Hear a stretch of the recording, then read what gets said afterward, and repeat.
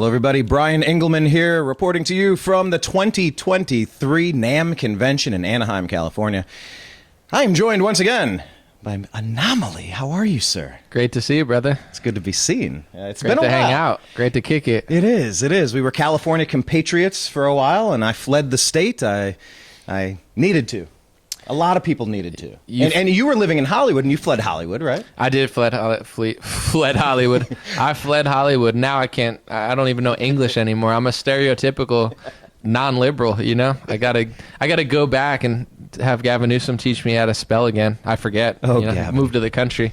No, but yeah. California's changed since the last time we met in person. Yeah, I mean, everything's changing always. People are obviously fleeing for multiple reasons, but LA, it's like a no-go zone for me. I just don't go there for any reason. Party, no. Business, no. You know, I try to just recruit people outside of the county because I have no more interest in it anymore. I've done that. I call myself retired. I'm retired from Los Angeles. We had a good run, but I'm retired.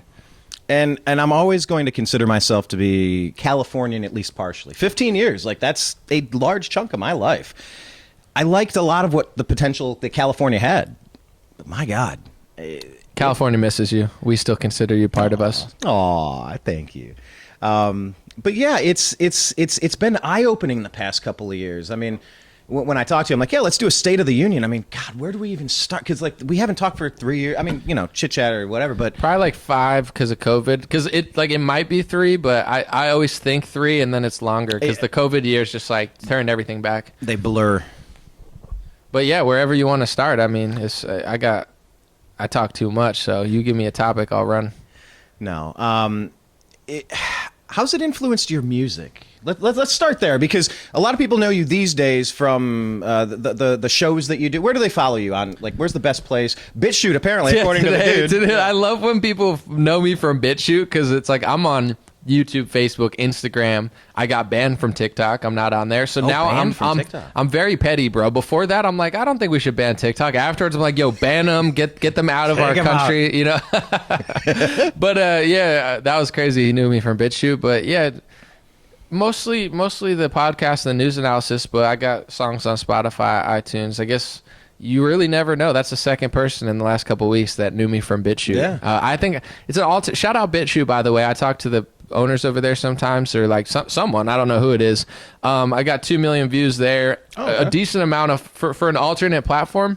I've gotten some pretty good numbers, like a couple thousand at least for every episode, and that's dope. Like I saw the numbers and I'm starting to see them in person. I'm like, that's pretty tight. That, like, you know, like if someone's like, oh, I see you on Rumble. I haven't even got that yet. Only BitChute. So you're not on Rumble. See, I am on Rumble. I'm just saying I've never met someone that, like, because I watch you on Rumble. Yeah, I watch you on day. Instagram. Or like I watch you on. Yeah, no one says I watch you on Rumble yet. Okay. So BitChute is doing numbers for me. Well, talk about the music, because like you've had some collaborations. Like it's been a few years. So like, how has the experience of the past few years influenced the music that you're making? I've always just done what inspired me, and I was never like a basic rapper that cared about like jewels and cars. So, you know, politics obviously inspired it. I didn't even feel like making songs sometimes until a political candidate. I liked their energy and I just thought of like an interesting song. But I made a song called Bioweapon during the lockdown. I made a song called Way Too Jack for the Gulag, which was, you know, basically I see everybody like dooming and glooming when Biden won. And I don't buy into the negativity. It's like, we will, you know, the Phoenix will rise again. You know, America's not going anywhere and we can't cry. We just got to hit the gym. So that's why I made Way Too Jack for the Gulag. Nice. Yeah, I have certain collaborations I've been working on now because of what I say. The music industry wants nothing to do with me, but there are some superstars and certain musicians that'll reach out that are good energy, know the truth, like what I say. So the world's been like a magnet like that. It's kind of rejected the evil and the, you know, let's just say complacent, and it's brought some cool people towards me. So I like it that way. I'm very grateful that everything turned out the way it did, because it's a good filter on my life. I don't have to talk or hang out with everybody. Yeah, and with the music that you're doing, then, like, what music are you consuming? Like, people watching, are there any artists that you would recommend? Hey, if you're not hip to so and so, check them out. Like, recommend a few good artists that are inspiring you over the past couple of years. So I found this one Christian rapper on TikTok before I got banned, but his name is An0maly. And it's funny because I put him on my car all the time, and people are always like, "Oh, is that you?" Everyone says that. I don't even think he sounds like me.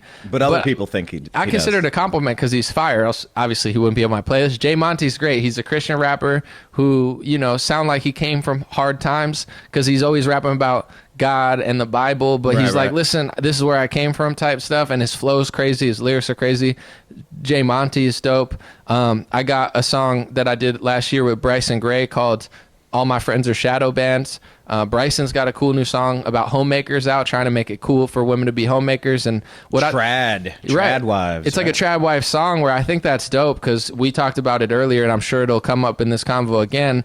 But it's okay to respond and react to things you don't like. But at the end of the day, like, imagine if I was just a critic and all I did was make fun of Sam Smith all day. Like, yeah, that's a weird demonic thing.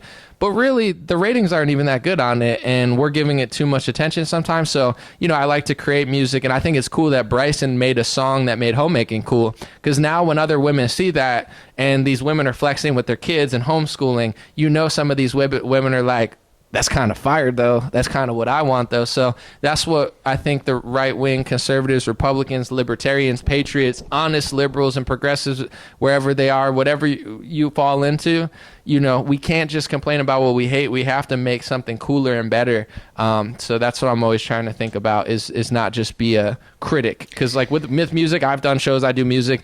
I'm certainly not just a talker. I make my own. I do my own stuff. Yeah, and I experienced that last week. We do shows, the Agree to Disagree show. We've kind of rebooted it. And I realized in our rundown, we're doing the top 10 stories of the day, and we're breaking it down. And I did a couple shows in a row, and I'm just going, guys, all we're doing is talking about the lunatics. Like, we're just talking about the fringe.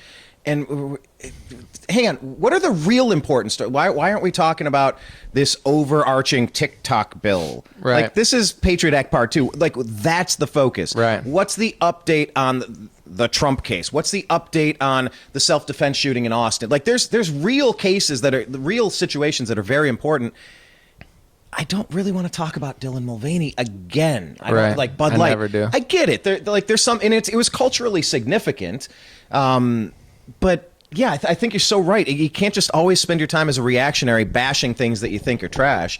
You got to put something out there that you think, no, this is good, and spend some energy on this. What's your shirt say? God is great. God is great. So talk about God, right? Talk about the things that are good. We just got these back in the store. They were sold out for a year. So where do they go to the store? Dreamrare.com, DREAMRARE. But, I want to bring up something real quick to just jump all over what you said. No Dylan Mulvaney, though. It's like saying the other thing, but you don't want to jump all over Dylan Mulvaney? No, I'm saying, well, like, it's like literally hate speech to say no homo. They get fined for that, even though that's like some things people say. Real quick, I want to talk about that. Now I have another tangent to go on. Saying no homo isn't hate speech. Like, they're finding NBA players like, oh my gosh, that's so hateful. It would be like a gay person being like, oh my gosh, that woman looks good. No straight though. Like, I'm not, that's not me, but she looks fire. So like, men say no homo in order to just be like, I'm not gay, but like, that you're those giving are cool props. shoes. You're giving somebody props. Yeah, you're giving like, props. It's not hateful. So not like that. But hey, props to you. I just said no Dylan Mulvaney to try to masquerade my, my joke behind another. Yeah. So sorry, that got lost in translation, but and a tangent I wasn't trying to go on, but. With all the weird stuff or bad stuff going on in the world, I went to Joshua Tree recently, and it was beautiful and it was amazing. And we had an audio book basically to kind of guide us through, so we knew where we were going, and it was cool. It was like an audio guided tour that you could buy online. And the guy was explaining to us how there was this group of cattle robbers back in the day, and when you were trying to cross over there, they just jack your cattle. And back in the day, you don't got a TikTok, you don't got a phone to call, like you're done, bro. Like, if you ain't got a gun, you're done. So they would be robbing everything, robbing cattle, robbing horses. And the point that I'm trying to get to is, I know and I grew up on a farm. Farming is beautiful. It's amazing, organic. I've done farm work. You grew up on a farm? I grew up on a farm. Yeah, I mean, for like maybe 10 to 15 years of my life, not my whole childhood, but a long time. And I'm not trying to act like I'm the biggest farmer too. I played soccer. I was an athlete. So I was trying to like rebel against that at the time when I was like, I don't want to do this farm work. I'm not trying to, but I did it some summers and stuff.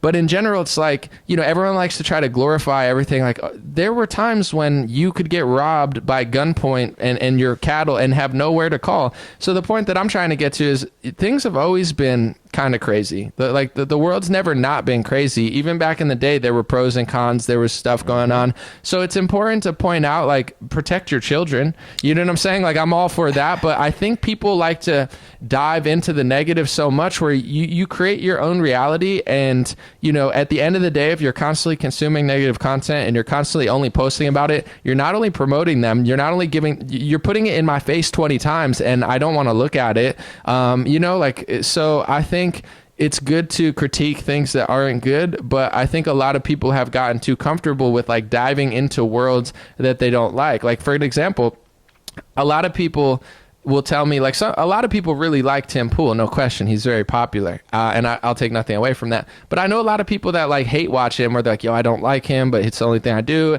And then there's people who like hate watch Tucker Carlson or like Rachel Maddow. But it's like, whoa, there's so much content out there. Why would you watch something you don't like? Find something you do like. And, you know, so I think there's some sort of obsession with just staring and promoting things that you hate with this idea that that's going to make your life better. But I don't think there ever was a time where everything was good, and you'll drive yourself insane if you take the things you hate the most and just throw them in your face in a little rectangle that lights up that people call an iPhone. So people got to balance that, have a little more balance between not ignoring tyranny, but at the same time not creating your world through that and making it your reality. Because I'm very spiritual and thoughtful about my life. I'm very sensitive in some ways, and I can't do that. And I think people are making a mistake overdoing that.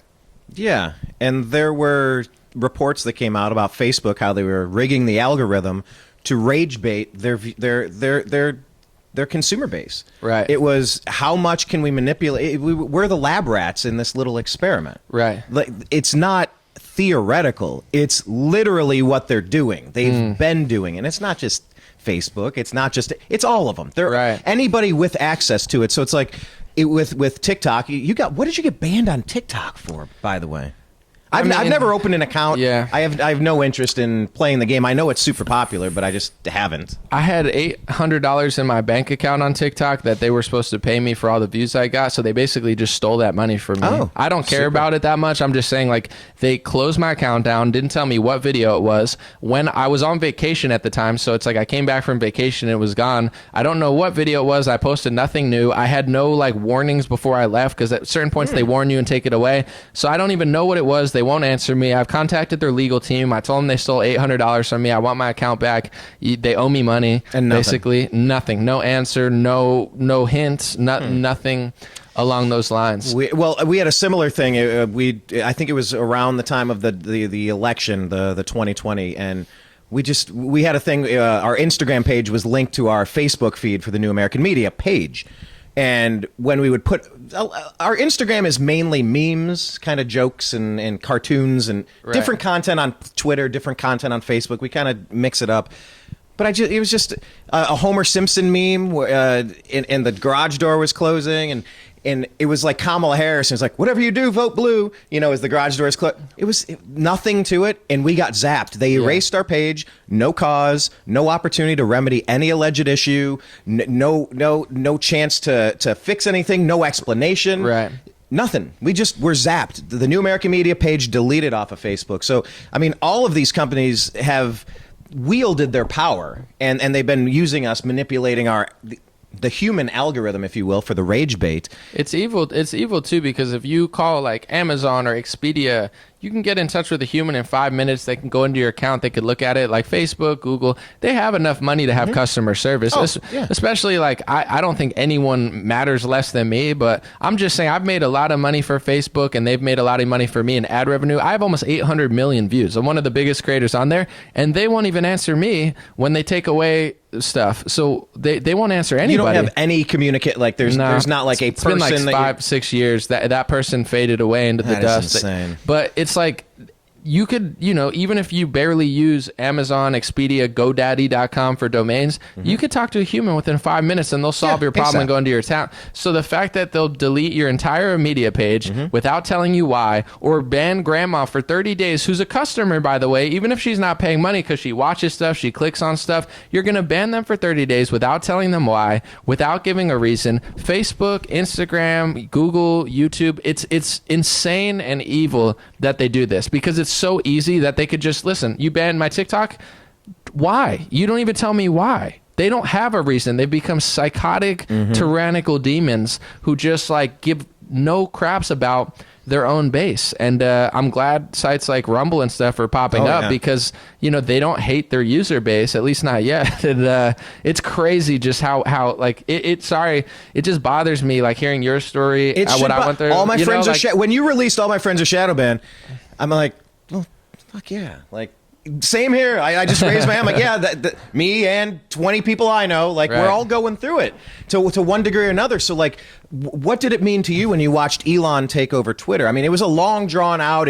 He was going to get it, then he wasn't, then he was going to try to lower the price, and then he did. Like, it dragged, but ultimately he bought Twitter, and there have been some wins. There have been some things that have not quite lived up to expectations, but I feel like in general that was a positive to take that away from the deep state, at least theoretically. What was your take on the Twitter takeover? I think you got to judge someone by their actions. And, I'm not telling people, like, people freak out when you talk about Elon. I'm not telling you to hop in a freaking rocket and go to like Gavin Newsom's house or something with them and vote for him. But he's doing a great job with Twitter. In fact, I would even say, despite his politics and lack of religion, he's doing more than a lot of Christians and conservatives, at least for American free speech, exposing stuff, showing emails, showing how they operated, now making them double think when they do that again, because he actually dug into what they were doing, exposing the BBC and basically making them look stupid. That was epic. He asked them basically, because they're like, oh, there's people being recommended to me that are hate speech. And he goes,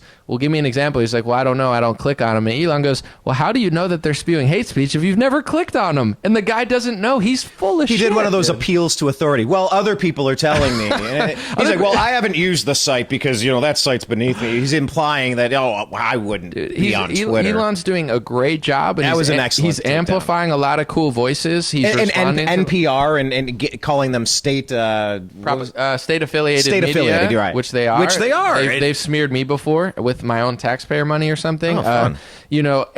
And he's also doing real customer service, listening, creating things like, regardless of what you think of his politics or his like Neuralink company, which is that. Yeah, with what he's doing with Twitter, he's objectively just doing better business and really showing a lot. And real quick, because you were talking about the algorithm before, I want to explain. I know a lot of people know this, but as far as Facebook, YouTube, Twitter, outside of the nefarious political angle to it, basically they're a business that wants you to stay on there as long as possible. So they have all the data of what you like and what you click on. I'll give you an example of why you shouldn't spend too much time with what you dislike. Nina Turner, do you know her? She's a progressive.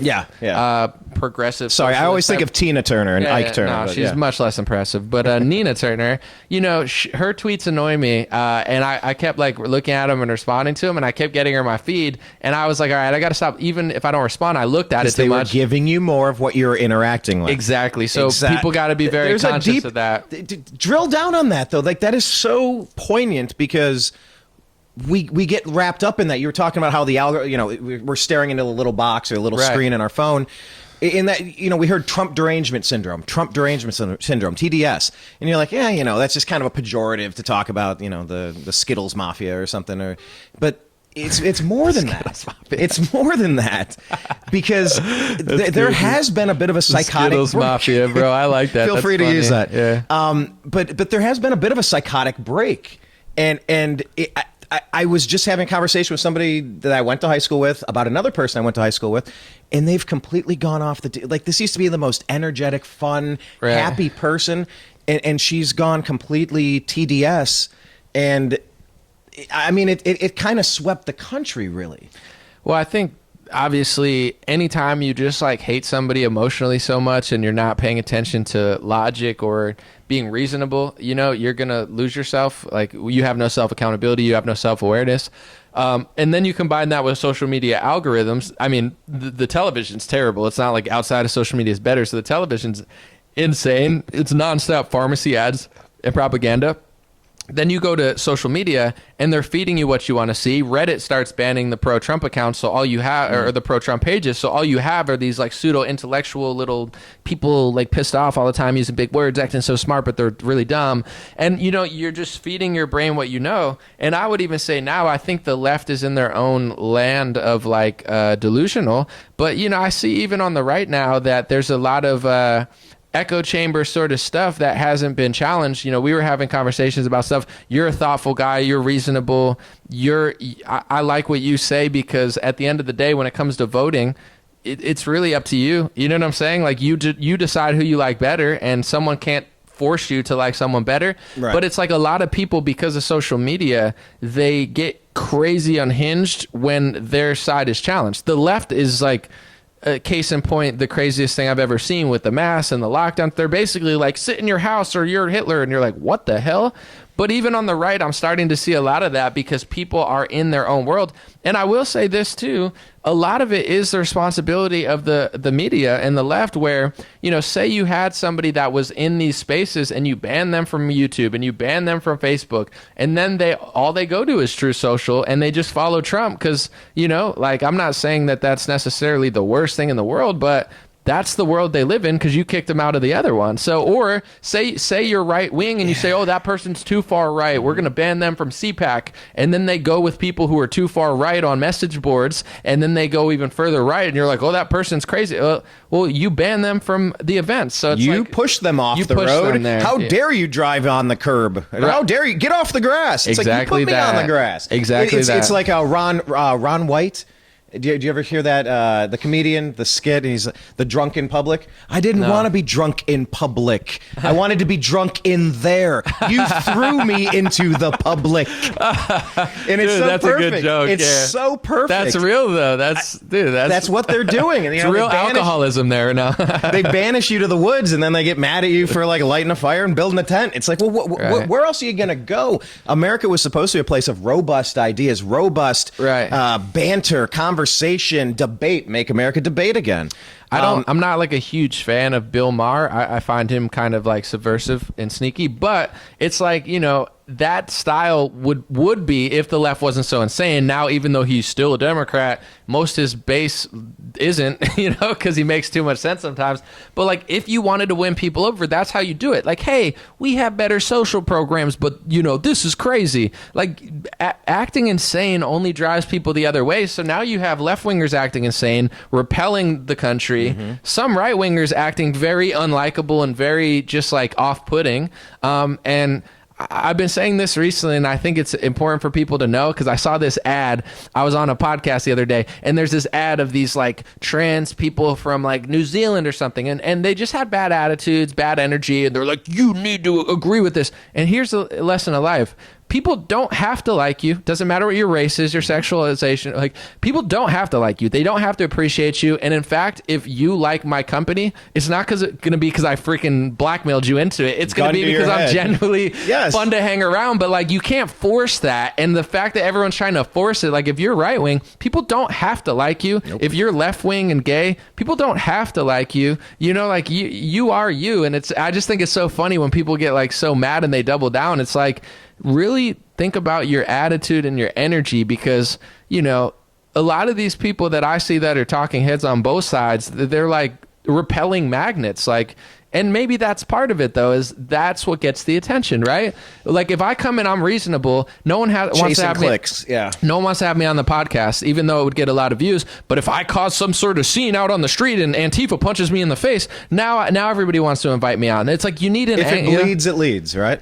For sure. And same with the left. It's like, if you're like a reasonable liberal or something, it's like, you know, okay, well, it's like, hey, I'm drinking beer. It's like, now everyone wants to talk about you. So it's the Kardashian style culture where, you know, is that what we want? You know, do like Bill Burr, I don't know if you saw his recent stand-up, but he was talking about like women's basketball. He's like, why do I have to go? It's your league. It should be filled with feminists. But he's saying, you know, the reason it's not filled. You don't even watch it. It's not my fault the league sucks. You don't even watch it. You don't like it. You're not filling the stadiums. A genius point. And then he said women like watching other women tear each other down, and that's what they like. And then he said, he's like, when they see a fat chick, they're like, oh my God, you look so beautiful. And then they turn and say, oh, she can't compete with me now. So he's like, they're pushing their friends into obesity, not because they love you, because now they don't see you as a threat, as a fish. Dude, that was some high level stuff right there, Bill bro. Burr, I saw him when he came through Louisville a couple months ago, and it was great. And his bit about, you know, look, I'm pro-choice, but like, look, I view it this way: you're baking a cake. Genius. That was the best pro-life. One of the best I've ever heard. I've ever heard in my life, and it probably convinced more people. And he's not even pro-life. So what does it say that you got someone that wasn't even a cake? Well, it was gonna be. Yeah. Until you threw it across the room.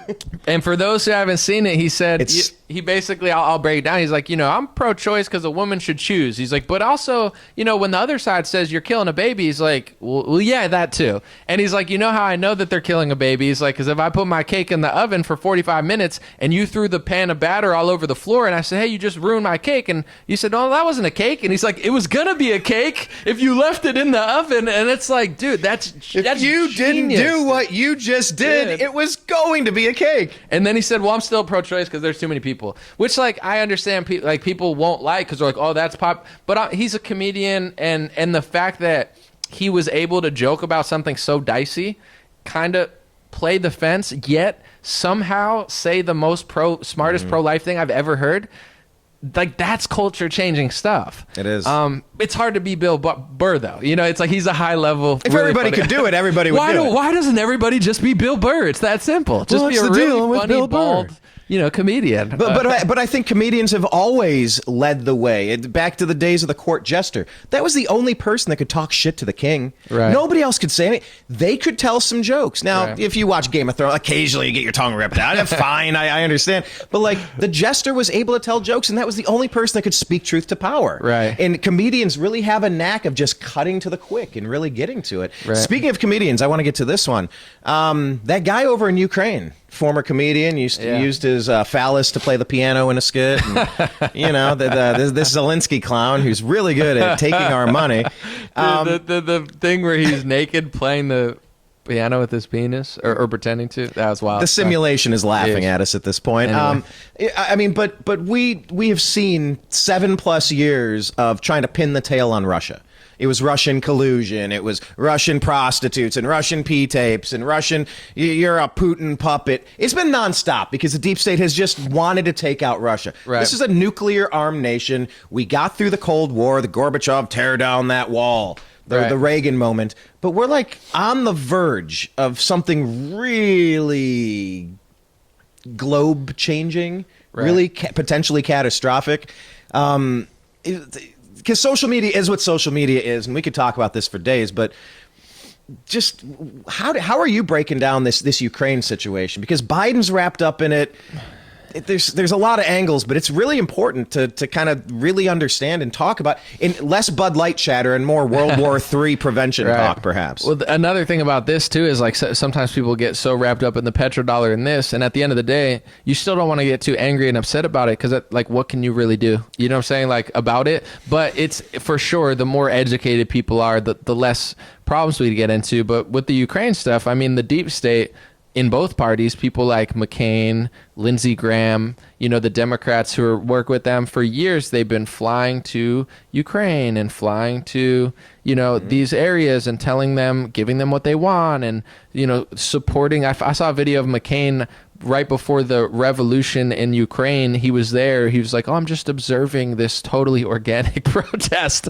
And it turned into a revolution the year later that they call the Revolution of Dignity on Wikipedia, even though 100 people are dead. So January 6th was 9/11. But times 1,000. But an actual insurrection that like killed about 100 people, that's like a dignity. You know what I'm saying? Just to show you the framing of how much they really care about that type of stuff. But that's because it was pro deep state, pro America, you know, whatever Skittle world order we can call it, the Skittle world order. And you know, they got to go make everybody gay. They got to make Muslims gay and Ukraine gay, because the only way to, you know, fight democracy or something is to. The funniest part about that too is that like. Democrats don't believe, or a lot of them didn't believe, the 2016 election was fair because Trump lost. Yeah, we heard about it nonstop, and that was allowed. And the Republicans in 2020 until it flipped, and then we weren't able to hear from half the country for some reason. Ultimate hypocrisy. And then the right obviously didn't believe in the 2020. And now you have both parties within the last 4 years not believing one of the elections or the other. And we're going to go to other countries and spread our elections that literally no one believes in, no matter what political, you know, or like has not that much faith in. Like, so that illusion is shattered at this point, and it's a tough pill for a lot of people to swallow. But yeah, I mean, I think that the deep state is doing way more stuff than people realize, or maybe a lot of people do realize. So all this framing of like, you know, even when it was Bernie versus Hillary, they'd call everybody Russians. And like, dude, you're talking to like, I mean, at the time I was like 23. I never even thought of Russia. You know, this is not even a top 50 country I want to go to. I'm not Russian. And I'm getting called Russian all the time because I don't like Hillary Clinton. Like, and then they do it to Trump supporters. And then they like, so this was all being framed one way or another. And then, you know, in Syria, this was one of my favorite things that Trump did that not a lot of people reported on. He stopped like a multi-billion-dollar, I think it was like a CIA program of like funding rebel groups in Syria. And majestically, when Trump did that, all of a sudden, all the terrorists, you know, started losing power because there was like this triple triangle proxy war out there. I thought he did a great job finessing both sides of that.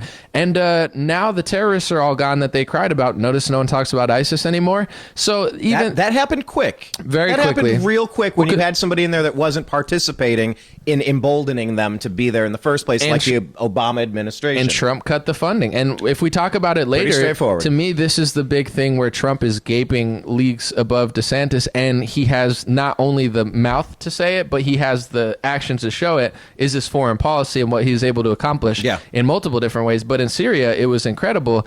But in Syria, a lot of people don't know that Russia is working with Syria, and so is Iran. So even like the fact that Syria was always a proxy war. Right. And it was always close to being really hot.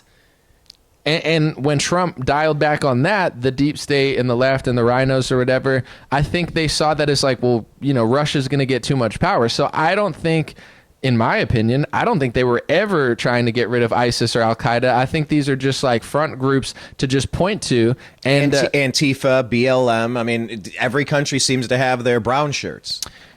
And when Trump got rid of them, and you got to understand, before Trump was in office, there were two things that the media fear-mongered about during the Obama administration the most: ISIS and North Korea.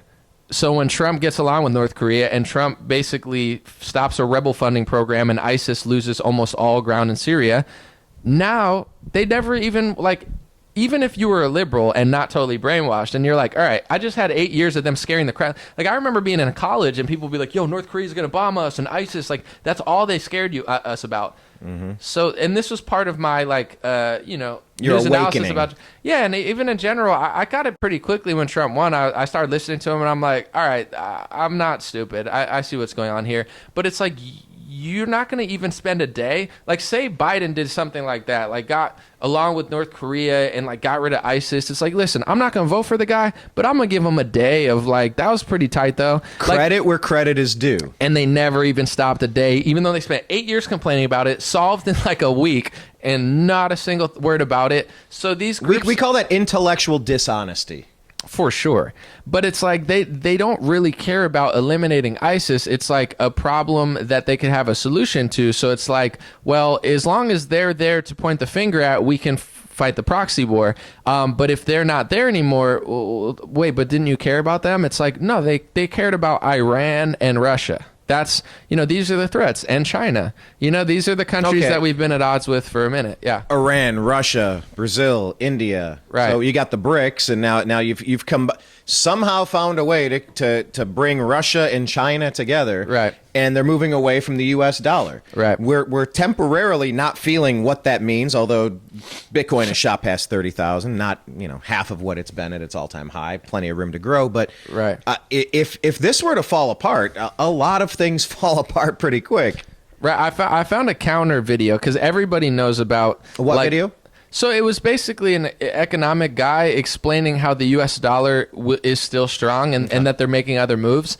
And the one thing he brought up was, and this is, you could see this, the deep state, Trump, I'm not saying he is, but I'm just saying like everybody agrees on one thing where it's like when Trump did this State of the Union, he had the opposition leader in Venezuela at the one time. I don't remember like Guido or whatever the guy's name is. Bolsonaro? No. Bolsonaro's from Brazil. I'm talking about who are we talking about? Venezuela. There's like an opposition leader of the socialist guy, and he was at Trump's State of the Union. And when he stood up, Trump clapped, Chuck Schumer clapped, Nancy Pelosi. They don't agree on anything. They hate our guts, right, like these people. But but they agree on this. It's like, why do they agree on that?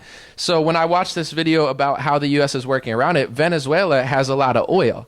So if we lose Saudi Arabia and we lose these things, there's a reason that they're going so hard at Venezuela. I'm not trying to be rude, but everybody thinks, oh, Republicans care about Venezuela because of socialism. Dude, they don't care if the Communist Manifesto is on everything. It's like, if you got no money, they're not that interested. It's like, we're not the world police, like they say. Venezuela has oil. So I think it's probably in our best interest of our dollar for them to do that to Venezuela, because if we were to lose Saudi Arabia, but then they just scoop up Venezuela's oil, we might be okay. I kind of feel like we have lost Saudi Arabia. I mean, there is a massive vacuum on the global stage right now. There is a power vacuum. There is an absence of adults in the room and real leadership. This is the third term of the Obama administration. It's Biden there, but I mean he's barely getting through day to day on his puppet strings. No one respects him, and no one's listening to him. The people running the show are not him. It's the Obama administration carryovers, and it's like Obama joked, if I could just be in the basement and have some tell him in the earpiece what to say. I mean, this is kind of exactly what we're getting in Obama's third term. Now he's at least more emboldened. He's doing what he's always wanted to do a little bit more aggressively, because now he can't get pinned for the fallout. Well, hundreds of thousands streaming across the southern border at a time where you're not allowed to fly here if you're a tennis professional to play in a tournament because you didn't take the thing. I was on the Liberty Lockdown podcast the other day, and he played this clip of like Rubio complaining about losing some countries, and he's like, well, if they're not on the dollar, we won't be able to sanction them, because it's like, so this is why a lot of countries are trying to get away from the dollar. A few reasons. One, although democracy is so great or whatever they say, America's leadership, even though the deep state stays the same, two things. They flip a lot. So like having Trump there and having Biden there, how can you do this long-term deal with Donald Trump if Biden can come in 4 years later and do the opposite? So no one trusts us. And even if the same leader were there for 8 years, we're still not that trustworthy anyway as a country, because you can't assume that that person's going to have their way for a while. So a lot of countries, one, we over-sanction people. We use that as like economic warfare so much that people don't want to use the US dollar, because if they use it, we'll end up sanctioning them at some point and controlling them. And then also just the trustworthiness of America. So a lot of people are trying to get away from that. And now we have like the bully tactic of basically like, we still have a lot of power. We still have a lot of economy. In my opinion, I don't think the U.S. dollar is going to collapse. I think there's other plays that we can make. And here's one thing that's interesting is I kind of study in my spare time, because I have too much time on my hands and I have no job besides doing this type of stuff. So I've been monitoring the U.S. dollar against other currencies for the last 2 years. And we've been actually going up against a lot of our competitors, even people like Japan and China. Like we're not doing bad. We're actually like kind of crushing. So what is like, are the deep state doing other stuff? Is it going to collapse in a year or something? But I feel like, what they tell you and what they do are two totally different things. Like Venezuela has nothing to do with socialism. Dude, if they were socialists and they had no oil, you would not hear a damn thing about it. But the left cares about Venezuela for democracy. The right says it's too socialist. The truth is they got a shitload of oil. Yeah, we're going to bomb the hell out of you and deliver some democracy ASAP. But here's another good thing about oil, though, is like, yes, Saudi Arabia has a lot. America has a lot. Venezuela has a lot. They lied calling it a fossil fuel to try to act like, oh my gosh, it's that finite. Phrase has always been weird. The Big Bang, that nothing created everything. and fossil fuels. No, it's just dinosaur bones and palm fronds. Right. And now when you Google that, they say that they never said that. Like I'll find like fact checker articles will be like, we never said that. And I'm like, I'm pretty sure you did call it fossil fuels, but it's not like they used to say it's running out and now it's everywhere. So the thing is, we do rely on Saudi Arabia a lot, but there's oil all over America and all over the world. So there's moves to be made, but it's unfortunate that America went this route. In my opinion, we need to be trustworthy, respected, and I don't think Saudi Arabia looks at us or Russia looks at us like, wow, I'm envious of that culture. They think we're disgusting. And I still love America, but we need to fix ourselves internally, and I think a lot will go. But, America's no slouch. China's growing. I think we overplayed our hand in the war. I think Russia has made some moves as well as everyone else, but we're still no slouch. It's just, you got to wonder who's really running the show, because it's certainly not Biden. And you just pray that these people have our best interests at heart. But you got to assume they don't, because, even if I'll talk to someone that tries to pretend like, there's always those type of people that think they're like, well, the adults are really running the show behind the scenes. It's like, if they love us so much, these people that we can't see that are running the show, why are they weakening our army so much? Why are they doing a mandate? Why has everything got rainbow flags? Like, this isn't a West Hollywood gay bar. Like, this is not like a hangout. It's the army.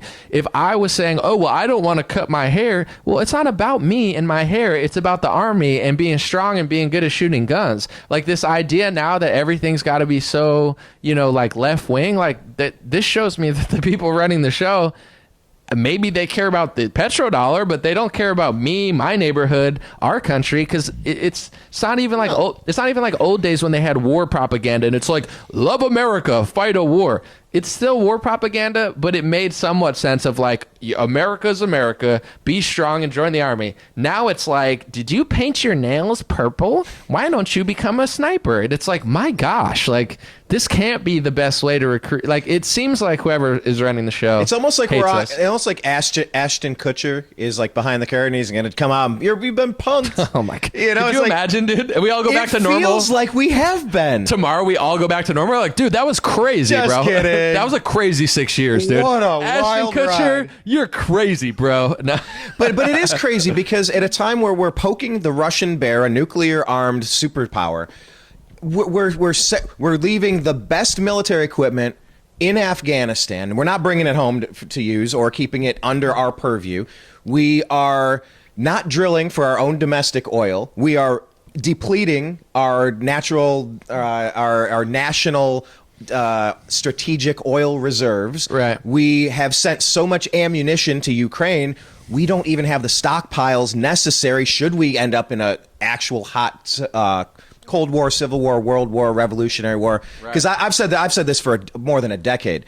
When it happens, it's going to be a Revolutionary War, a Civil War, a World War, all at the same. It's going to be gross. I don't want to see it. I'm not hoping for this. I'm not cheering for this. But we are weaker than we've ever been at a time when we're bringing hundreds of thousands of people unvetted across the border.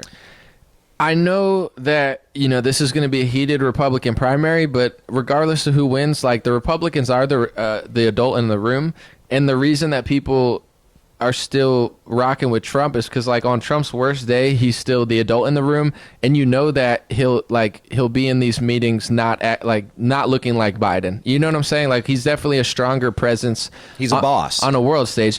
But here's the thing too, is like, it's like fill in the holes in the damn wall. It doesn't matter if the wall's built, if they got holes in it all over the place. Like, it's, like finish the job, somebody. They're literally leaving them the beams there to rust.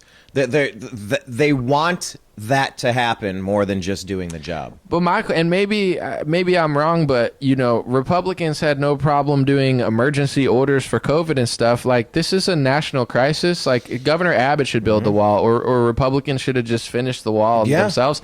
I don't know. Like, I understand agree. It's complicated and there's legal stuff, but with COVID, they scammed everybody and then waited for the courts to decide that 2 years later, and oh, maybe that was unconstitutional. They acted first and then let the legal thing do it.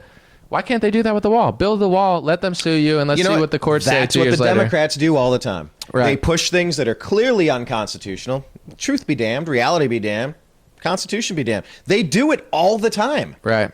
And then by the time it goes through the courts, a year, 2 years later, they got what they wanted. Right. They have everybody so hesitant and on pins and needles. We were having the conversation about how the Democrats always play offense. Right. They're always on offense attacking, and the Republicans just can't seem to put a decent quarterback behind center to drive the ball down and score some points. And what you were saying about like all the wars and stuff, like maybe I'm just an optimist, but I feel like Russia, China, America, they'll all figure it out. They're making their moves, but I don't think anyone's going to like pull that big trigger, even though it's getting creepier than ever. But I will say this, dude, when you're talking about like civil war and stuff, one thing that does concern me as a citizen of America is how the cities are kind of falling apart and the crime. And like, say you lived in a nice suburb 30 years ago, you could leave your door open. Now you got people in nice suburbs I mean, this is naive and foolish, but they think they're living in Leave It to Beaver land, and they leave their fob in the car, and now people are stealing their cars because they it's nothing safe anymore. So I see that sort of thing. Like a lot of places in this country, everything's on top of each other, and it's not working properly, and there's too much theft and there's too much crime, and it's the elephant in the room that only Republicans want to talk about. And I see that reaching a boiling point, because at the end of the day, like, people believe their eyes. So if you tell them that like Stop Asian Hate is this people, but they see in their community like who's really doing the crime and what's really going on, like you could show me white supremacists, white nationalists are the biggest domestic terror threat, and they'll say point to where they'll say with San Francisco, like they'll post stats. Obviously the crime is going up in a lot of areas, but they'll be like, it's not that bad. But it's like, dude, CNN got their car robbed even though they had private security. If you can't even keep your car safe with private security, dude, everyone there knows that the city's a shell of what it once was and it's not safe. So I see that kind of falling apart, because at the end of the day, what I don't know if it's just Democrats. I'm sure Republicans have screwed up a bunch, but basically, like, certain people just want to be left alone. And like what they're doing in California is like Gavin Newsom's finding nice areas, and he's trying to build low income housing and double the population, and basically just be like, oh, this is going to be good for everyone. And it's like, no one could be left alone from the federal government. No one could be left, like, they're forcing their hand everywhere, all over the place. And I see that just socially, like, the social fabric's going to fall apart. And in my opinion, everybody has a right to basically be like, I don't really want to participate in that. And the sad thing about this is, I think if you go to Dominican Republic, you could be safe because you have money, but the rest of the country is maybe not that safe. In America, you used to be safe if you were poor or middle class, and it's not going to be that way anymore. You're going to have to be in the gated community. This is only going to affect good people, working people, and that's the way it's going now. Is nowhere is going to be safe in 20 years except for rich people. It sucks, because I see like nice middle class areas, and they're finding different ways to basically turn, like, I don't want Gavin Newsom to come to a nice neighborhood in a nice county. California my neighborhood. And do policies that have destroyed areas that he likes. He probably lives in wine country in some nice place that no one could get to. But San Francisco, LA, New York, these cities are falling apart, and you're too weak on crime, you're too naive, and you're punishing the people that are good citizens, and you're basically giving a pass. And I want to say this real quick, because this has been bothering me recently. I don't believe, and I'm going to start with the preface of, I don't believe you're bad because of your gender or race or anything. I believe God made all his children, and everybody has the ability to be a great person. With that being said, the fact that people will say, oh, well, these people have to commit murders and crimes because they're poor. You think poor people are worse than rich people? That's what you're telling me. If you think that poor people have to do these things, that means you think they're less moral, which they're not. And then if you go to race and say these people have to do that because of their race, that's telling me that you think that this race is incapable of not doing these immoral things to themselves, to their neighbors, and to their community. So this idea that these leftists and even some right-wingers that act holier than thou, they're like, I'm so not racist, I love the poor. It's like, well, if you love the poor and you loved every race, you would understand that everyone has the ability to not do this. And just because you're poor, it doesn't mean you have to have it. Like, poor doesn't mean not safe. There's places in the world that there's community, there's churches, there's family, there's things that keep people together. So I hate the bigotry of low expectations, where even a lot of right-wingers fall for it. Someone needs to be the adult in the room and speak to these people, community leaders, fathers, rappers, athletes, whoever, and stop making excuses. Listen, say, hey, we're going to help you. We're going to fix it up. But at the end of the day, if you live in San Francisco, I don't care who you are, stop robbing, stop stealing, stop beating elderly in the head. It's like they'll bash an elderly person in the head and be like, well, they had to do it. It's like they have to punch an Asian lady in the head. No, they don't. You know, and the reason that it keeps continuing, the prosecutors are weak, but the culture is acting like that's okay. And it's not okay. So like there's no adults in the room in politics. Everyone panders and everyone plays soft because they don't want to be mean. And the people that are the biggest victims are the ones in this community that are good people that have to live this way. And we're all going to be living this way soon if people don't address it. Wasn't it Biden who said poor people are just as hardworking and talented as white people? Something like that, and that's the exact mentality. And it was a Freudian slip. It Right. came out like the Democrats are the most racist people I've known in my entire life. I've known people that make jokes from every side of the aisle. My neighbor in Los Angeles, black dude, I'm a white dude.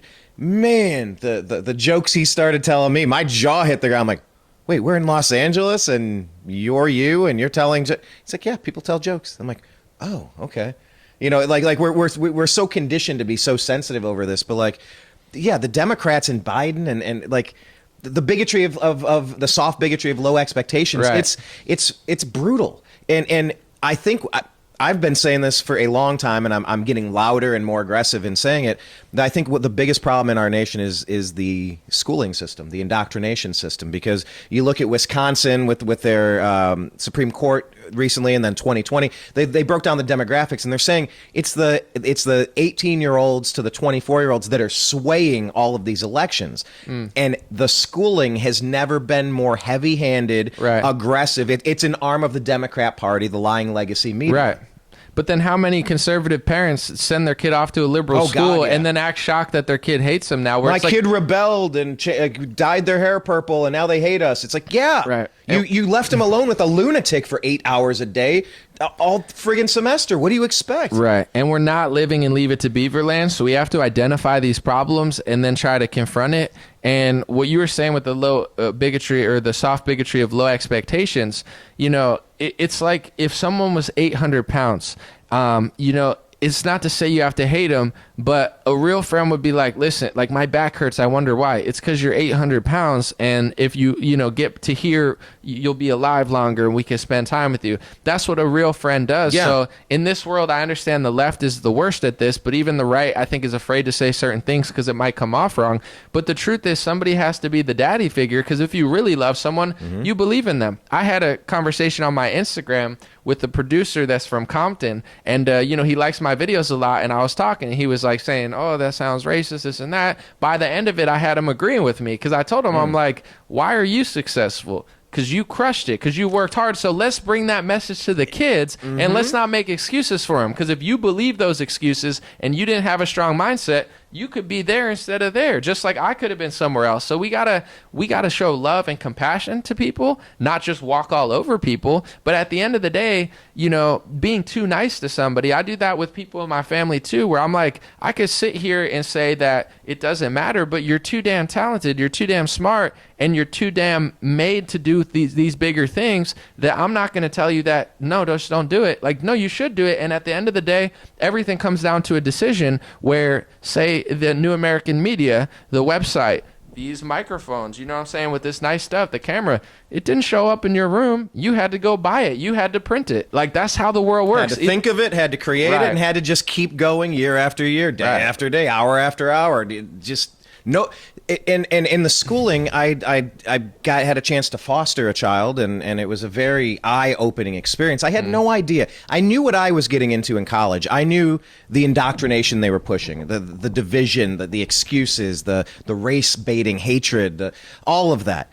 I just didn't know it was happening with fifth graders. I didn't know they were dragging them out for walkouts against gun violence to warp their heads and stop thinking that the Second Amendment's meant to defend them instead of, now we need to take our own rights away. It was communist fists all over. It was rainbow flags everywhere. It was, oh, what did you learn in school today? Oh, well, we read Dr. Seuss. Oh, what did you read? Well, we didn't read his books. Well, what did you do? Well, we read an article about Dr. Seuss, how he's racist.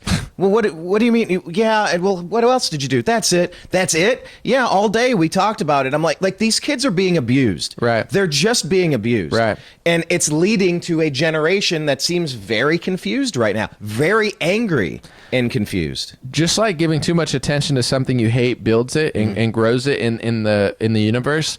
All these school, like, not just the walkouts, but we're gonna do like, we used to do lockdowns, but they didn't tell us it was for a shooting. I honestly didn't even know if that's what it was for. It was just like if something happens in the school. But now they're doing a couple times a year, even at some of the, I forget if it was the one in Florida, but one of the other ones, like we just did a lockdown drill a week ago. We just did a school shooting drill a week ago. This is so sad. Well, maybe you planted that idea in that kid's head and you drilled it in that kid's head multiple times, and he never even would have thought of that stuff, but you kept talking about it and doing it. And then he's like, oh, this is like a thing that could happen. So it's like a self-fulfilling prophecy. For sure. You speak it into existence by for sure by pushing it. So it's like, when the solution becomes worse than the problem or creates the problem, it's a discussion to be had. But I do think that the adults should be thinking about this stuff in the school of what they would do. But this idea that they should promote it to the kids 6 times a year, every quarter or whatever, I believe that it's contributing to the problem as well as all this other stuff. But like what you said, I talked to somebody recently that I met recently that I would consider a friend that's like more liberal. And, it was a nice time because I don't really have many in my life at this time. So it was nice to kind of reach across the aisle. Yeah. And, it was interesting because I was trying to basically say yeah, I'm more, conservative, but I don't act like all these other people. So, and they like me and they saw what I did, but I'm trying to get to how they're feeling. Cause it's they see it as the rights attacking gay kids and that they just can't fathom that they're hurting them and they're not letting them be themselves. But what they don't realize is the self-fulfilling prophecy. When you're 7 or 8, I remember I naturally, maybe from a movie or something, gave a girl something on Valentine's Day, but I didn't know anything, kiss her. None of that was even in my, it was oh, she's nice, I like her.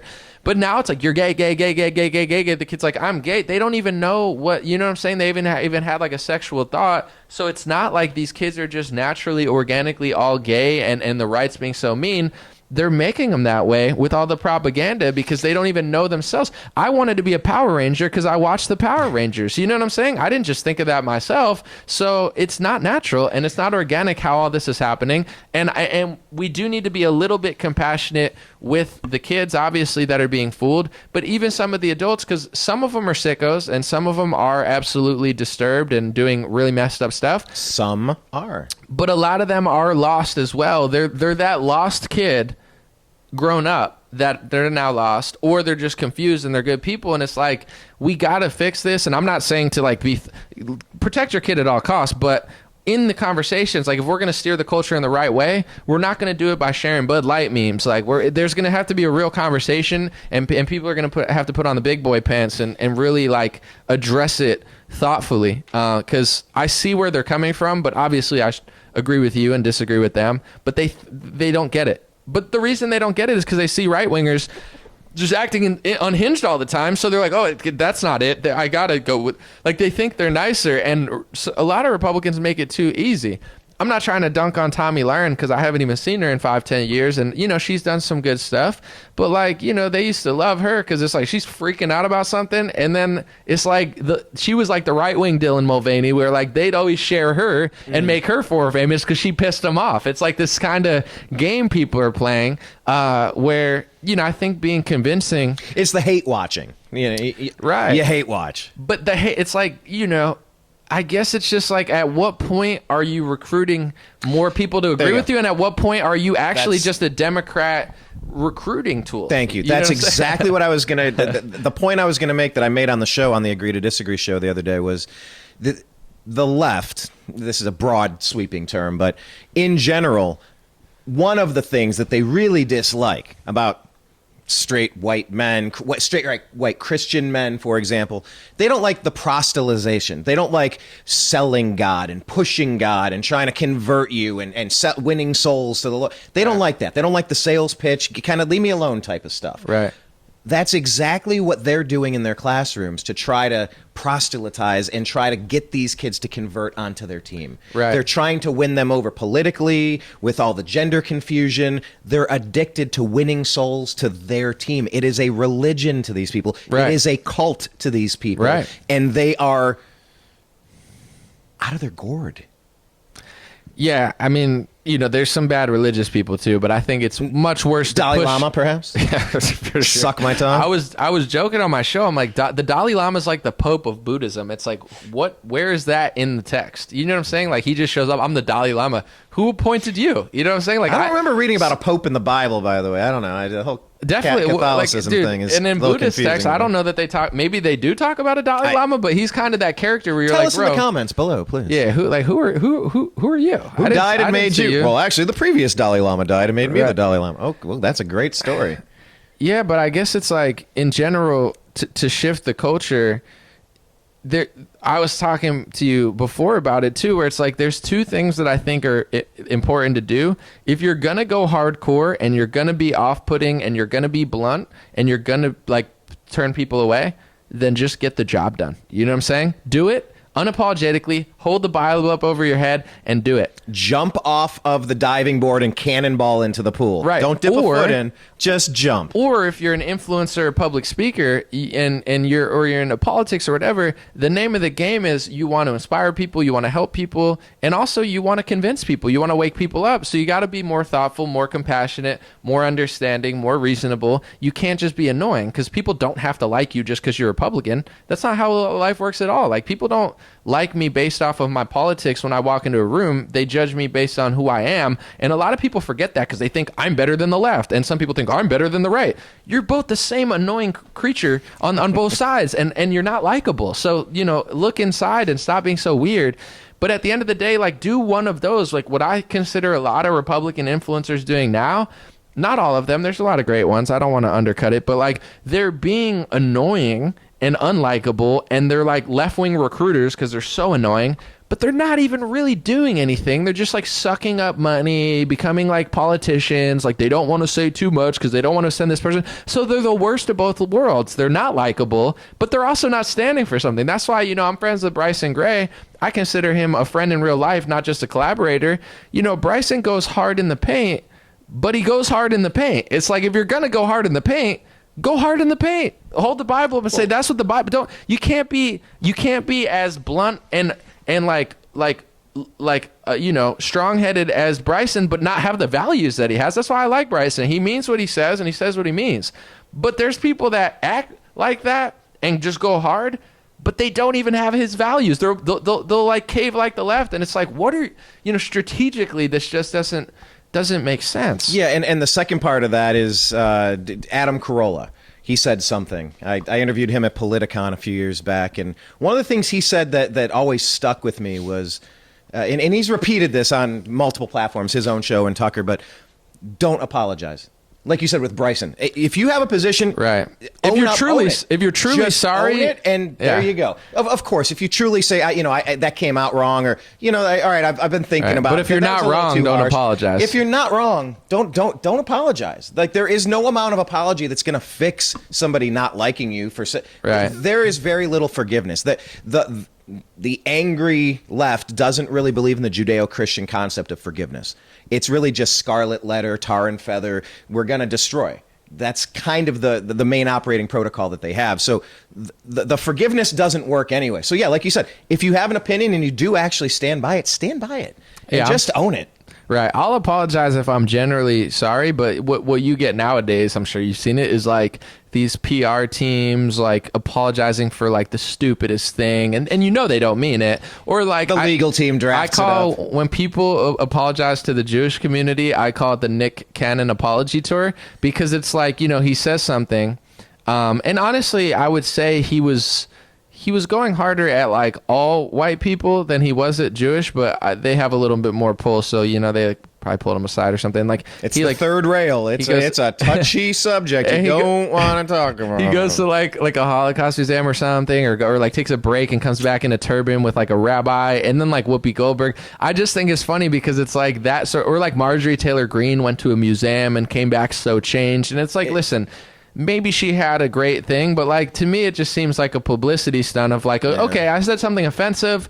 I'll go look at your museum for an hour and I'll come out and talk to a rabbi. But like, did you really was that a mind blowing experience that you've never heard? You've never heard about the Holocaust? You've never seen one of the 1,000 movies about it or heard about it in school? Like they're acting as if this is this new concept that they just changed their mind at like 55 years old. And it's like, let's just be honest. You know what I'm saying? Like I say what I mean. I'll apologize when I'm sorry, but I don't say anything negative about entire groups of people or countries. I just call it like I see it. So if I'm truly sorry, I'll apologize, but I'm not going to like go to an African American history museum and then get on my knees with like a African garb on my head and be like, I've changed my ways. Like that's what such people, a cringe moment. Oh, where they all kneeled and like put dude, it's so it's so cringe. So cringe. And here's the thing, like that type of stuff doesn't fly. You know, I'm not trying to be stereotypical because obviously everybody's individuals, but I do think, I mean, even if you look at vaccination rates, the black Americans got it the least. So it's like, you know, like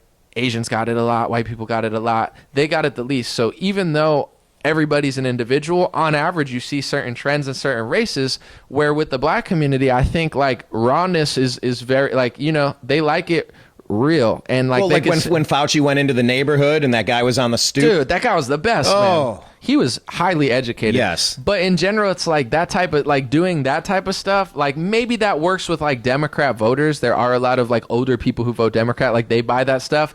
But as far as like say when Kamala Harris goes on Breakfast Club, she gets scorched, or like the ADL head, Greenblatt or whatever goes on there. Dude, the comments are lighting them up because like if you're not coming correct with some authenticity, like this crowd's going to see right through it. So like it's, you know, it's funny when like a left or anyone says anything. I don't care if they're right wing, left wing. They'll be like, "Oh, An0maly said this." Dude, I got people messaging from me from Nigeria. You know what I'm saying? From countries you can't even point out on a map that like me. I got hundreds of thousands of people of this ethnicity watching me all over the world. Same with like Jewish. They'll be like, "Oh, that's anti-Semitic." How come I got more supporters in Israel than you? Because I'm not saying nothing hateful. I'm just calling it like I see it, and you're using a word to deflect the conversation. And I don't even care when people say that anymore because it's like I got people watching, you know, the show from all over, and because they get it, the real ones get it. And you know, at the end of the day, the same things are going on all over the world. The same good versus evil, conservative versus too liberal. It's happening everywhere. So if you talk the truth, even about your own stuff, everyone can kind of relate to it all over the world because there's nowhere that's perfect. There's some sort of power struggle, and like one group is logical and thoughtful ish, and the other group is like, you know, not, you know, that type of vibes going on all over the world. So it's a universal vibe. Yeah, I just don't care when the left's like, oh, it's like, yo, put me on the Breakfast Club. Look at the comments, and then look when Kamala goes on. She's talking about stuff that don't even exist, like laughing all the time, like like everyone's like, "Yo, this chick is like the cringiest human I've ever seen." I hope she runs in 2024 because people forget that she ran for president and didn't. She even came in finish. last. Yeah, I mean, just about last. She wasn't even in like the top 10 or 5. Nobody liked her. Right. So of course she became the second most powerful person in the country because reasons. Pence is the same thing too. When like people complain about Pence, I'll say Trump hired him, and like the funniest part about that is like he never would have won on his own. It's not like Pence could have ran and won. He never could have won, not by himself, not without Trump, not before, like even before people hated him. So it's like, how come these people always get chosen for VP that never would be there if they didn't get chosen? You know, like it is interesting. Kamala, it's like, here, you know, like you came in last. Here's your participation trophy. You get to laugh uncomfortably. Like, you know, like how did that work? And you just get to wait in the wings while this 80-something-year-old nincompoop can't walk upstairs. And every day could be the day that, guess what, you wake up in charge. That's a good place to pause and make a pivot here. We're talking with An0maly, musician, political commentator. How do you describe yourself? A musician and political commentator? Is that fair? Is there something you add to everything's fair. I call myself a news analyst. News analyst. I was thinking when I talked to the corn guy when I asked a question, I was going to introduce Jonathan Davis earlier today. We'll put that video up, by the way, so you can. I said news stuff, but I was going to say hip hop artist and news entrepreneur, but I felt it sounded douchey. Where I'm like, I'm a news entrepreneur. I'm a human citizen of the United States of America. I do newsy stuff. I'm also a blogger, a vlogger, a clogger. You know, people are like, bro, get like if you say too many. And things, I play Frogger. Yeah, I'm like, I play harmonica. You could introduce me as this is a harmonica player. or An0maly, that would be fun as long as it's accurate. I play a harmonica. I like this. I play soccer. I've been boxing, with MMA gloves recently, like just hitting the punching bag. But I'm eventually, hopefully, I could like celebrity box somebody, because I'm not trying to box, but like one day, I would love to like box like Dave Portnoy or something. I always liked him, but he like blocked me on Twitter. I forget what happened, but I'm down with the whole celebrity boxing thing, so I'm trying to get ready when that day comes to box somebody. Okay, good point. Then I guess we'll be right back talking with An0maly about his harmonica playing and celebrity boxing, but most importantly, the 2024 election. Dude, this has been killer, man. I'm enjoying it. Yeah, it's been one of my. I haven't had like because usually State when of the I'm on Union podcasts and stuff, it's cool, but like honestly, I think this one's gonna turn out better than like any podcast I've done recently. You're easy to talk to, man. It's really been fun, kind of catching up to. Like you're like, wait a second, because I always appreciate you and your energy. Like the fact that we get to do what we do on the mic, man. It's an easy life. Exactly. It's not a. Well, it's a collaboration. It's a collaborative process. We're not painters just with us and an easel. It's a back and forth. It's a game of tennis.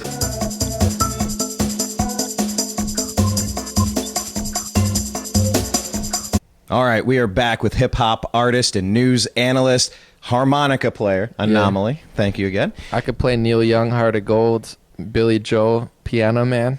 Isn't it weird the Piano Man features the harmonica though? Shouldn't it be Harmonica Man? Play me a song, Mr. Harmonica Man. Bro, play that me a harmonica part, I love whipping that out. I should have brought my harmonica here, bro. I should have just. Maybe there'll be some at NAMM earlier today. Or later. Yeah, that dude. Later. Piano Man goes crazy. Yeah, it's hard in the paint. I was joking because NAMM's a great place for me to get recognized, because the last 2 years I went, like someone recognized me at a company and gave me something free. So like I'm kind of like a homeless person here. I don't care when people recognize me, but here I do, because I'm trying to get free stuff. So I'm gonna go to the harmonica place, and I'm gonna just look around, try to get a harmonica tomorrow. And then if they don't recognize me, I might even just like pull up my Instagram or something. I'm not usually that desperate, but I do badly want a harmonica.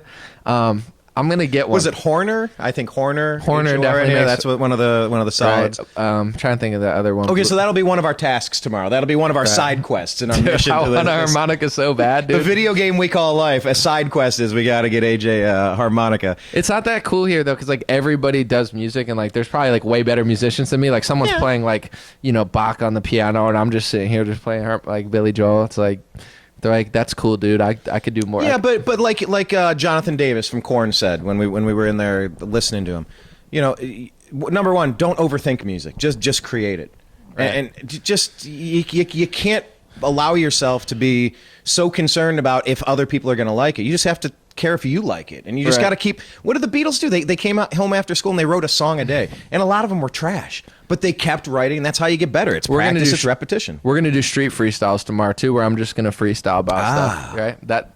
That's like more impressive, I think, than my harmonica, and it's fun. I mean, both are fun, but like harmonica, I can only play so much, so it's like 2 minutes of entertainment, and then I just got to stand around. With rapping, I could rap for hours, so it's a better street thing, in my opinion. All right, cool. Well, I wanted to kind of pivot off of all of the things we've been talking about, which are really important. There's so much going on in the landscape of media that has changed just in the past few years that we covered in the first segment. But obviously, we're in the thick of the 2024 situation. We're right in now. the Robin Thicke of it. Yeah, it's a music pun. Robin Thicke's a singer. Sorry. Was it Alan Thicke? His dad? Wasn't he the dad on the sitcom? Right? You could have came back and said we're in the Alan Thicke of things, but I could have. I missed my shot there. But give me your take on this. Talking about missing your shot. What do you anticipate if you had to guess? I know you brought up Gavin Newsom in California earlier, and he just did a red state tour. Yeah, hilariously, I think. But just first on the Democrat side, what do you see happening here? Do you think there's any way imaginable that Biden is able to get propped up without really doing any campaigning like he did 4 years ago, or however many years ago now? Or do you see a challenger? Do you see him stepping aside if his health permits him to stay alive 2 more years? I mean, he's a very old, brittle, frail, confused person. He's He's at the end. He's at the end of his story. Yeah, I give it like a 60-40, like 60% he stays, 40% he goes. Okay, so I think more likely than not. that's just in my head. I don't really know. I know Gavin Newsom's like the de facto young leader. Like he's like, hey kids, be gay and get abortions. You know, like he's like touring to be like abortions are awesome, and you know, like playing that angle. Like Republicans are trying to take your rights, and I think he's been pretty successful at it for whatever reason. But if Biden doesn't run, I think they're going to run Gavin Newsom. Personally, I think he's going to be the guy that they're going with, and bypassing Kamala. Not even a second thought. They might try to run with Kamala, but I don't know. I guess I don't know the like logistics or the legality of like, maybe not the legality is the right word, but like if the president who never lost wants to bow out, like do you have to do the vice president, or can you just bring in Gavin Newsom? Like, I don't know. I'm sure they're talking about that right now in Democrat circles. Call in a switch hitter, try to get Hillary back. Right. Like, try to get Hillary. Like, do we have another substitute? Can we get one more? Like, I don't know about Hillary. You look across the bench. Oh my God. Michelle Obama, people think. I don't think she'd run. I don't think they want to get back in the spotlight. I don't think, That's a big rumor. That was literally the next thing I was going to toss out there. I don't think she will, because that's a lot of attention, a lot of media attention. In my opinion, she probably just wants to like not have all that attention, like that's just my guess. I don't think she's the one, and there's not really anybody else that we can really think of that's of any prominence in the Democrat Party that's positioned to even give it a swing, right? Well, RFK's swinging, but he's not swinging to work with the Democrats. He's swinging to break their piñata. So RFK Jr. is running. Did you hear about that? I like that. Swinging to break the piñata, not to score. Okay, that was a good turn of phrase there. Yeah. Kennedy's been really interesting. I know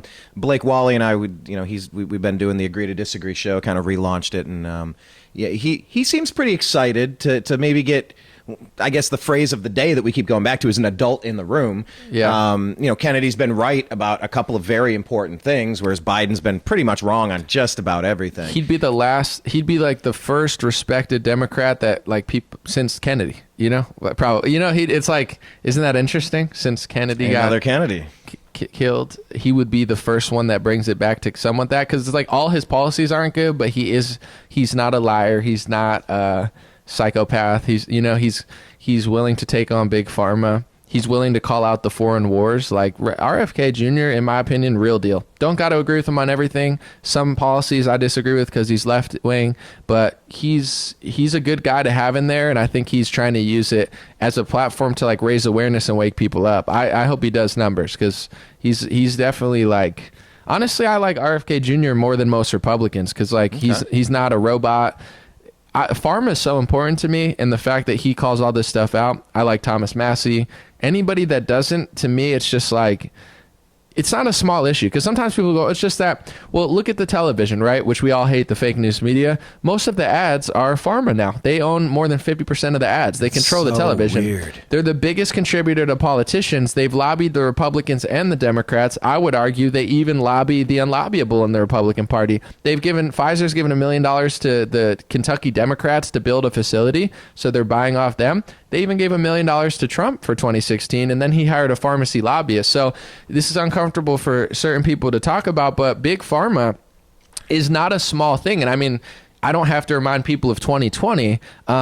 They obviously had their hands all over that stuff because they were the biggest beneficiaries of all of the policies. So, I don't think America will ever be made great again. And I didn't even get into the food supply. Bayer and Monsanto merged recently. You have all of these, talks and rumors of GMO stuff, and they're going further into lab-grown meat. Like it's everything. It's the food we drink. It's everything. The mRNA in the food that we're consuming. Like they want it in us one way or another. The media is saying that that's not true, but I don't know if it is true. And if it's not true now, I'm sure eventually they'll try to do something. You're correct. Yeah. If it's not happening now, there are people that have been trying to figure out if they can make it happen. Right. If they haven't been able to, they are probably still trying to figure out if they can. They've probably done weirder stuff than even that. I mean, they're doing lab-grown meat that's grown in a lab that they use animal cells. Matrix. It's like the Matrix, where they're all plugged in just like these flesh pods.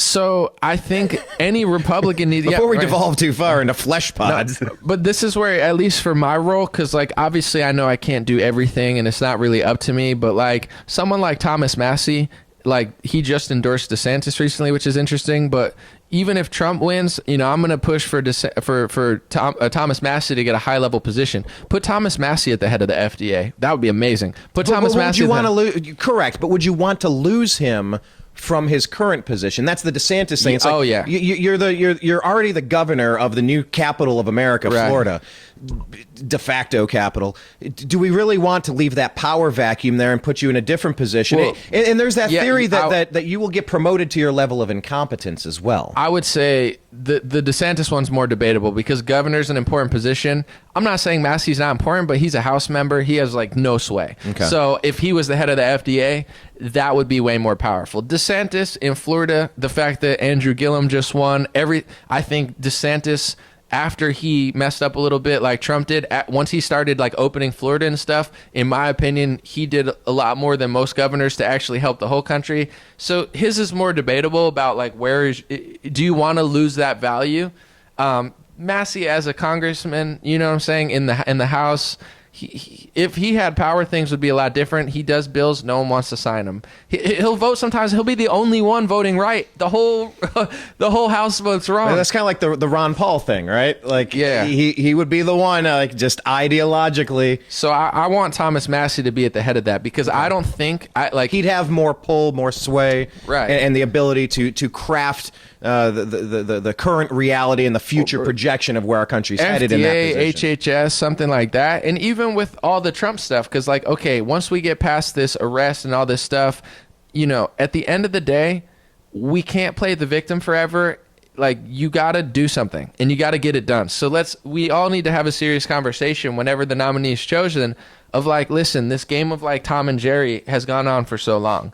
Who are you going to pick to be the head of the HHS? Who are you? I mean, this is some scarier territory, but like, who are you going to pick to lead the FBI and the CIA? Who like these are the combos. Are they going to let him live to accept the nomination?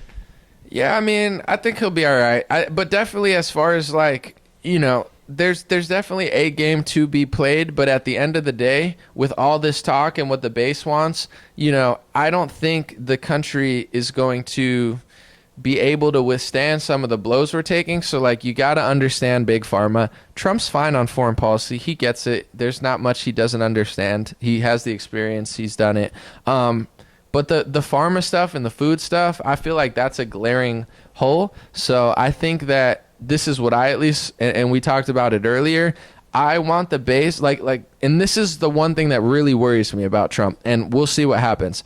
If DeSantis got in, or Kevin McCarthy, or one of these other like SpongeBob characters, you know, I don't know why I call him a SpongeBob character. I just thought it was funny. I see him as like a Mr. Krabs. Not really, but like, I don't know. Like, he don't look like him, but if you close your eyes hard enough and do enough hallucinogens, he will be. No, I'm just kidding. But in general, it's like if DeSantis works with donors, everyone's like, yo, he's working with donors. If DeSantis hired Mitch McConnell's wife, people would be like, yo, DeSantis hired Mitch McConnell's wife. That's deep state. I love that energy. People think I don't. People think I care that they criticize DeSantis. Please do. All I ask is be honest, be righteous, and be truthful. If you are, and be consistent. Like, be consistent. That's the main thing. Is like you want to see Trump face more. I don't want to put the words in your mouth, but we were talking before. Put them in my mouth. I'll spit them out if they're not the right words. I will blow them out in a harmonica. Though. No Dylan Mulvaney. I'm not. Oh, we went there. Yeah. But you want consistency, and you want to hold their feet to the fire. And there's nothing wrong with wanting the people who currently hold those positions or trying to get that next position to do better than they did before. Right. And that's a valiant, admirable trait, quality, and characteristic, for sure. Absolutely. This is what I'm worried about, because as somebody that supported Trump for years, I wrote off a lot of stuff he did with this idea of like, yo, it's going to end really well. But it didn't really. And I'm not saying that's all his fault, but like, once I look back at it, like, I'm thinking he's going to do this and then he's going to do that. Well, we might only be at halftime, by the way. We might have half a game to play with another 4-year term. Agreed. I guess this is my thing, is like, if DeSantis hired Mitch McConnell's wife, I think everyone would call it out. If Trump does it, there's still this element of the base, which is, in my view, a lot of it, where they're saying, oh, maybe he knows something I don't. But they're not saying that with DeSantis, which I don't think they should. If DeSantis takes $100 million from a donor and starts acting goofy, you shouldn't be like, maybe he knows something. I don't know. Maybe he does, but also maybe he sold out. Maybe he took the money and maybe he caved just like everyone else. It's okay to feel that way because it's most likely that. It's politics, folks. It's not your grandma's cookout or your uncle's barbecue. So with Trump, there's this element of like, oh, maybe he hired a pharmacy lobbyist because it's like maybe he took money from pharma and sold out just like everyone else did, like Reagan, Bush, Obama. But that's too scary for people to think of. So that's all I want with Trump. Yes, the consistency. But when he gets in, just you don't have to hate him. You don't have to freak out, but call it out the same way you would with DeSantis, which is what I don't see pretty much anyone doing. And in my opinion, like I watched, like you were talking about with Soros, Soros said like Trump is the despicable character or whatever. And then he's like, I think, DeSantis is going to win because Trump is so despicable. And then a lot of influencers said, well, Soros endorsed DeSantis. He didn't endorse him. He just said he thinks Trump's gross, and it sounds like he thinks DeSantis will win. Gavin Newsom did the reverse. He said, DeSantis needs to get out of the way. Trump's going to win. Once again, I'm going to be consistent. That's not an endorsement. He just thinks Trump's going to win. But Trump did also say that he was like, he won't hit at Newsom because he's always been nice to him. So my thing is this, like what I just said, you'll never hear anyone say. The same people who said that Soros endorsed DeSantis, which he didn't, will not say that Newsom endorsed Trump because he didn't also. But it's like, it's this game that people play when they like somebody. They just kind of like, it's like, okay, I like him, so I'm willing to do whatever it takes to just push the narrative, which is what I don't do and I can't do. I think what Soros said, I could be wrong, but I believe it was, Trump has become a despicable character. Ron DeSantis would win the nomination. But he did add, and I may be a little biased in that. So he did add, and I may be a little biased in wanting to see that happen. Right. Hence, showing his hopes, his ambitions, and where his ambitions go, that's where money and power flows when he aims it, and he does not want Trump to get back in there. Well, so it was short. He didn't say I could have taken it as this, though. He hate like the DeSantis. He didn't say I endorse him. Right. But he did.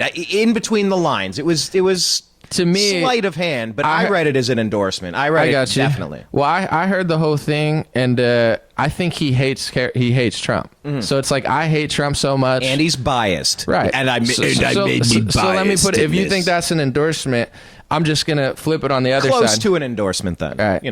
To me, I read it as he just really, really hates Trump. He does. And, that's where his bias lies. Mm-hmm. With Newsom during the lockdown when Trump was running around doing like ventilators or whatever the heck he was doing, I read a quote and Trump said that not DeSantis, what's the guy, Gavin Newsom was doing a great job in California. So when Newsom was doing some of the worst things he's ever done, persecuting, literally turning into an authoritarian, Trump's like, oh, you're doing a great job, right? He got along with them. He's smiling with them on camera. He's flying out to California. They're getting along doing ventilators and communism together. And then recently in the interview with Tucker, he said, I won't hit, not physically hit, although it's funny he said hit because I'm thinking that in my head, but he's like, I won't hit Newsom because he's been really nice to me. So this is my thing with Trump. A few things.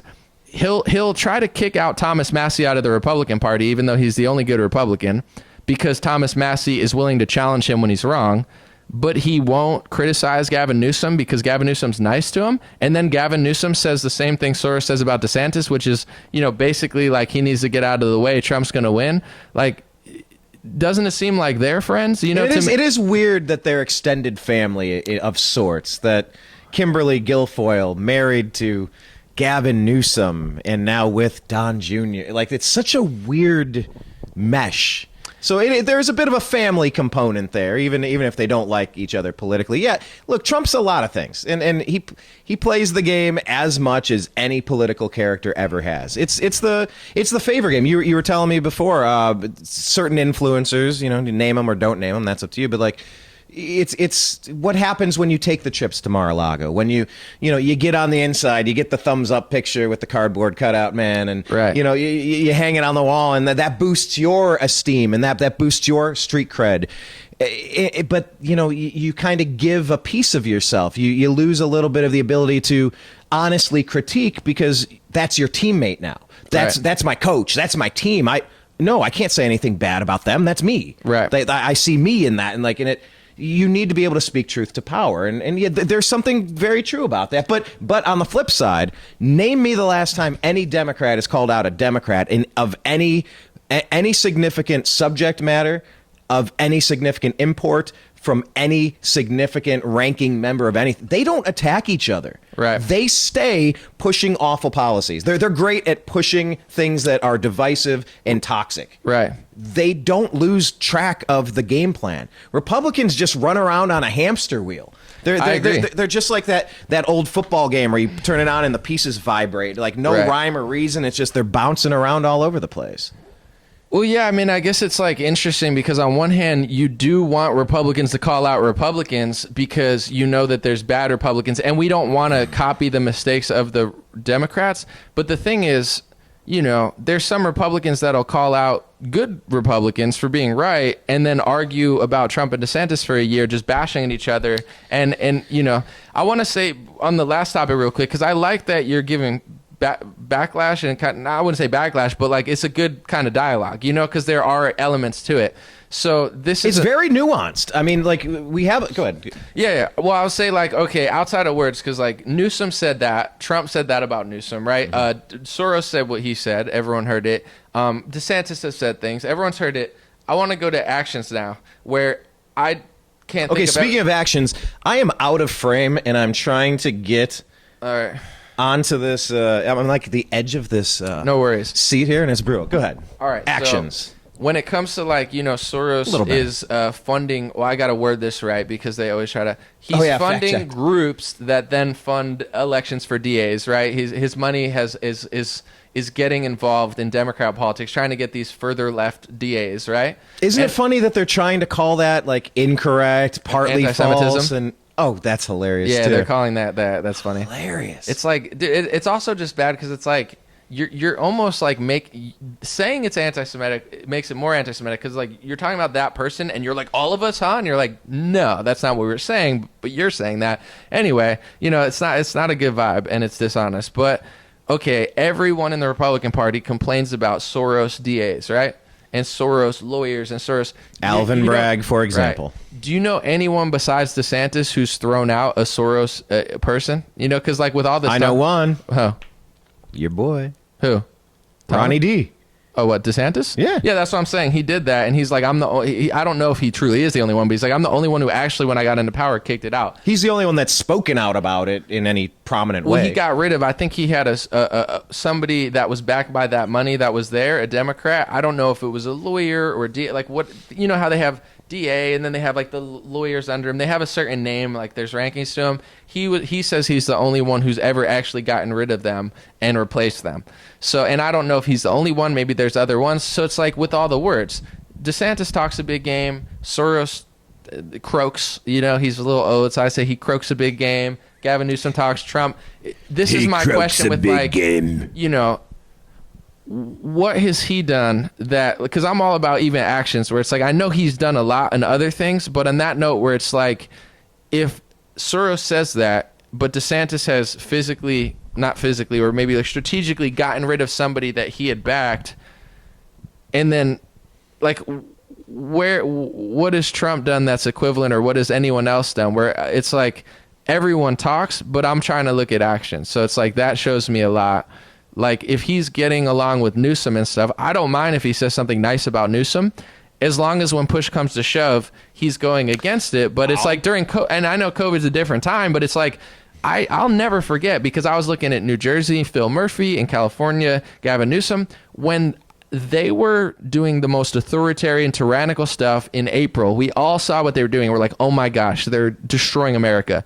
Trump was all smiles, all thumbs up, complimenting them, saying they were doing a great job. That was crunch time for America.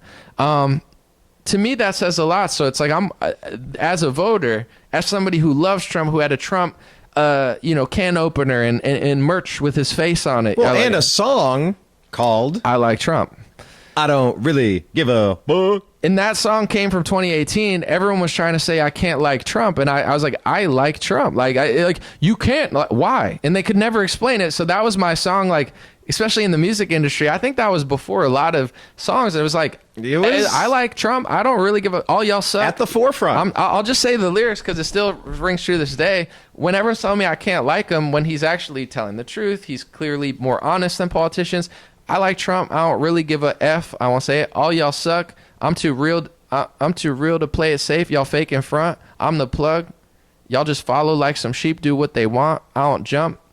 I'm just saying how I feel, like Donald Trump, because he kept saying things that he felt, and everyone's like, "That's too much." And I'm like, "Well, that's authentic."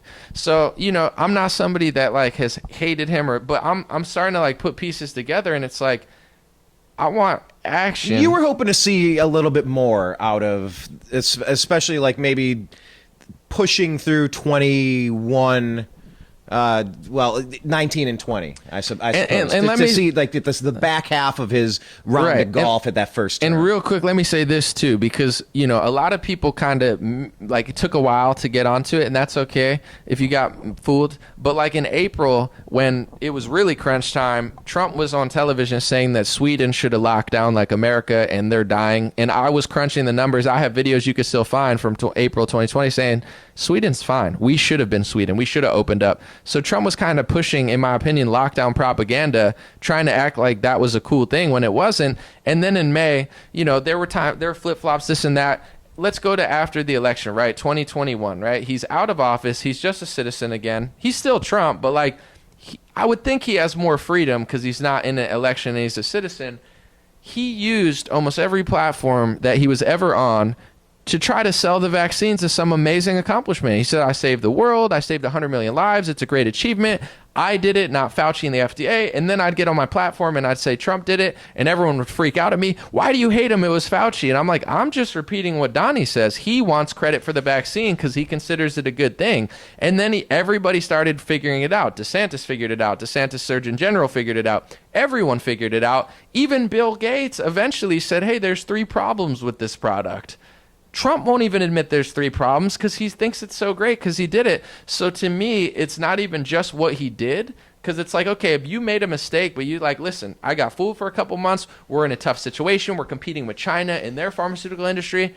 I'm a real person. You could tell me the truth. It's okay. And China was hiding all their data while they were covering up the origin of it. It's understandable. But to me, Trump's true character showed in the years to follow, where I'm like, wow, this guy really is a greasy vaccine salesman. I don't find that, in my opinion, at this point, I almost just think he's a really good actor, and he's kind of duped people into thinking that he's really for the people. And he's really just a professional kind of like middleman that can speak to middle America, but doesn't care that much, but still is better than Biden and still did a lot of good things. But I was just really disappointed, not just what he did in 2020. I'm also disappointed in what he did the years to follow, because it showed me that his priority, like, and to be fair, we'll see how the election goes. The reason no one cared about DeSantis until COVID, he shot up as like a leader because he filled in the gaps where Trump wasn't. He pivoted. He started speaking about the mandates. I'm not saying Trump was pro-mandate. He wasn't. But DeSantis started speaking about the mandates and telling the truth about the mandates. And Trump's on television saying, I don't even think if I was in office, everybody would have wanted to get the vaccine. Like really low level stuff that like, it wasn't Trump crushing like better than everybody. And this is what I want to say, because I know we feel different about certain things. But to me, Trump 2017 to even 2020, there were no excuses to be made except for like mean things he said, because he was crushing and he was clearly better. You didn't have to pretend like he was better than DeSantis, because he just was, and everyone knew it. That's like if you were a Republican, at least. Well, and that's as much as what Gavin Newsom just said on his tour. Right. He was asked about. Good. Yeah, real quick, I just want to say, like once Trump started using all his media presence to be like the vaccine, now the movement came. Trump gets everything. He knows everything. That's why I like him. It turned into like a victim movement where it's like he got fooled. He doesn't mean that. It's a secret code. And the whole energy of the movement changed from like he's clearly the best leader, we got to rock with him, to like, yeah, he's lying and I wouldn't personally lie, but here's why he's lying. And it's like it's a different sort of vibe. And, it's running cover is what you see. And just being dishonest. In my opinion, this might be too far off for people, but I think Trump was so powerful because he was being so honest. And no matter how many people try to hurt you, if you tell the truth, there's something that no one can penetrate. That you could get lied about, but it's more strong than the lie. Once you just kind of start lying for Pfizer and Johnson & Johnson, pulling them up on stage, you're not Donald Trump, the truth teller anymore. You're Donald Trump, the vaccine salesman. So it's like, I think he lost a lot of his strength through that, even though he's still popular in the polls. And now with the whole DeSantis thing, is I like when people call out DeSantis's donors. I like that when they call out his foreign policy.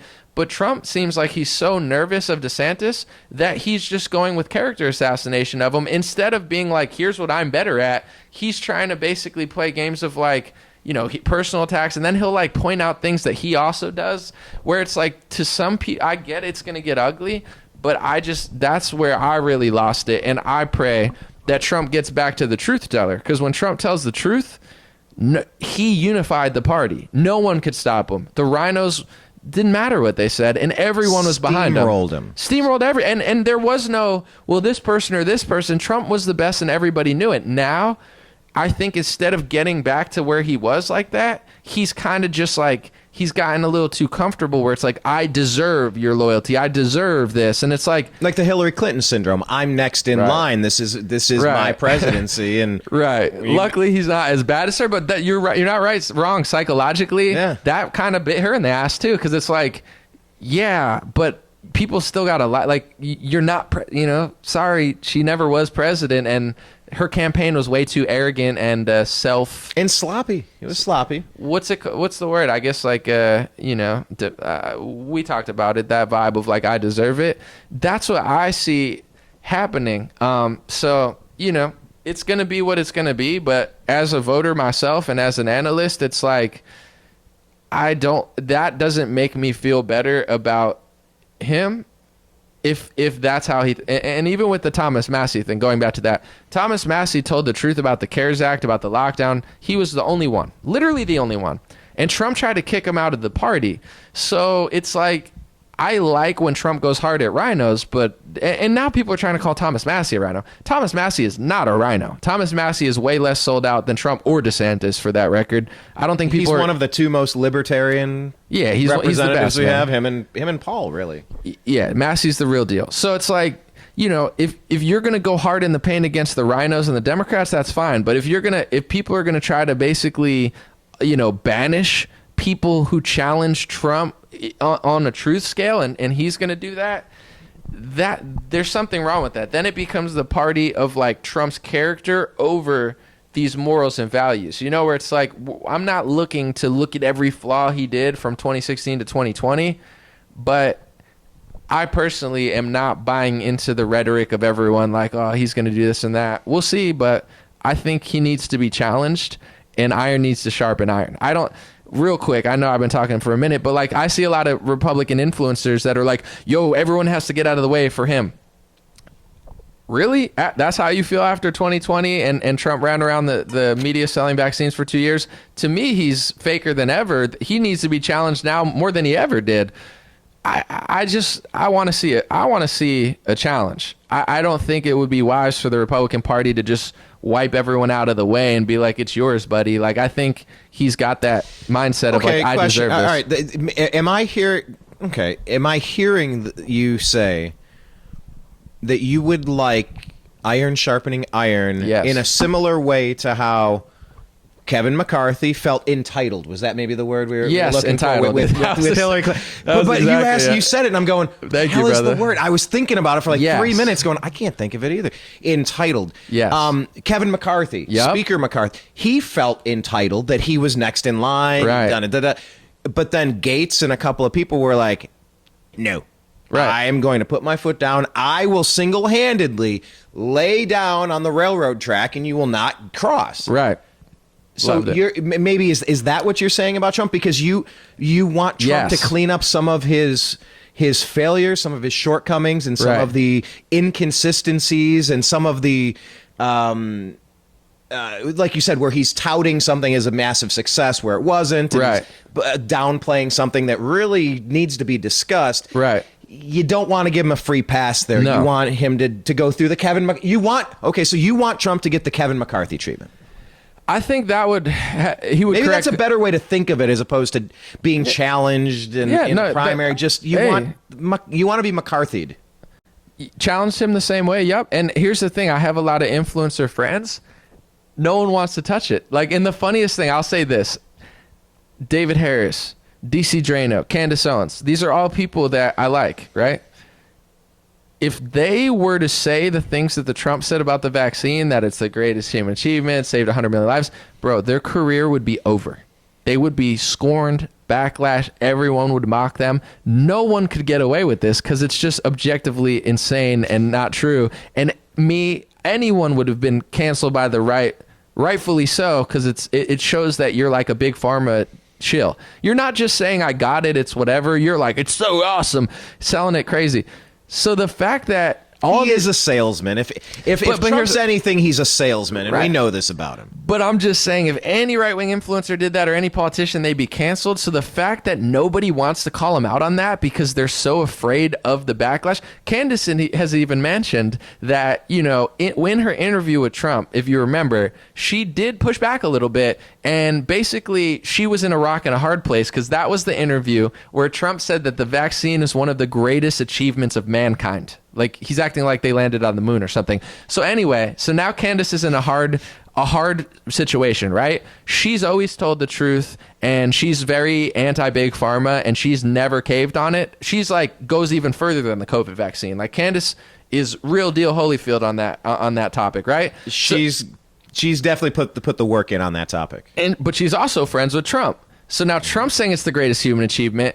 She's getting accused of not pushing back a lot.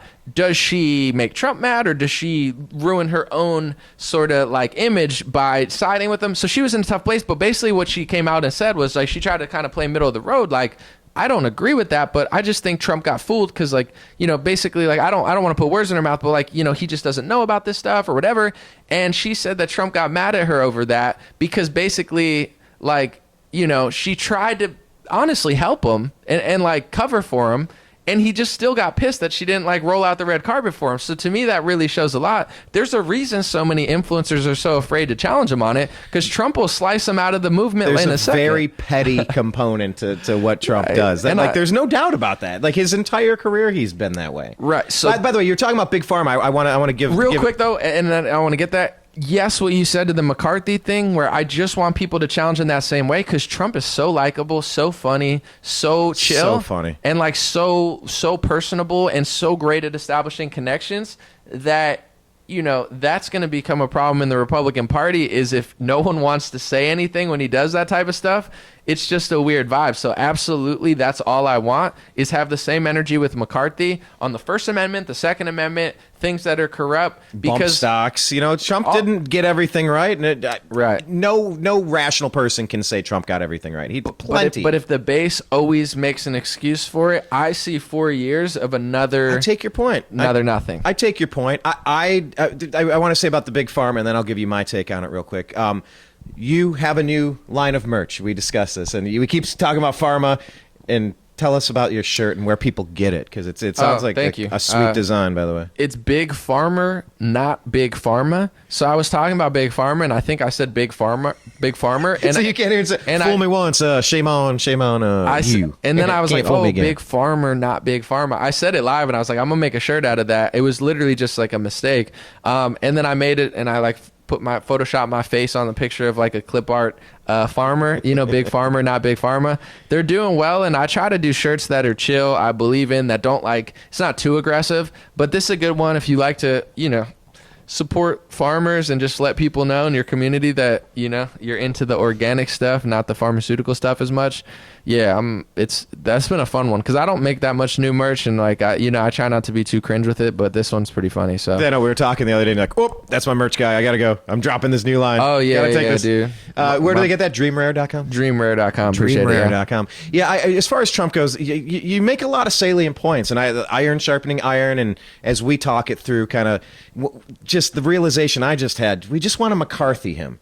We want to just. Here's how you talk about the vaccines moving forward. Here, like, these are like, there's some things that should probably be cleaned up, right? Without a doubt. I was just saying that I've never seen a political candidate more vetted more thoroughly vetted. Every rock has been lifted up. Right. The things that they're trying to hit him with now are just beyond absurd. I've never seen somebody's term stolen from them in the way that it was with them. It wasn't just Russiagate. It wasn't just a fake impeachment. It wasn't just, oh, you're a Putin puppet because a prostitute peed on you and we got the tape and you're blackmailed. It's like everything that Hunter Biden's doing allegedly is what they were trying to project. Everything their side does, they just tried to pin the tail on Trump with it. They ruined his term through the media, the lying legacy media. And with what Trump went through, it only solidified that I want to see a second term. For me, he says something, and it's a little cliche at this point, but he's like, they're not coming for me. They're coming after all of us. I'm just in the way. And that resonates with me stronger every time I hear it. Because kind of at the end of the day, I view presidents, mainly presidents, they're figureheads. And like you said, they're talking good about Newsom and good about the vaccine. They're cheerleaders. They're kind of just cheerleaders. What did Reagan? I mean, for all the things Reagan wasn't, he was a hell of a cheerleader. He was Team America 100%. Well, he was an actor. He was an actor. So Well, it's like B-list actor, but very likable. Trump was in Home Alone, so he was an actor too. Right. But no, Reagan was very likable, right? Very charismatic. Yeah. Well, Trump was very abrasive to some people and very likable to others, whereas Reagan was whatever. But I've and then mix in tossing COVID into the mix and just having everybody dogpile. The one thing I would put out there, and it's something that can't be proven. It's hard to prove a negative, impossible really. But the idea. I played the General Wesley Clark video. I know you're familiar with it. 7 countries in 5 years, or 5 and 7 years, whatever the heck it was. That this stuff is all scripted out well in advance. So when the Democrats were trying to pin all this Russia stuff on Trump for years, they were doing it since 2013, 2014 when they overthrew Ukraine to put their puppet regime in there. This has been in play for longer than a decade. Right. They're pushing it through.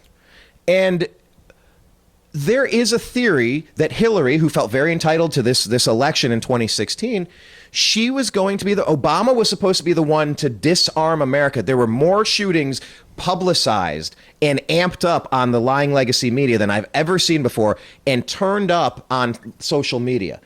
Everything was rage. Everything was an attack, gun violence. We got to get the guns away. It felt like Obama's job was to get the guns, and then Hillary's job was going to be to ride this out and bring our country down. But it felt like there was a multi-year, probably multi-decade plan. And with coronavirus, COVID-19, 2 weeks to flatten the curve quickly turned into something monstrous. We all saw it. But when we were in it, we were kind of just too wrapped up. Covered in it. There's a theory that this was supposed to go a very long time, not a couple of years and we get out of it. When the vaccine was fast-tracked, it kind of threw a wrench in the possibility of, had that been a plan, it's not a plan anymore. The vaccine only had the opportunity to get out in the prominence that it was because they claimed that there were no other therapeutic options available. That's why they demonized hydroxychloroquine. That's why they had demonized ivermectin, because had there been other options, then they couldn't have actually fast-tracked it and gotten the liability waivers. There's a lot at play. There's a lot of nuance and a lot of scrambled eggs here. It's hard to separate it once they're cooked. But it is possible, at least in my mind, that by Trump fast-tracking that and tossing a vaccine out there for anyone to take if they want, he didn't force everyone to do it. He might have encouraged whatever, and he definitely did on occasion, and he talks very highly of the vaccine. But maybe that was the wild card that he threw out there to say, hey, no, we can get out now. No, we're not going to keep the economy locked down anymore. We're getting back to life. We're getting going. And then you saw the weirdness in California with Newsom, and you saw it in New York and with Whitmer and Cuomo. All of the blue places got increasingly more totalitarian and crazy about it. And you go, to me, my spidey senses, the hair stood up on my neck and my arms, and I went, there's more to this story. There's something else happening here. This isn't just to get Trump out of office. They're all on a team. They all get their playbook. They all get their marching orders, their talking points, and the do not talk about points. And so to me, I'm leaving a little bit of grace there that Trump being proud of the vaccine was just a wild card to toss on the table to get us out of what could have been a very multi-year destruction of our economy, the global economy, to usher in, this one world government that we've heard so much about, to bring in the CBDC and just, no more currency. It's all digital. And if you do things you don't like in China, your social credit score suffers. Sorry, your credit card doesn't work anymore. You can't spend money. You can't travel. You can't. So what would you say to that? Because I'm saying it's at least a possibility. I'm not saying with 100% certainty I believe this, but it feels partially right, if not probable. I think it proves that Trump has brainwashed the right wing into defending the indefensible because they like the character of him so much that they're willing to hallucinate the dumbest theory I've ever heard. I'm not saying just you've said that. Everyone keeps repeating it, even though it's the stupidest, fakest thing I've ever heard, because they're trying to make excuses for communism, vaccine socialism, tyranny. Donald Trump took $1 million from Pfizer. He hired a pharmacy lobbyist to run the HHS, which is above Fauci. He closed the door on RFK Jr. when he got lobbied by pharma. And then he hired Scott Gottlieb for the FDA, who ran off to Pfizer. Trump's entire cabinet was paving the way for this. The people he chose when he got bought out by Big Pharma, he passed an executive order in 2019. That was exactly what Bill Gates told him in 2018. He said, we need to do this universal flu vaccine stuff. Trump passed the executive order that matched exactly what Bill Gates told him in 2019. And Bill Gates even said that Trump offered him a position in the White House, a question that no one asks him because nobody wants to know the answer to that. They'd rather just wine and dine at Mar-a-Lago. Then, during the lockdown, all of that stuff you were talking about with getting the alternative medications, that's all true. Same with the PrEP Act, because under that, they have a liability shield. So he paves the way for Big Pharma. He does vaccine socialism. If you want to make excuses for that, don't call yourself a capitalist. Call yourself a Trump socialist, okay? Because you don't believe in capitalism if Trump does it. So he paves out the way for them. He gives them $16 billion to fund it. He buys their doses. They're all free because it's all a socialist thing.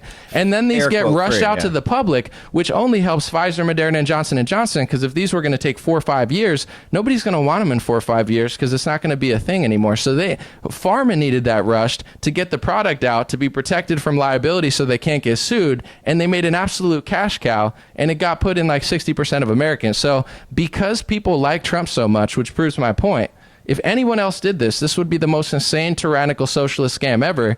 When Trump does it, I would almost consider it like a hallucination of like a left-wing site, that they have to make an excuse for this evil, tyrannical, insane thing that only helped pharma, that was all operated by pharmacy lobbyists and pharmacy people. And because it's Donald Trump and people have no brain anymore, they have to say, oh, well, what if he saved us from a 10-year lockdown? I don't know. What if Hillary's from Wizard of Oz and she's secretly the good guy in an alternate reality? Like, people have lost their minds over Donald Trump. Trump derangement syndrome is not just people who hate Trump. It's people that are so on his nuts that they're willing to make excuses for socialism, communism, tyranny, hiring pharmacy lobbyists, selling out our government, rushing a product 5 years ahead of schedule so Big Pharma can make a cow on it. We were not going to be stuck in a lockdown for 10 years. Okay, but I'm just saying, though, but bro, people got to stop calling themselves conservatives and capitalists. Call yourself a Trump communist. I believe in communism and socialism when Trump does it. You know, that's what you guys are, Trump communists. Like, it's a theory that it's like, dude, that's the craziest runaround that people just keep repeating. And the reason it's getting so popular is because everyone has their head so far up other people's asses, they keep saying it. Makes no sense. Okay, well, let me ask, with Newsom, with Cuomo, with Whitmer, think of the big blue states with the big blue people, the Smurfs, we'll call them. How long do you think they would have continued to push for indefinite lockdowns had the pushback not become overwhelming? Do you think it would have been perpetual? Do you think they would have come to their senses somehow, some way, mysteriously, magically, because almost nothing else they do makes any damn sense? They were all in lockstep on permanently locking everything down. Well, the vaccine didn't really change that, because if you remember, they promised everybody everything, and once everyone got vaccinated, they took it all away again. So, states like South Dakota, eventually, I would say Ron DeSantis opened up and started pushing against it. Now you have this sort of state battle. Eventually, but I'm just saying the vaccine didn't change any of that, though. They gave the vaccine out, and they still put their states back in lockdown. Even the vaccinated people got re-locked out in blue ones. Absolutely. The blue ones, not the red ones. But that's where the shit. But that's where the roads diverged in the way. Right. But what I'm saying is the vaccine coming out didn't even stop the lockdown. That was the false kind of head fake as like a marketing scheme. Well, I think in red states it did.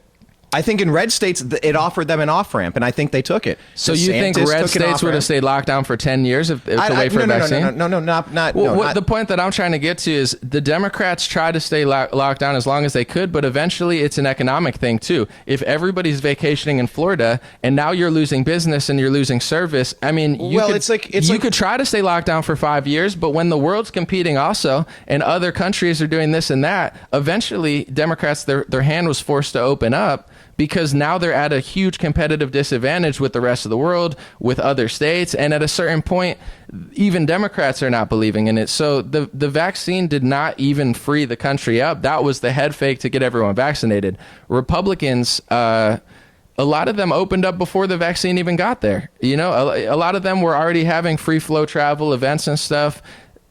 I just think that's like if Hillary Clinton did all that, you would never make that theory. If even like Mitch McConnell or someone did that, the people like Trump so much, they have Trump derangement syndrome on his nuts. Like they'll literally make excuses for everything they don't believe to try to justify why he might have did it. Why not look at the facts? He got sold out to Pfizer. You think he hired a pharmacy lobbyist to run the entire government to secretly save you?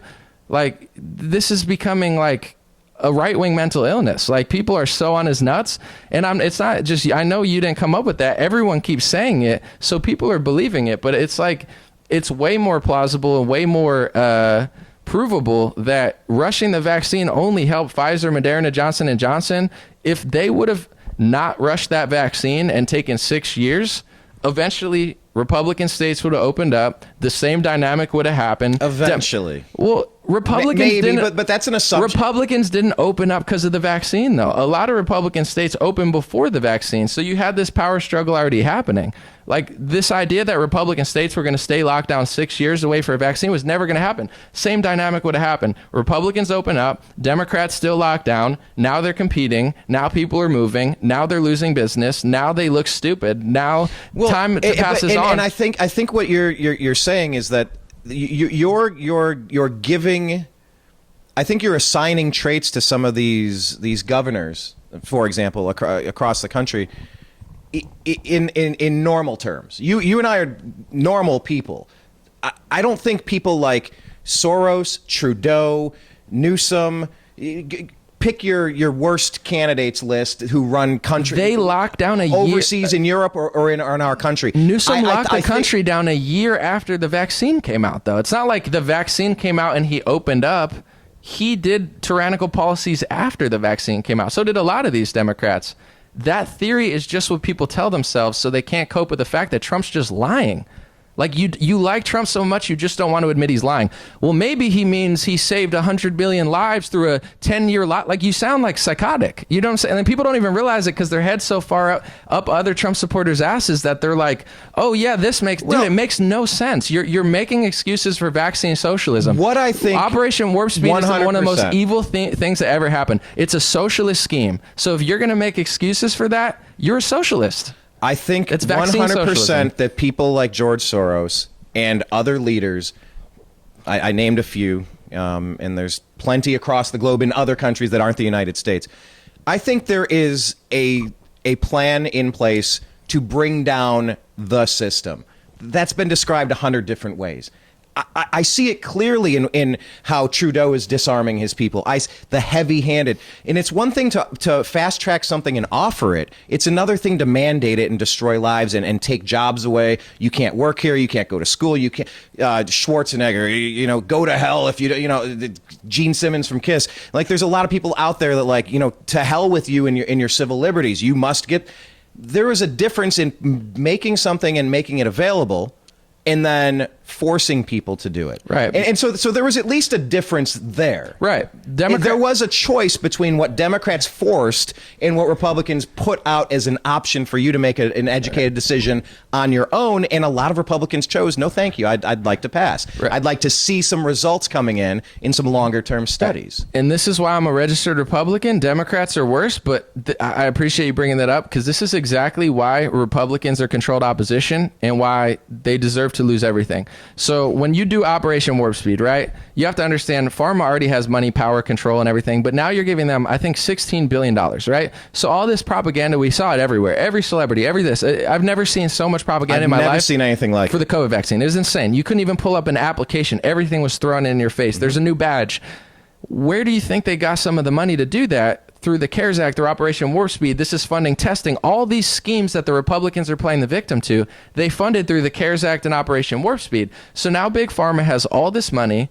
They have all this power. They have all this control. All the advertising. And then the Democrats do what the Democrats do, and the Republicans sit there and be like, I didn't mandate it. It's like, for sure, you absolutely didn't, and you deserve credit for that. But when you hire a pharmacy lobbyist, when you hire a guy who runs the Pfizer to run the FDA, when you allow the pharmacy lobbyist to declare an emergency, when they get special funds, when you stand in South Dakota and say America will never be a socialist nation, and then you sign a socialist bill that makes a product free that's not free because it's socialism, and you give them all this power, all this money, all this control, and then they use it against you and you act shocked? Absolutely, the Democrats mandated it. But it's like, say the mandates were step 15 of this global plan. Trump was in on step 1, 2, 3, 4, 5, 6, 7, 8, 9, 10. He threw a little resistance at 11. Then he caved and went to 12, 13, 14. And then they do 15, and everyone says, well, Democrats did 15. So it's like, the whole reason they were even able to get to that point. And I know the voters care, but when I listen to Trump on Newsmax and stuff, he's not even really concerned with that stuff. He said on one interview that he thinks if he were president, mandates wouldn't even be necessary, because if he were president, everybody would have got the vaccine, because they only don't get the vaccine because they don't trust Biden. And he said, when I was president, millions of people were getting it today. We were rocking, he said. So again, Trump's head, everyone's like, maybe he did this to the... Dude, he doesn't care that much. And it was weird. That is a good point, because when Trump was in office and it was fast-tracked, all the Democrats were saying, I'm not taking anything that President Trump's behind. And then it flip-flopped as soon as Biden took over the White House. It is a derangement syndrome of sorts. But here's the thing, too. You're right. It's on both sides, and it's a lot of things. It's not just one particular topic. And I've heard that. I've been on a lot of podcasts. I've talked about it. The only reason people think that is because they like Trump so much. They're trying to grasp with something they don't agree with. How come Candace Owens doesn't say that, and DC Drano doesn't say it, and David Harris doesn't say it? How come they don't say it? Because they know it's not true, so they just don't say it, because they know that the opposite is true, and they spend their time talking about injuries and the VAERS reporting, because that's what they do.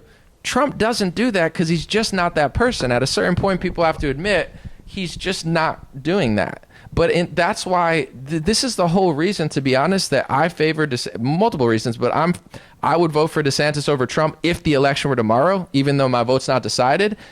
At least with DeSantis, people will call out the donors. With Trump, people don't know that the Adelson family donated like $100 million to Trump. He took money from a family that he said was going to turn Rubio into a puppet. And then Trump took the money. He took money from Bank of America, Pfizer. He took $100 million from corporations for his inauguration, even more than Obama. You mentioned gun control with Obama. Some would say that Trump infringed on the Second Amendment more than Obama. Stock, right? Well, Obama's rhetoric was bad, but he was blocked. With Trump, it's the opposite. His rhetoric was good, but, the actions weren't. So this is the sort of thing. And the thing. bump stock thing was it's slightly inconsequential, but it's a slippery slope. You're not supposed to give a single inch on certain topics of freedom, like the Second Amendment. And I'll give all that stuff a pass to some extent, but really the point that I'm trying to get to that is really worrying me about Trump is kind of what we talked about with the McCarthy, and even I'm glad you brought up that theory, is people won't call this guy out. He can literally do socialism, communism, vaccine scams, rush something to give Pfizer $30 billion so they could get it done quickly, because in reality, if it would have taken 5 years, there's no way anybody would have wanted it. That's what would have been likely to happen. People are going about their life. Can you sell the Pfizer and the Johnson & Johnson, the Moderna, mandates or no mandates? Can you sell it as good as you could in 2021? Never in your life can you sell it that good. Lockdowns, people are scared. That's the time you got to sell it. If it doesn't get done then, people aren't going to want this in 2025. You sell your pumpkins in October. You don't hold on to them until February. So this is my only thing with, if DeSantis wins, people don't like him that much, right? They don't like him as much as Trump. I'm gonna be honest. He's not as funny. He's not as interesting. I don't care about his interviews that much. But and he has not been vetted nearly as much either. Right. Because Trump has hinted at knowing a lot of things that have not come out. The underage thing, there was a couple things that it really seems like Trump is warning him, like, hey, Ron, you know about this and about that. And it's like, are you sure? Are you sure you really want to do this? Well, that's it's not a good thing look. too. It's not a good look. It's a mafia tactic. It's politics. I would say if Trump could unveil the Epstein client list, then I'd be impressed. But Epstein mysteriously disappeared under Trump's administration, and no one cares. But if DeSantis is an Epstein guy, then reveal it. But if you're trying to basically blackmail DeSantis on personal stuff in a Kavanaugh and a Stormy Daniels way, then once again, this doesn't really impress me. It's kind of like a mafia style tactic. And Republicans are bickering while the Democrats stay laser focused on pushing their agendas. But this is the thing. Absolutely. Like, regardless of who wins, people need to pay attention. Where if Trump is so likable that people will make excuses for communism, socialism, vaccine sales, and they'd rather make up something and repeat it than actually look at what happened.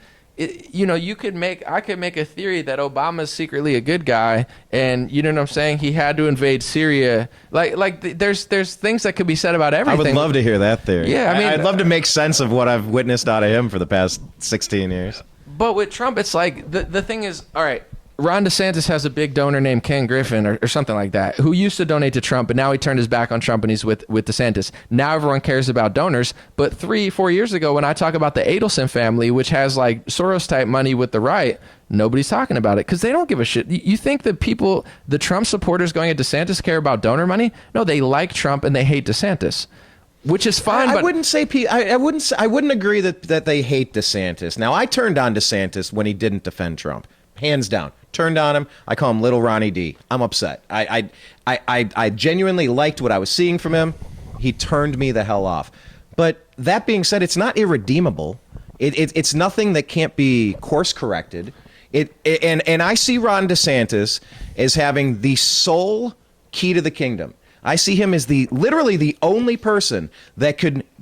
There is no middle ground with him. There will be no gray area. He will either unite the Republican Party or destroy it. I don't see him finding a way to win and putting the pieces together. I think if he united with Trump, he could take the party and unite it, and then he would be on the fast track to 8 straight years right afterward. But okay. I could see DeSantis as causing a civil war within the party and allowing the Democrats to somehow, despite the worst leadership I've ever seen out of any administration, get another term because they're too busy messing their own backyard up. I hear what you're saying. I think the Republicans that like Trump, like obsessively, are showing why they need to be challenged, because it's such a cult of personality that they don't care that he took Pfizer money. They don't care that he hired Mitch McConnell's wife. They care about DeSantis' donors, but they don't care about Trump's donors. So you don't care about donors in politics. You just don't like DeSantis. Not saying you, but the people. Yeah, right. So now that Trump has, in my opinion, done all these things, people will drop DeSantis over something he said because he hesitated to defend Trump and wait for it to come out and made a sly comment. But when Trump basically calls him a pedophile without full proof, that's fine. So it's like this has become like a cult of personality where it's like Trump can do 50 corrupt things, but I don't see it. DeSantis does one of the same things, and I'm going to act like he's the only one who does it. Trump does all these things that are wrong, but DeSantis said one thing, so I'm mad at him. It's like, this is like, I don't see the Republican Party deserving anything if this is their sort of mind frame on it, because it's like, you know, like why does he deserve blind loyalty, and why is he so afraid of competition from DeSantis if he's better? Because in my, like, I don't, how is that disloyal? Like, you can't challenge him for the presidency? Like, I don't know. Like, what are we all supposed to do? Get on our knees and be like, yes, Trump. Like, this is what people seriously want. Yes, dude, when you did vaccine socialism, you did it to save the world from a 20-year lockdown, not to help big pharma. When you hire pharmacy lobbyists, it's a plan. When you hired Mitch McConnell's wife, Nikola Tesla told you to. And anybody who questions you is unloyal. Like, dude, it's freaking a lot of people out to the point where it's like, what do you want? You just want Trump? You don't want any value? Like, you know, how is it a bad thing to challenge him? What you said earlier, you'd like to see the cabinet selection in advance, and you'd like to see it quickly. So you've made it very clear you were unhappy with some of the appointees from Vice President Pence to the Mitch McConnell's wife, and you have a laundry list. You've got right. Is it redeemable if he were to kind of bring out the cabinet in advance, but you don't think he has it in him to course correct or admit that maybe the people he had surrounding him weren't the right cast of characters? It is redeemable, and if the election were tomorrow, I'd vote for DeSantis over Trump, but I'm not endorsing DeSantis, and I'm not sold on him. I think Trump has better foreign policy. I think DeSantis hires better, and he's better on big pharma. So despite all of that, you're not. What was that? You're not endorsing DeSantis. If the election were tomorrow, I'd vote for him. You would vote for DeSantis tomorrow in the Republican primary. Yes, tomorrow. But there's a lot that's going to be seen.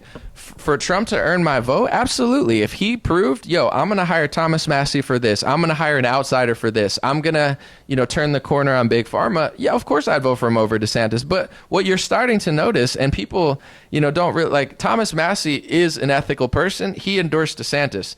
To me, that says that DeSantis is more likely to hire him than Trump.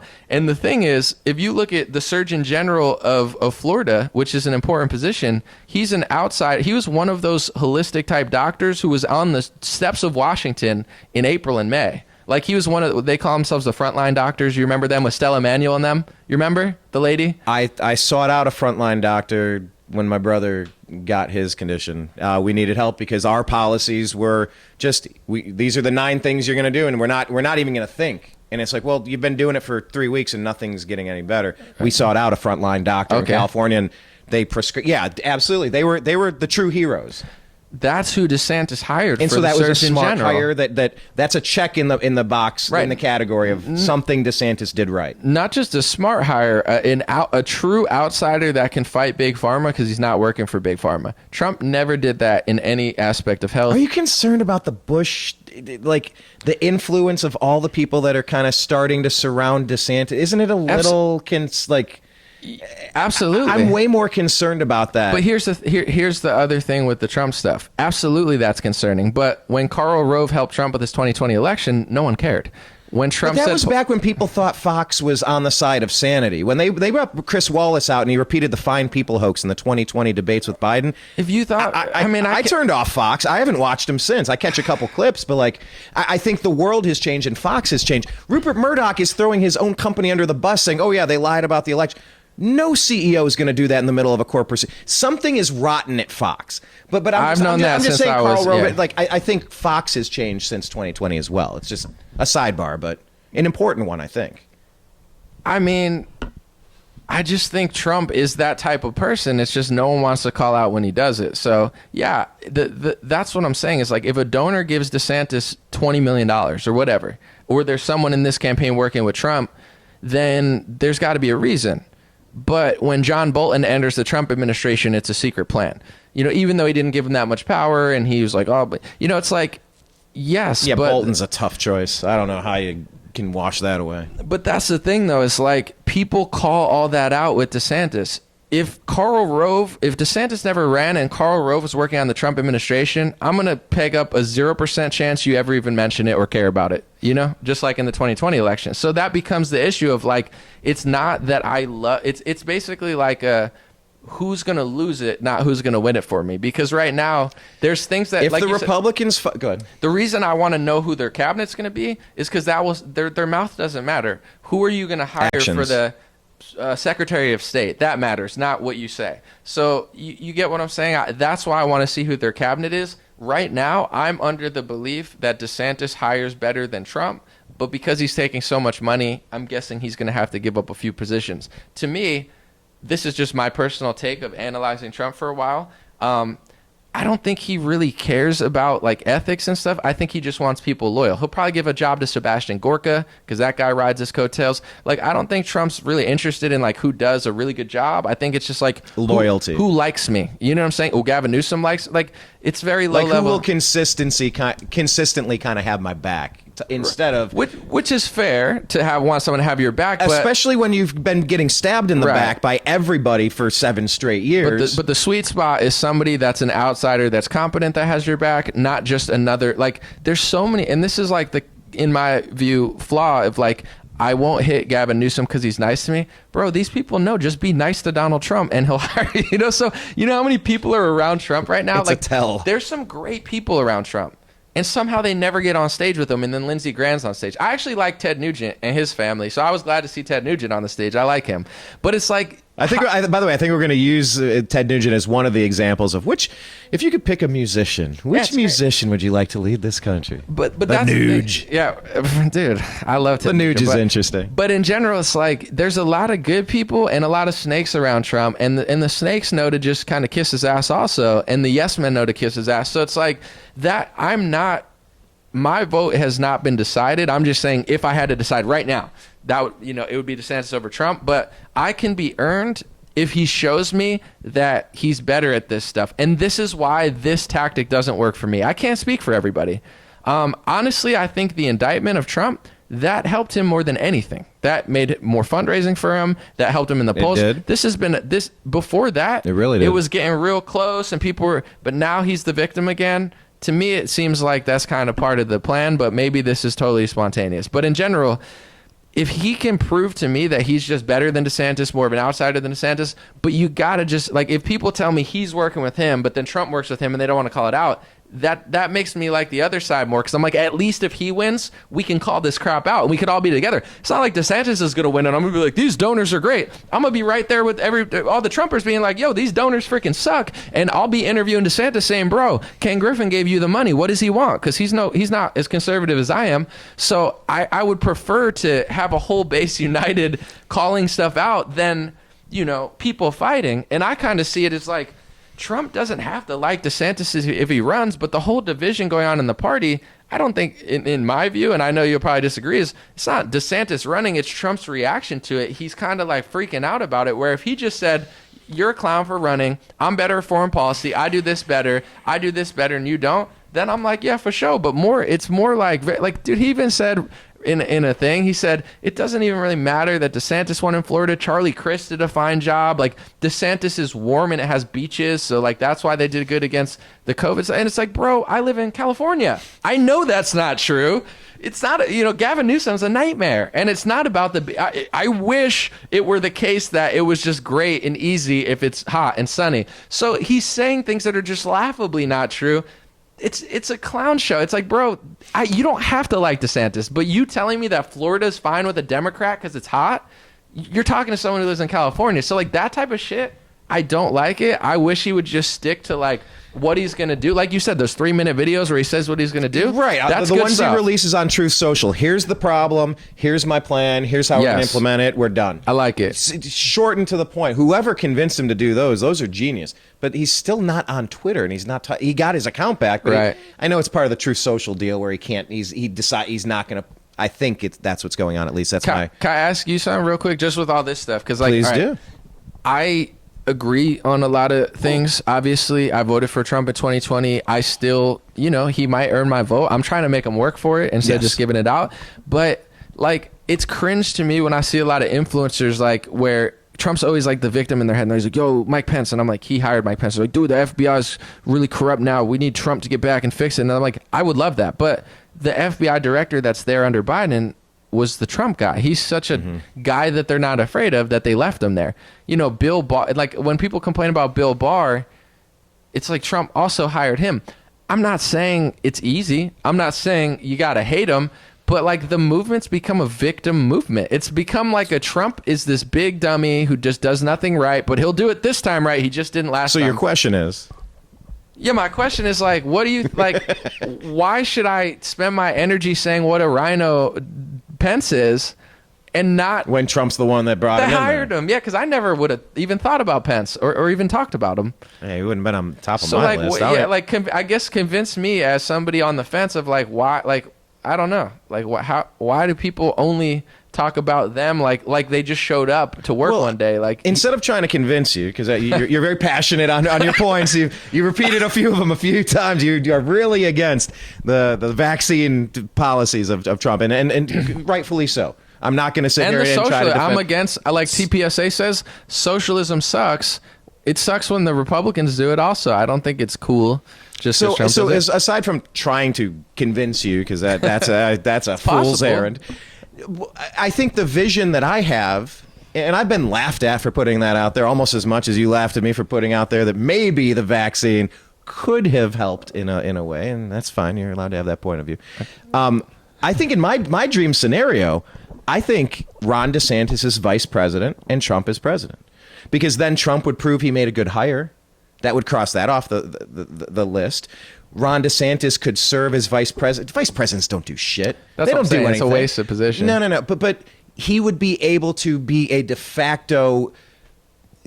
He would be able to learn on the geopolitical stage, the global stage, and he could work with the Secretary of Defense. You got all sorts of different people that are tasked with doing that.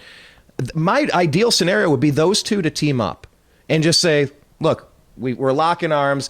And I would love to see DeSantis come out and go, well, look, at his press conference, I can hear it. I can see it. I see him standing next to each other, smirking, grinning, maybe a little bit of a sideways glance. And Ronnie D would probably be like, all right, well, look, I've definitely disagreed with President Trump on multiple occasions. Yes, his involvement probably helped me become, get into this position as Florida governor. He's done a lot of great things in office, and there's some things that I wouldn't have done in hindsight. And he would say the same thing about me. He probably would say the exact same. Nobody's going to be completely perfect, but in general, on the 10 most important issues facing this country, he and I are aligned. We're pretty darn close. We're not perfect, but we're trying to iron it out.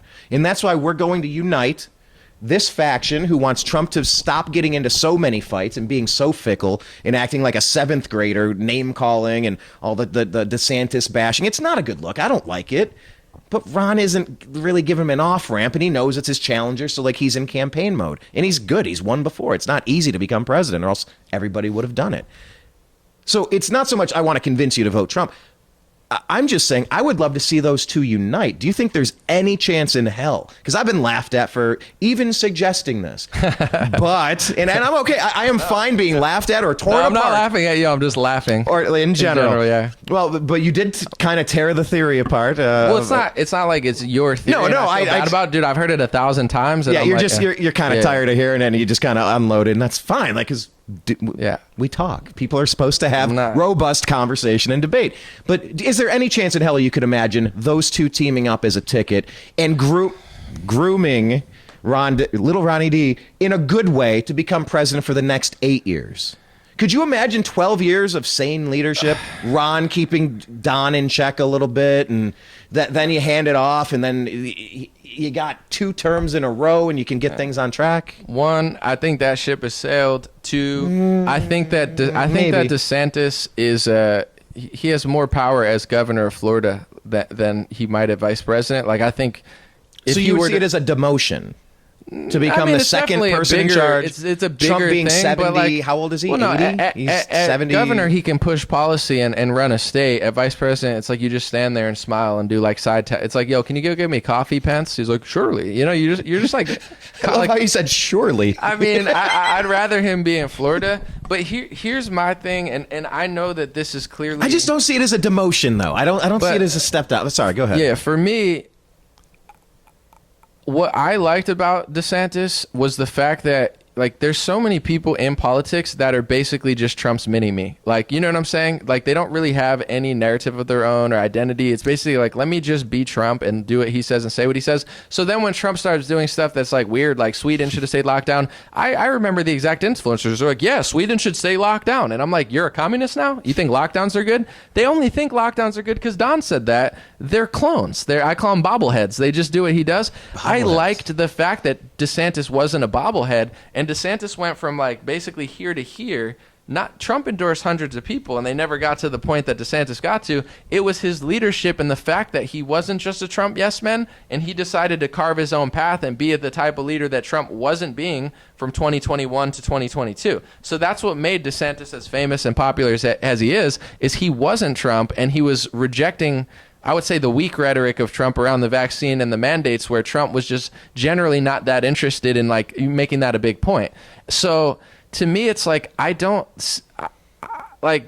see Trump as this, like, just get behind him. It's like, I don't want, no offense, I don't want like a Carrie Lake who just does what Trump does because she wants to be vice president or whatever. To me, it's like she's good in interviews. She's a star. But as far as I like her as I'm a very person, interested in the concept of Carrie Lake. Very interested. I like her. And I'm interested to see how the rest of Maricopa and the rest of this situation plays. Right, and I would have liked her to be governor. I'm glad she's suing and stuff. But I guess just for me personally, like, the thing I like the most about DeSantis, and the only reason I even slightly care about him, is because he's not Trump, and he actually does things that Trump won't do when Trump's like goofing off. So it's like, now this idea that, oh, just get behind the guy. The whole reason he went from here to here is because he didn't do that. He broke out and kind of created his own narrative, which made more sense. Could you see the influence that they could put their heads together and steer things, or it would just be two alphas fighting and he'd fire him somehow? I would love that. That's the thing with Trump, is like, Trump is very likable, very funny, very powerful. Yeah, that would ideally, it's like, I would love if Trump got together with Thomas Massie and DeSantis and they all put their heads together. But to me, God, that would be I great. don't Can't we manifest that shit to happen? I think Massie would be happy with that. I think at a certain point DeSantis would be down with that. I don't think Trump's really that person. So this is kind of how I see it in general, is DeSantis, in my opinion, from 21 to 22, he crushed it, and Trump kind of acted like a clown. So the only one who could have even made a conversation about this was Trump. If Trump never fell off his game, no one would be talking about DeSantis because there'd be no need. Trump fell off his game for 2 years. DeSantis rode his high horse with better rhetoric. Now they're closer than they ever were, and instead of looking at that and being like, let me try to... Closer than they ever were prior to the indictment. Right. A huge swing. It's going to change over the next year. It's going to change for sure. Perhaps. But in general, now instead of looking at that and being like, okay, this is what he did right that I did wrong, instead Trump is just using people like Roger Stone and stuff to be like, oh, he closed the beaches, he did so bad. There's no self-accountability for the fact from 2020 to 2023, Trump's been off his game. So to me as a voter, it's not like, oh, let's get behind this guy who's totally off his game, who's going to just like blackmail people into getting behind him. Like, how about he gets back on his game? So I think, like, for me, I like that DeSantis is running because Trump needs to be challenged. Like, in my opinion, I think I was able to talk myself into something. You can put a feather in your cap, AJ. I think you can say, and it was me trying to discuss it that once I heard myself say it, I can understand it now. Like, you said, iron sharpens iron, and that's a good one, and just to McCarthy Trump, not to bail on Trump, not to sabotage, like, not to just. I see backing Trump, and I guess in the grand scheme of things, I think McCarthying Trump, holding him more accountable, trying to just get a couple of points through to sharpen and just tighten up the weaknesses in this stuff. Right. I see a value there. I think when you challenged me to convince you to maybe vote for Trump, I see the concept of a Trump vote as a middle finger to all of the things that the left has been doing. And it's reactionary. It's not a great argument. Right. But everything that they've done to him, they would gladly do to all of us. Right. We've been silenced, demonetized, censored, our businesses destroyed, we've been locked down, we've been lied to, we've been all of the things.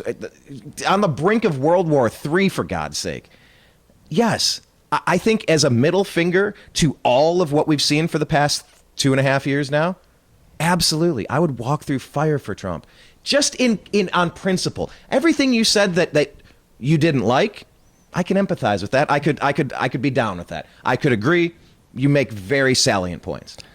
I would just say in general, the best thing I got is that there has to be a focused opposition to the attacks that have been levied against Trump and just the concept of a tightened border and global stability and drilling on our land and just all of the things. He got a lot of things right. He got plenty wrong. I've never met a perfect politician. I've never seen one. Right. However, I've just never seen a vicious attack like this on our country and on sanity. So, like, I think for me, that's all I got. I can't convince. I'm not going to lay out a laundry list of 17 major points, and we're going to go through that way with a checklist. But I think that's the best thing I have.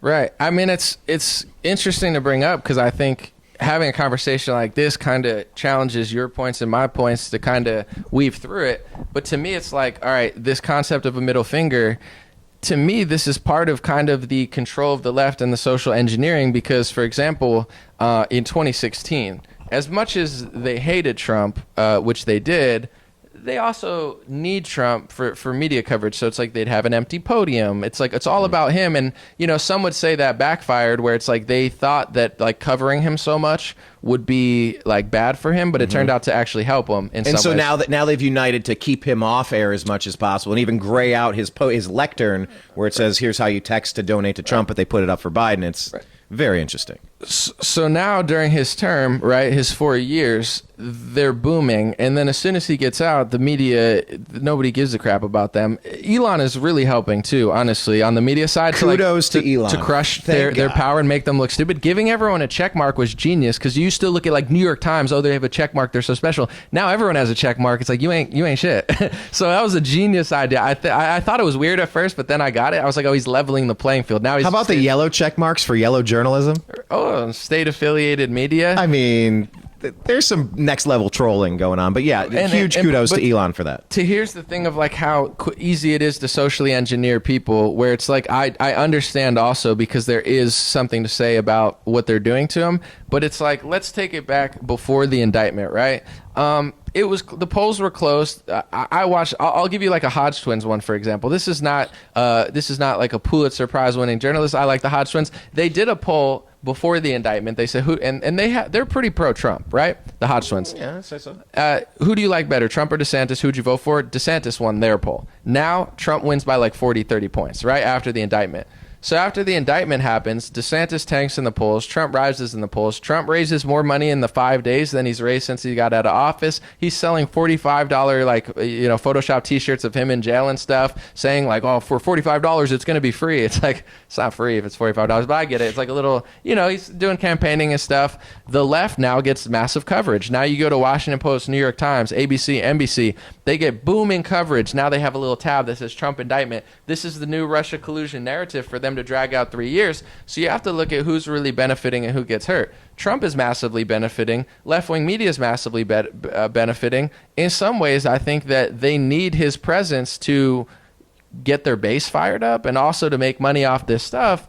Whereas now you have people that, I would say 3 or 4 weeks ago, they were starting to come around to the Hodge Twins are very pro-Trump and very conservative, and the fact that even their base wanted DeSantis 3 weeks ago was showing that his rhetoric was better, he was getting more relatable. Trump has been a little goofier and like not really been, because let's be honest, 2018, 2017 Trump, it's like GOAT status, bro. His Twitter is the best. He was on everything.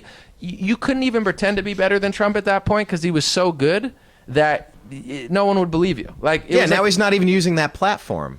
And when he does an interview, he's just not the same. Like, he used to be on the cusp of every issue. It didn't matter what it was. He was there beating everyone, saying something funnier. So now, you see him as a running back that lost a step. And you see DeSantis as the rookie you just drafted. Right. But now what I'm saying is, like, because of this indictment, it's like the left wing when a school shooting happens, they're like, well, now I've had enough. I need to take the guns. It's like the right wing version where it's like, well, now I've had enough. And that's why I want him back, because they hate him so much. To me, it's like, I think that's how they operate. It's just like they know that they could socially engineer people out of that. It's a win-win. And, it's debatable, I think, who they want to face. But to me, personally, we'll see what happens. I'm voting for the Republican either way. I think Trump, we'll see, polls will change. But I don't think that Trump is that big of a threat to them in an election as much as DeSantis, because I think DeSantis gets women more, he gets independents. I've talked to 20-year-olds that aren't even conservative, and they're telling me their friends like DeSantis. And I was like, what? Like, he reaches a different crowd. People like Elon Musk and techies said they'd vote for him, where I feel like, you know, in my opinion, they purposely could be elevating Trump because they think, once again, he's an easier candidate to beat. So it's like, I don't know if that's true or not, but I will say this is that so quickly people have gone from like, you know, to like, I have to vote for him now. I have no other, like, and I've seen influencers that were like talking about the vaccine stuff and this. Now they're like, well, now I have to vote for him because this happened. And I'm like, that's what they did with Russia collusion. Even though it wasn't true, it wasted 3 years of our energy. And now instead of us being like, why'd you hire Mitch McConnell's wife? I'm running in circles trying to defend Trump, saying he's not working with Putin. Like, they control us through that narrative. Even if you're right, like Trump's innocent, it's still a world that they've now put you in that they can make money off of. And I think that's exactly what I'm saying, but a very different way. If we let them win by not putting Trump back in, because they would win, they would have effectively destroyed him, taken him out. He was a very successful president until COVID. You didn't like some of the hires, but would you say he was a successful president prior to COVID? Yeah. Can I talk about? I'll let you finish, but I want to say in 2020, I see things differently with the election too, because I agree with most people about what happened. But I don't see Trump as the victim, because if Trump was, after 2 weeks, trying to open up and Democrats are strong-arming him and he never really funded anything, then yeah, Trump's a victim. They just took it from him. But if Trump, like Thomas Massey made this point too, he said, Trump funded the CARES Act, which gave Democrat states the money to close down till November. Even Republicans, Thomas Massey said, even Republicans were saying that it wasn't safe for them to vote in person. So Republicans not only funded the Democrats to close down until then, but they also justified this behavior that it was okay to vote from home, because all the Republicans got up and left Congress and they tried to vote on the CARES Act without even being in Congress. So it wasn't like, I don't see the Republicans as this huge victim of the election. I think they dug their own grave 20 feet. And then when Democrats pushed them in it, they say, where did this come from? And what I just said, you're not going to hear that very much, right? No one really says it because it's all, we're the victim, we're the victim, we're the victim. I don't see Trump as this victim. I feel like it's like. Oh, there's a sentiment out there that if he was weak enough to let what happened happen, whatever that is, then he kind of deserves it. Well, it's like a fight or something where if you slack a little bit and you get knocked out, it's like you're not really the victim. So it's like, yeah, I feel that way, where it's like, on one hand, I feel like he kind of played himself then, and I would have more love for the guy. I'm not going to say I don't have love for him at all, but like, if after the election and after all this stuff happened, he ran around the media just speaking the truth, I would have been like, damn, he was just finessing it for the election, right? I understand you're not going to be Robert F. Kennedy Jr., but like, show me you're a real person afterwards. But afterwards, he had that really weird cryptic thing. I don't know what happened. And he said, there's a lot of powerful people. There's some with pharma, and I'm going to go away for a little while. When did he say that? I didn't see that. Oh, it was a really weird cryptic. He was giving a speech. On Truth Social or what? No. This was prior to the election. This is probably 20, whenever, like a few months before. Remind me. I'll find that and pull it up. But there was something really weird and cryptic. There's a lot of powerful people that don't like me right now, especially in the pharma, and I'm going to go away for a little while. It was just a kind of out of left field. It was a non sequitur. It was strange, but like a lot of what I'm talking, like there's hints, like my spidey senses, my gut instinct, my intuition. I know there's more to some of this story, and I don't quite have every puzzle piece, but I'm seeing a bit of a picture starting to develop. A piece at a time, it gets a little more clear. But you said on one hand and on the other hand. I got to see that, because there's a good, now that RFK's in the public, this story will get out more, but he was going to podcasts like Theo Vaughn, randomly, and a few people, and he was explaining that, because in order to justify Trump's vaccine behavior, a lot of Republicans will be like, oh, Trump just doesn't know, or he got fooled.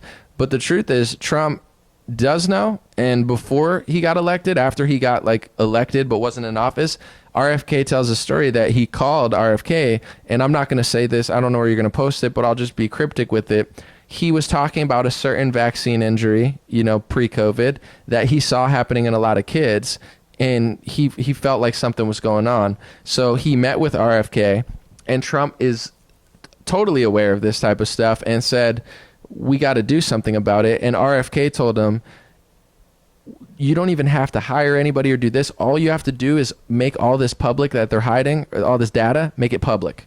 With this one move, you could show the world the truth that they're hiding. And he said that the meeting went well. And then he said after the inauguration, Trump took $1 million from Pfizer. They donated to his inauguration. And then Trump went with like Fauci and these Pfizer guys. And then he hired his HHS guy was Alex Azar, the executive from Eli Lilly. It's like a pharmacy lobbying company. So after that, RFK says, I was this close. We were this close. And then Trump decided to go the other direction. Well, it's not like Trump put Fauci. Fauci's been doing this since the AIDS epidemic, which my Lord, looking back into that. But the power that Trump does have is FDA, HHS. HHS has more power than Anthony Fauci has. The NIAID is where Fauci got hired by Reagan, actually. But the NIAID is only a subsect of HHS. So HHS is the parent company. Fauci has power, but he's like a little virus guy or whatever, you know? So the HHS is even bigger, and that's where Trump put a pharmacy lobbyist. So once he did that, he dug our grave, in my opinion. Like, this was all going to happen. He poured the concrete. It was done. It was done at that point. And also the interesting thing is this executive order. It's called a universal influenza vaccine thing. In 2018, if you Google Trump, Bill Gates, universal influenza vaccine, Bill Gates came to the press and said, hey, I had a meeting with Trump. He offered me a position in the White House, and I told him about a universal flu vaccine that he needs to really get on, and he'll be the hero. Like, he was playing to Trump's ego or whatever. Like, you'll be the science guy. And then in 2019, this is before the pandemic, in September or October, November, Trump passed an executive order called universal, like, modernizing influenza vaccines. And if you read that executive order from 2019, it says we're going to establish a task force. It's going to have the DOD, HHS, the whole government, Department of Homeland Security, you name an agency, it's probably in there. For a flu vaccine, you're going to bring 9 branches of government together? Like, what? You know, I'm reading all this stuff, and it's very interesting. So that's the thing, that no one will ever talk about this type of stuff, because I don't know. I appreciate the interview. I appreciate the platform, because it just doesn't come up, because it's like, we got to defend Trump against this, and then or like Trump versus DeSantis. To me, I see Trump versus DeSantis as a false paradigm.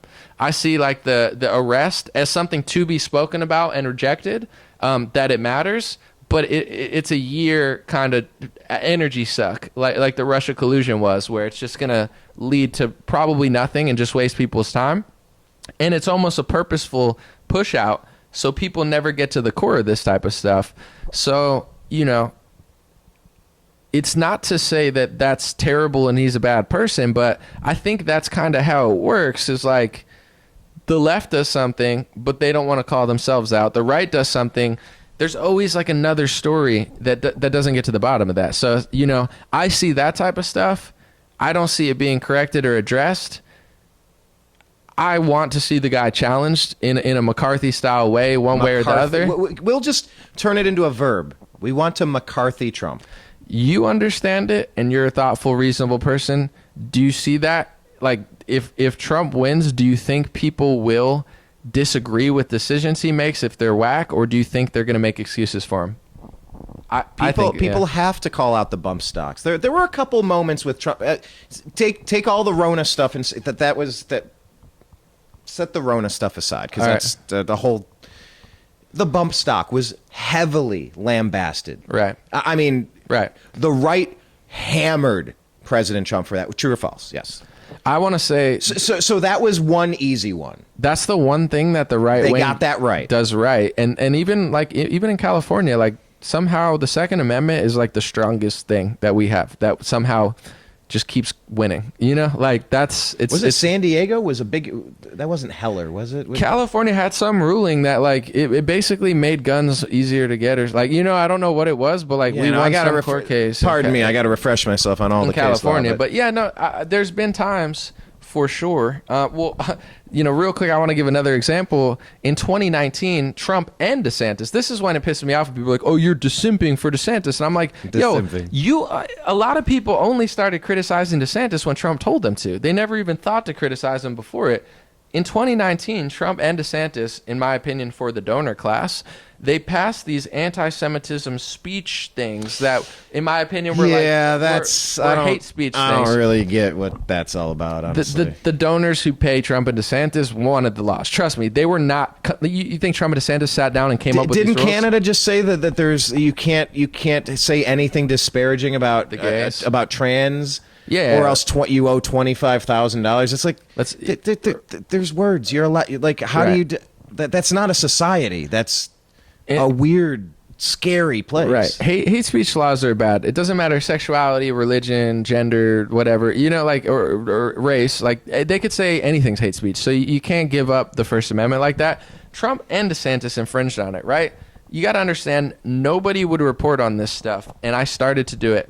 I have friends everywhere at TPUSA, Prager, you know, like they could say what they want about me, but I'm not trying to brag, but like people like me, so they'll tell me what's going on. Just letting you guys know, if you try to like blacklist me again, you're half your staff likes me, so stop doing it. But anyway, you know, in general, people were telling me that they're like, yo, An0maly, like these people, and I'm not going to name specifics, but like they're saying you're so far right and this and that. And I'm like, wait, why? I'm a nice guy. And they're like, well, Nick Fuentes retweeted you on Twitter. And I'm telling them at the time, I'm like, I've never even spoken to Nick Fuentes. You have to understand, I have 2 million followers across social media platforms. I get shared tens of thousands of times a day.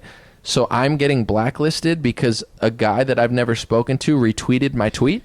Are you serious? It's so absurd. But this was the Republicans doing it. And I learned what Republican cancel culture was. If you criticize the hate speech laws for anti-Semitism in Israel, then they call you an anti-Semite and try to blacklist you. So this is the thing that really is crazy. It's like, one, I already found out, because honestly, I didn't have much criticism for Trump or anything, like the bump stocks and Syria, whatever. I was Trump training for the most part. I was trying to stay objective, but I was like, objectively, Trump's kind of killing it, and DeSantis is cool. And when they did that, I did a report, and I was like, listen, I like Trump and DeSantis, but this is whack, and I disagree with this. And you have no idea how much backlash I got from the right. I started getting blacklisted, banned for saying certain stuff. People telling me they were saying this about me, that about me. I'm this, I'm that. And I'm like, wow. So, you know. The enemies of free speech turned on you. Okay. Well, it's just everything's so tribal, and when there's 3 years of Russia collusion versus the right, people are tunnel visioned about that. So if you break out of the narrative, they're like, what are you, a liberal? No. What do you hate Israel? No. What do you hate Jews? No. I've read the speech laws, and it's insane. And they're, you know, now when they criticize George Soros, they call him anti-Semitic, and some of the speech laws are to me are for elites like him, not for like my friend who, you know, runs a store. Like, they're not for normal people. I'm reading the rules. It's like, it's not for everyone. It's like very specific things that they don't want you to say. And I don't agree with it from a free speech principle. It says you can't criticize Israel more than other democratic nations. Like, say I criticize Ukraine more than other nations. Is it because I hate little Ukraine, or is it because they're everywhere and they're just doing more? Like, I don't talk about Chile because they're not doing anything. You know, if I talk about Israel more than other nations, maybe they're doing more. You know, I want the American right to be able to... Will you lay off Papua New Guinea already? Yeah, dude, exactly. God, like, you were just on one about Papua New Guinea. And what is with you? So this is the point that I'm trying to make, is I already saw what happens. Like, the same people that are saying I'm too on the DeSantis thing, they were on DeSantis' nuts until Trump told them not to be, and they never even saw through that. So that's the one concern I have about the conservative party, and Trump in specific to an extreme, is that everything's so tribal and so left and right and Bragg versus Trump that people never get to the core of stuff. And I'm telling you, whether it's Trump or DeSantis, if they take the inauguration money like Trump did and Obama did and Biden, after you win, they all swarm you, because even if you didn't take their money before, they're like, okay, who gives a shit about Hillary Clinton? It's Trump now. You know, like, she's done. They all swarm, and he took $100 million, right? DeSantis, he's going to be the same. I'm not sitting here saying, oh, DeSantis is not going to sell out. I'm going to just assume he will. I would be shocked if he said, oh, I don't need your money. He might say that, but then he'll take it. So if Trump or DeSantis wins, let's hope someone beats Biden. We got to be on their ass watching what they're doing. Or Newsom or Obama, dude, whoever. The weird part about if Newsom won, first of all, that's my nightmare. Second of all, the world's nightmare. Do you think Democrats will even care? And all the Republicans already agree with me about how bad he is. So it's like a different dynamic where it's like, I think the Democrats will vote blue no matter who. Right. So at least They did it with Biden, right. allegedly. At least when we win, I like to go hard at Republicans because, like, all right, we got power, we got control. We can't let these people get bought out and sold out. And what a politician does, they're like a car salesman in a sense, even the good ones, where it's like they're masters at talking out of both sides of their mouth. They're masters at meeting with the big wigs, but then also being cool in front of you. A good politician is like, I'm Barack Obama, or even Trump. You know, he's like, Louisiana, I love you so much, Louisiana. Like, but at the same time, it's like, then they'll make a deal. So as the American people, don't give up the First Amendment, don't give up the Second Amendment, call out DeSantis and have that same energy with Trump, because the lobbyists are going to swarm, the donors are going to swarm. And to be honest, there's a lot of great people around Trump. Push for the great people to be in his campaign. There's a lot of Trump butt sniffers that are literally terrible people that are trying to ride his coattails into power. We all know who the real ones are. Let's hope some of these people that are good can weave into his cabinet. Not these like what was it? Like sycophants. I was just gonna say Scaramucci, where it's like he's there for a week and then he's on freaking liberal TV. It's like, where'd you find that guy? You know, like where'd that mooch guy? Where did he come? Dude, he was there for a week and he grifted off that for 3 years. He's on like Dancing with the freaking, you know, like, dude, that guy made a fortune. Just, you know, like. You said something earlier, and it's very, very poignant. The importance of putting the cabinet together in advance, it would really help us see into the mind and the mindset, the strategy, and the growth, the evolution, or the lack thereof. From both of them. It would be great. It would be great to start seeing this from candidates in advance. I know it maybe logistically doesn't work, but I think you could hint at, or you could say someone like this or someone like that, I think would be good. Someone like Pete Buttigieg is clearly qualified to be the head of a transportation secretary because of his background in nothing. Nothing. And you were talking about like going to events and like doing stuff with people that are on the ground and stuff. These are the two questions I want to ask Trump and DeSantis. What type of people are you going to pick in your cabinet? It's a great question. It's very fair. And what do the donors that are giving your campaign money, what do they want in return? Like, what favors do they want? Because that'll show the anti-Semitism speech laws. Trump and DeSantis did not come up with these. The definition of anti-Semitism came from some Budapest like Jewish thing in 2015, or like there's a set of like 30 rules of stuff they don't want you to say, and that's exactly what Trump and DeSantis passed. They didn't come up with this themselves. Trust me. They're both smart, but they're not like they don't believe in hate speech. Politicians are often handed a paper or a stack of papers and please sign. And even if you don't know their exact cabinet, it's like the talk versus the action. You know, don't just assume that Trump or DeSantis are going to hire great people, because they might. Or like you said, are you concerned with DeSantis that he's cozying up to Bush people? Absolutely. And to be honest, this is where Trump beats him in my Ryan head. And Rove and so there's a whole cast of characters. When Trump gets on the TV, he's very clear about his foreign policy, and you have 4 years that you could point to that he didn't suck at. So it's like, well, he did pretty good, very good. And then he's been very clear on Ukraine. DeSantis, I would do this, or I would like. He's when Tucker asked him all directly, and they got this. He's a little flip flop. It was pretty weak. It's not to be trusted. I didn't turn on little Ronnie D. I didn't turn on him because of that. I just went. That didn't hit. That was a strikeout. Right. I didn't. And you should say that. You shouldn't say, "Oh, I like DeSantis because he gave me freaking a corn dog at the Florida Fair." It's like, no, bro. That was sus. And maybe your donors turn the thing like, yo, DeSantis, if you want this $50 million, you gotta invade Ukraine, or like this is the type of shit they do. So I'm off. Like there's people that are like, it's the big leagues. You're right. There's people that like Trump that are like misframing every day on their podcast. Like An0maly is on DeSantis's nuts, dude. I'm with you on all the shit he's doing. I'm just saying do it both ways. But it's like, for sure, that's how it works. And if people ask them more, but here's the false paradigm. Yeah, so kind of like the false paradigm of the media stuff would be like, if a left-winger interviews Trump, you're almost definitely not going to get anything good. Like, I wish, and this is the problem with the two-party system, it should be like Democrats grilling Trump on good questions, but they're just like, did you pee on a stripper? Did Putin poop in your food? Like, they ask the good questions. Exactly. They don't ask journalistic good questions to challenge Trump. They ask really stupid, framed, gotcha moments, and also they gotcha. push a narrative that they're hallucinating that mostly is not true. So instead of actually accurately critiquing what Trump's doing, it's like they're mad at the things he's doing right, and then they just make up things that he's not doing.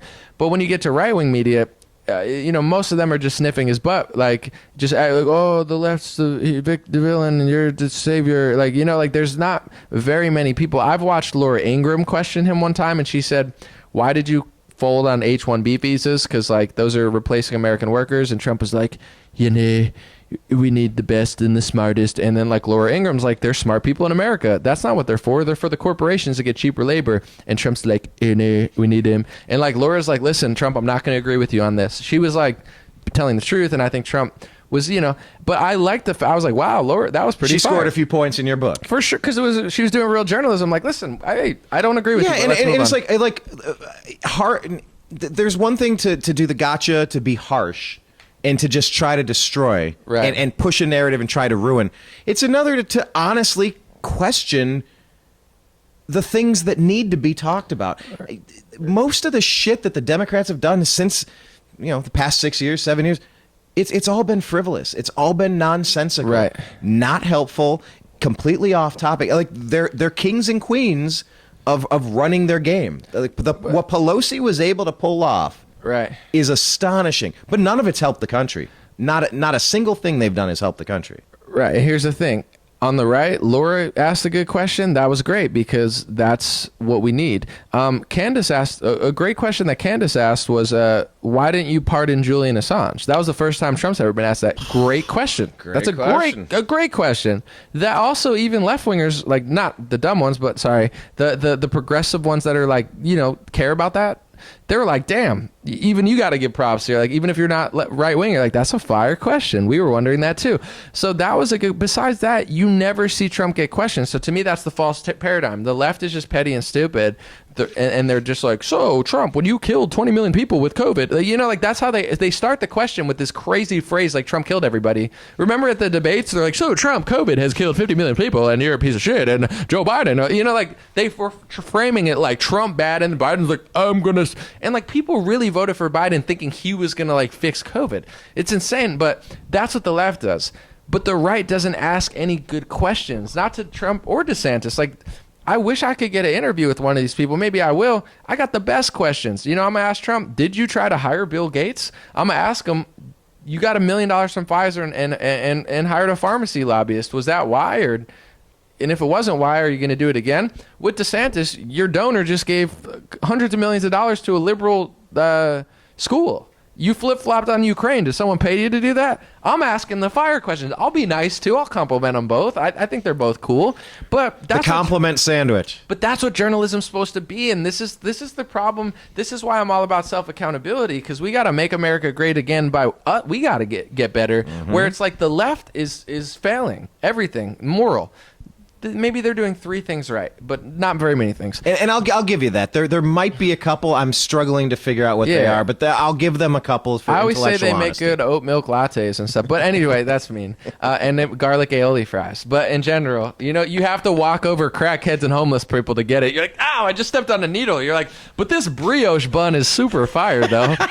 Bro, it's true. It's like, you're like, this is a piece of shit city, but damn, they make fire freaking garlic sauce. I'm trying to figure out if you're talking about San Francisco, Seattle, Portland. They all got good shit like that. You got to be honest. They got really good burgers. I had one in Palm Springs the other weekend that it's called Stout Burger. I'll just give them a plug. It's called Stout Burger, dude. They're so good. And there's one in Los Angeles. I used to eat it. Whew.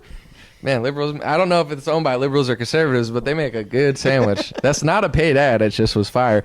But in general, it's feel free to clip that out and use it on your social media. Yeah, get canceled by all your actual supporters in your cities, in your shithole cities. No, just kidding. But feel free to use it in your shithole cities. They're like, hey, I'm An0maly. This is why I can't represent you. I voted for Trump in 2020, and I like your burgers. They're like, no, please. But back to the serious point, dude. The it's like the left is terrible. I could talk about it all day, but on the right, this is no one asks good questions. So the right wing politicians, we need better questions. They revel in this left right paradigm because it's like left is bad. Give me your money. I'm not saying the Democrats planned this for Donald Trump, but the indictment politically was the greatest thing that ever happened to him in the polls for his fundraising. So it's not to say you shouldn't defend him, but now it's like, say if I would have said something 4 weeks ago, there was a lot of momentum where it's like, damn, An0maly, that's a good point. And now it's like, how dare you do it at a time like this? It's always a time like this. And this is what people don't understand. Well, he had to print the money because of COVID. Well, then expect more of that, because if that's what makes you want Republicans to print money like communists, it's gonna keep coming. Or like, you know, the left could be like, well, we had to do communism because of the climate change. There's always gonna be something to do something, and they'll figure it out real quick. So it's like with the Second Amendment, that's exactly how they're trying to get rid of that. You know what I'm saying? A tragedy happens, Democrats show up faster than Al Sharpton does for a race event. You know, they pop up out of nowhere, you know, ready to take the gun. So it's like every time, you know, so that's what I'm trying to get is like, we got to get better. And I think that at like right-wing events, I'm not telling you to hate the person. I'm not telling you to like shit on their personality, but please compliment them 5 times. And then give some journalistic questions, because right now, we, as much as we could shit on left-wing media, which we absolutely should because it's terrible and it's insane, it's like left-wing has their echo chamber, right-wing has their echo chamber, and there's not a lot of journalists. You know, I'll give a shout-out real quick to Glenn Greenwald. You know, he's left-wing. I think he's banished to like Brazil or something with his gay husband or whatever. I'm not being rude. I think that's literally true.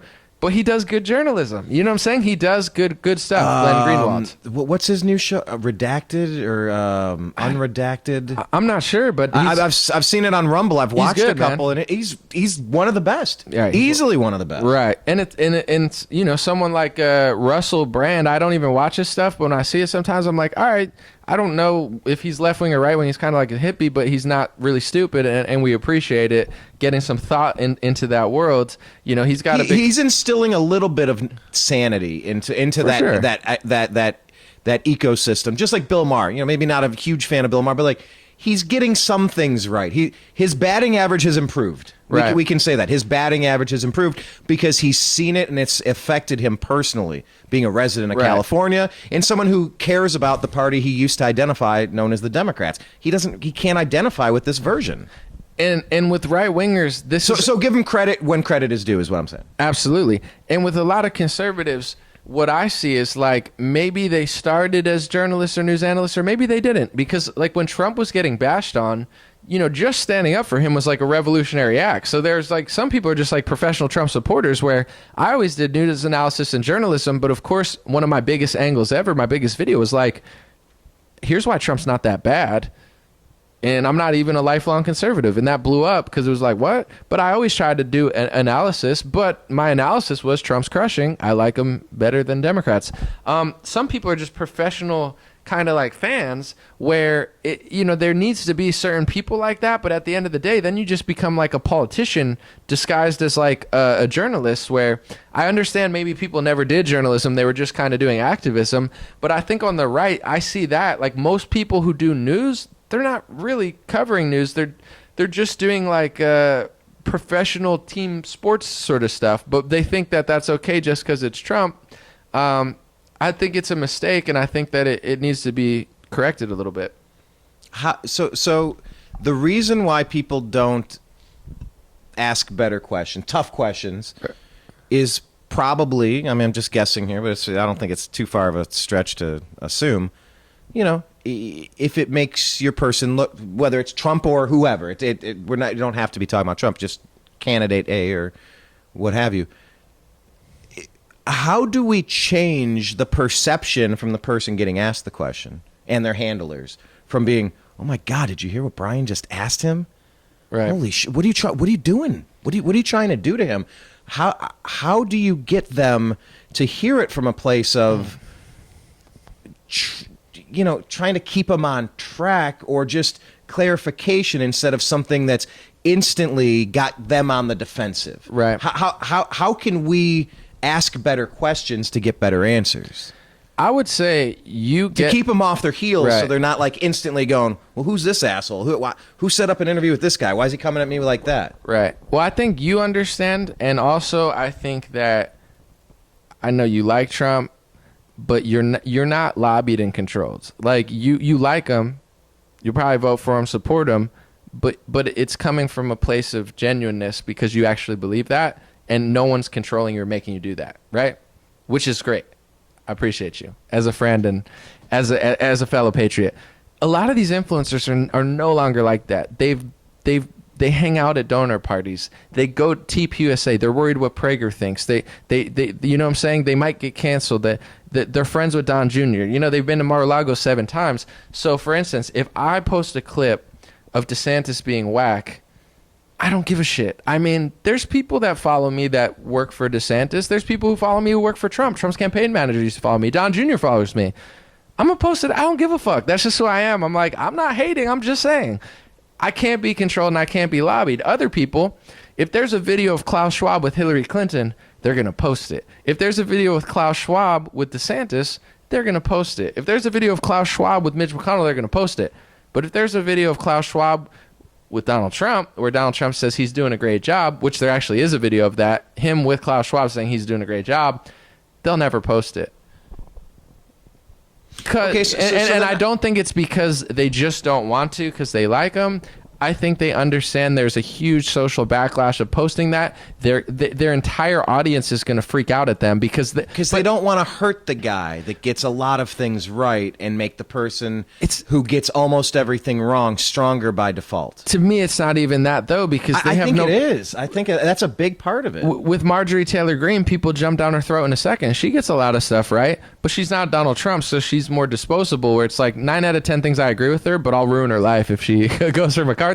Where it's like people just don't have that energy, but this is the problem though. I think that people are creating is if you don't want to address it with that, you're kind of just becoming okay, well, for example, if I post this sort of stuff, I'll get some backlash, but because I've always called it like I've seen it, it's not that crazy to my audience. Even when I say some stuff that bothers a lot of people, I still don't get as much hate as everyone else because I've always been that way. And they expect that from you. They expect that from me. Some curveballs and knuckleballs mixed in with the fastball. They know I'm being honest. They know I'll call out both parties. They know I believe what I say I believe, and I'm willing to put my country and my values before a politician. So my audience is not that freaked out by it.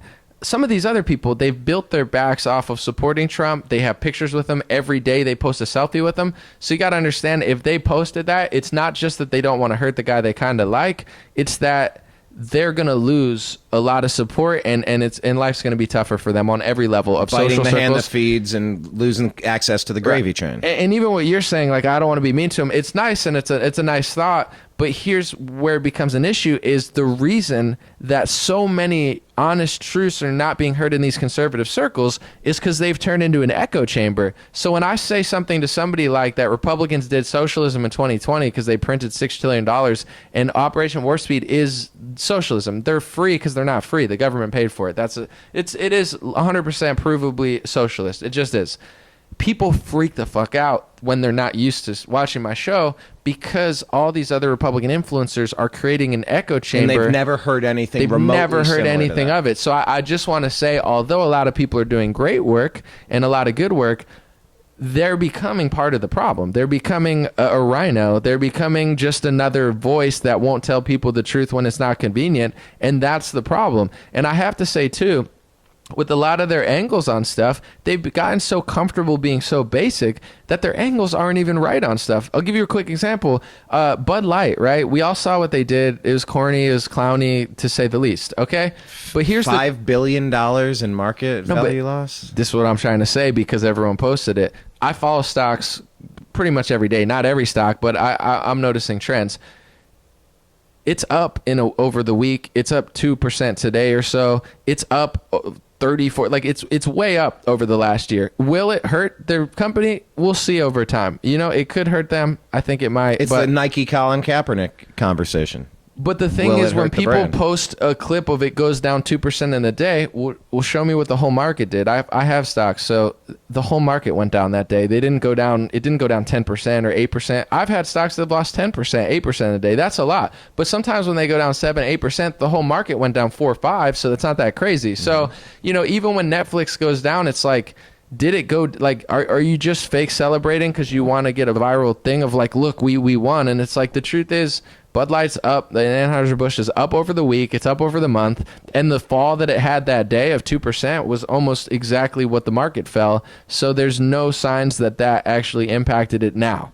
But like inflation, it could take a month or 2 months, or honestly, I think over the next 3 years we'll find out, because they just completely shifted their brand in the Skittle direction, and it's a total rebranding like overnight to the exact opposite thing of a Patriot. So you get what I'm saying? It's like it might actually affect the stock, but most Republican influencers, they'll just post that and convince people that the stock's tanking. It's not tanking. And when the stock goes down, it loses market cap, but 2% is nothing crazy, and all the stocks are suffering because the economy's been shit for a minute. So that's the type of stuff where I'm saying it's like, at what point, like, what are some of these people doing? It's like they're just feeding their echo chamber what their echo chamber wants to hear, whether it's true or not. And I think it's really worth considering, you know, that they've become part of the problem, because it's like, you know, just like the theory that I kind of pushed back pretty hard against, this has been pretty hard. Extremely hard, extremely solid, like a wall, like a wall that's actually doesn't have holes in it and stuff, like one that's like the Israel wall, you know, the one that actually works. But The Wailing Wall? The Wailing Wall that works, not the wall with, I'm not even saying holes, but there's just like parts of the wall that aren't built, Gaps. and all the illegals just go to that part. It's like, you got to fill in the gaps or the whole thing's useless. But they're literally, it's like, dude, millions of people are coming in because there's huge gaps. I'm like, bro, finish it, dude. Like, Governor Abbott, wheel yourself over there. Could you imagine if you have big gaps in your, you know, your clothing? Bro, Yeah. or a fence around 90% of your house. Governor Abbott, Yeah, God bless you, 90%. brother. Wheel yourself over to the wall and build that baby. Use some sort of executive order. But Not the Wailing Wall, the Wheeling Wall? we'll call it the Wheeling Wall. Wheeling And Wall. I'm not being disrespectful. I'm just being accurate to your current mode of transportation. But that's, you know, do you think that's reasonable, what I'm saying about, because I think it's good to like amp your base up, but it feels like the left is this, and they're just acting wild. The right's this, they're acting wild, but I'm not even trying to be a contrarian. I'm like, what are you going for? What are you doing? But in my opinion, I don't think they're doing it just because they don't want to hurt a guy they like. I believe they've been totally controlled and lobbied. Like if they were to say, I don't agree with this speech law that Donald Trump passed, or if they were to push against the bump stocks a little too hard, or if they were to say, hey, I like Donald Trump, I'm still going to vote for him, but I think Operation Warp Speed was a socialist scam. Do you know how quickly their Mar-a-Lago pass would be? You think Trump's going to invite them to a Christmas dinner? Like, these people have become professional politicians. I believe there's a term, sycophant. Sycophant, yeah, I mean, do you like obsess over somebody? But it's not even just that. Like, there are people sitting in their house watching Trump on TV that could be sycophants. These people are professional politicians. They're not just obsessed with Trump. They're making money off Trump. They're hanging out with donors around them or going to Mar-a-Lago. Like, their whole social circle depends on it. So if they pull the plug on that, or at least even like, Candace did nothing wrong with Trump. She gave him one of his only semi-tough interviews. She didn't even go that hard on him. People were complaining she didn't go hard enough, and she tried to give him like a life rope of like, this is what he meant, and she says that he got pissed and like wouldn't even look at her afterwards. So it's like, all these influencers know, even if you slightly tell the truth about something and he's not telling the truth, that you're done. You're better off making excuses for it, or you're better off just ignoring it completely. So to me, I'm not saying everything you do is bad. I'm not saying you're a bad person, but you're a professional bobblehead. You know what I'm saying? You go, you bob your head, you get $100 steaks, you go home. You got a nice sound out of that. You sell Trump merchandise. Like, I'm a news analyst, I'm a journalist, I'm a hip hop artist, I'm a harmonica player, but I'm an American citizen, and You just ruined my ending, by the way. I was going to throw the harmonica in For one me, more time. and I want to say this, I'm not talking about people just guessing and voting. I'm talking about these people that have real social clout and influence. You know, at the end of the day, and this is what separates me from a lot of these people, because you're thinking about it rationally and considering things.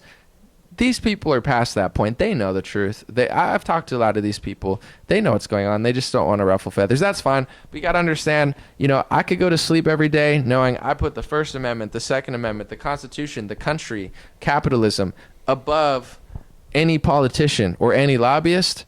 For these people, they don't do that. So they become professional supporters of a person and they don't actually care about these values. So I realized this in 2019 when I talked about the speech laws and they called me an anti-Semite and said I would never speak again at these events. I'm like, oh, so all of these other people, and I'm not going to say who, I got a lot of friends, so no one's even going to know who I'm talking about, but I talked about this to them behind closed doors.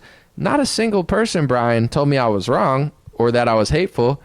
They all just don't want to talk about it. So I'm like, so you go to college campuses and you talk about the First Amendment and how you're against cancel culture, but I could prove to you that this, one of the speech laws that they passed made it harder to protest on a college campus. It was an anti-protest law, for certain things. How is that not a slippery slope? Of course it is. You can't open up the door because they'll use it against you like the Patriot Act. But anyway, I know these people don't give a shit about the First Amendment, the Second Amendment. They care about it as much as they can pretend that they care about it and try to convince themselves at night that they care about it, but they really don't. So that's where it becomes a huge, huge ethical issue to me, where it's like you got to put your country, God, your family above your worship of a politician. And I want to say with Carrie Lake, who's a lovely lady, maybe it was a joke. I'm a funny guy. I don't want to take it too seriously. But she said on multiple occasions that she likes Trump more than her own husband. You know what I'm saying? She says he's the second. She talks about her husband. She says he's the second most important guy in my life. Donald Trump's number one at Trump rallies. Dude, that's messed up, dude. And I've heard it a few times, but she's a prime example. She's funny. She's It's likable. almost a funny line. It is, but it's a little off. There are people. This is a how. Little off. Yeah, for sure. But that's the type that these people are. I think she's brilliant. I think she's funny. I think she's a superstar. I would vote for her. I like her. But these are who these people are becoming. They'll put Trump in front of their own husband. They'll put Trump in front of Jesus. They'll put Trump in front of the Constitution. They'll put Trump in front of the First Amendment. They'll put their connections to the family above telling the truth about things that affect our country. So you can pretend, at a certain point, you got to be honest with your supporters and stuff. And at least Carrie Lake says it. It's not like she thinks it. She's just like, I like this guy more than my husband. It's messed up, but I appreciate the authenticity. That's why I'd vote for her over these Democrat losers. But some of these influencers, I just pray, there was a Kellyanne Conway thing going on too with her and her husband and Trump. But I would say, one, don't become what you hate. But with that was a bizarre situation. Listen, yeah. I'm all for love on the opposite side of the aisle, but how the hell can you be a campaign worker for Trump, married to the biggest Trump hating that's the James Carville thing. Bro, that's the Marley Matlin, James Carville. You're like, how do you? That's that whole time, and couldn't. I'm not gonna talk about what he looked like or anything, but just the whole situation was like, how could you go to bed at night next to this person? You're like, what are you doing? You're like, working for the Trump campaign? I'm like his campaign manager. What are you doing? Shitting on Trump with my legal team? Like, how the hell does that marriage work? You've heard the Chris Rock joke where he talks about how you have to be ideologically aligned with your partner. You can't be like, what are you doing today, honey? Oh, I'm going to go to church. You? I'm going to smoke some crack. It's like, you just can't. That doesn't work, You're not wrong. You're not wrong. We don't know who's going to be right and who's going to be wrong in the 2024 election. We know that it's interesting already. Some unprecedented actions have happened with Bragg and whatnot. More coming up from, the Georgia, North Carolina? No, D.C. They're not going to stop. This is just going to keep happening. So it's going to be weird. It's going to be unprecedented. It's going to break new ground. It's going to challenge us. And I think this conversation has challenged us a little bit, Right. I don't mean to keep extending it, but I'm having to get. I want to ask you another question about election integrity. And a direct question or a roundabout, circuitous, circuitous, but it's going to be more direct than my non-direct one, which wasn't even a question. I think eventually I squeezed a question out of it. In Florida, right? Regardless of the person there, DeSantis won an election that he barely won against that guy who passed out at a hotel. What was his name? Andrew Gillum. Okay, remember he passed out at a hotel or something afterwards. He was this close to being Florida governor. To me, that was one of the craziest that would have changed the country if he would have won in a crazy way. Mm-hmm. But anyway, DeSantis barely wins, right? This last election, DeSantis wins extraordinarily heavily. He flips Miami. 30? Yeah, I mean, it was massive. huge. It was huge. At least 10. Huge is really big, but not bigger than my hands. I got big hands, and you know that means big hands, big brain, a key. But in general, so he won it massive. He flipped Miami, which I don't know if there's been another time. There might be, but I can't think of a single left-wing city as big as Miami that's flipped right-wing in the last 20 years. I mean, God, that's weird. Pretty much every city's going the other way. Because every city's failing. Right, but here's the thing with Miami: a lot of Cubans, a lot of people moving there. Like, I think the dynamic of I don't know how this is going to work, but it's like with Florida, millions of people went there to be freer and get cheaper stuff, and like with California, like no one's like fleeing to California to be liberal, to be conservative. So you have that kind of COVID dynamic too. I wonder if that kind of played in. But anyway, to me, if we really want to win elections, we got to clean up the elections, which I believe that helped in Florida. They count all the votes really fast. Like it's not as sketchy as other states. Arizona's a disaster. Pennsylvania's a disaster. California's a disaster. You can't take 3 days. But anyway, on paper, DeSantis in Florida did everything you'd want to do in order to win the country back. And how do people react to it? And here's where my question comes in, because I want to know. Mike Lindell says he thinks that DeSantis cheated, right? And he's going to investigate Miami. So he's not celebrating the win. He's investigating it. That's fine. How can I take people like that Trump surrounds himself with seriously when they claim that they want fair elections and they claim that they want to like win elections with quick things, but then when they actually do it, they try to tear down the only people that are actually doing it properly? Like, to me, yeah, I don't have a good answer for that. That's really weird. I don't have anything. Yeah, Lindell literally is like, yo, because he likes Trump so much, and now they don't like DeSantis, so they're trying to find like an angle. But it's like, if you're dude, beat DeSantis, but stop being so desperate that you're willing to say. In the 2020 election, the debates, President Trump going after Biden as aggressively as he did, as interrupting as he did, right. It was off-putting. It wasn't a great strategy. He still should have steamrolled him, and many people think that might have actually. I know people who voted for him, women, my family that voted for him, who said, like, actually felt bad for Biden. They didn't vote for him. Like, I'm not a woman, so I don't feel bad for Biden. But, like, basically when Biden talks, that's the worst enemy of Biden, is his own words. So by Trump interrupting Biden all the time actually helped him and made him look like a victim. You like, give him the floor, dude. He can't talk for 30 seconds without screwing up. So Trump helped him there, but perfect analysis. I agree 100%. Trump's bullheaded approach does him well with the Republican primaries, though, because when you got 15 people on a stage, you just got to talk shit and interrupt people in order to get your mouth out there. Excuse me. I think he's better at that, but that's what I guess, like, I'm trying to challenge the conservative party a little bit, because everybody kind of says the same thing, which is fine. But it's like, I think regardless of what you think of DeSantis, he won Miami. I know people that are like progressive Bernie people that like him because he did environmental work. That they actually cared about, and he like came through for them. And they're not like brainwashed like CNN watchers. They're like Bernie bro type people, but they're like, yo, DeSantis actually did environmentalism. And reasonable environmental work is perfect. Right, not climate change. This overarching, I want to destroy the entire economy. You can't have a gas stove type stuff. We have to destroy ourselves to save ourselves. Right. That's just stop. That's it wasn't non-starter. that. But Nobody that's wants dirty air or dirty water. That's insane. That's why I have to challenge the Trump crowd, because it's like when you got Mike Lindell running around being like, so you have a problem with the only state that actually flipped a Democrat city, and you're going to spend more energy investigating that, then it should be celebrated and copy and pasted to like, yo, let's flip Dallas back. Let's flip Austin back. I mean, it's probably not going to happen, but Poor Austin. Austin used to be so cool. There is a way to win, and there is, like, I almost feel like the Republicans are just playing victim to fundraise, but when it comes time to actually solve the problem, they don't do it, and then they get pissed off at the people who solved the problem. They're pissed off that DeSantis won the election. Mike Lindell, he spent the last 3 years crying about the election.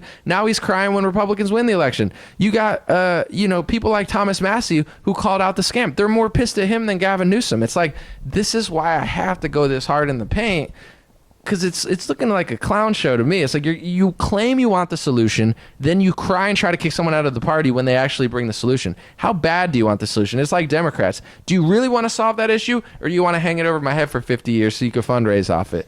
I got questions. That's a good point. I'm filled with them. if I can only not be blacklisted from 80% of the shows, and I fought with Tim, Tim Pool pissed me off, so now I'm not gonna be on his show. I gotta watch my behavior too a little bit. But I was supposed to be on there, and it didn't work out. Yeah, I met Tim. We didn't have our sit down or chat either.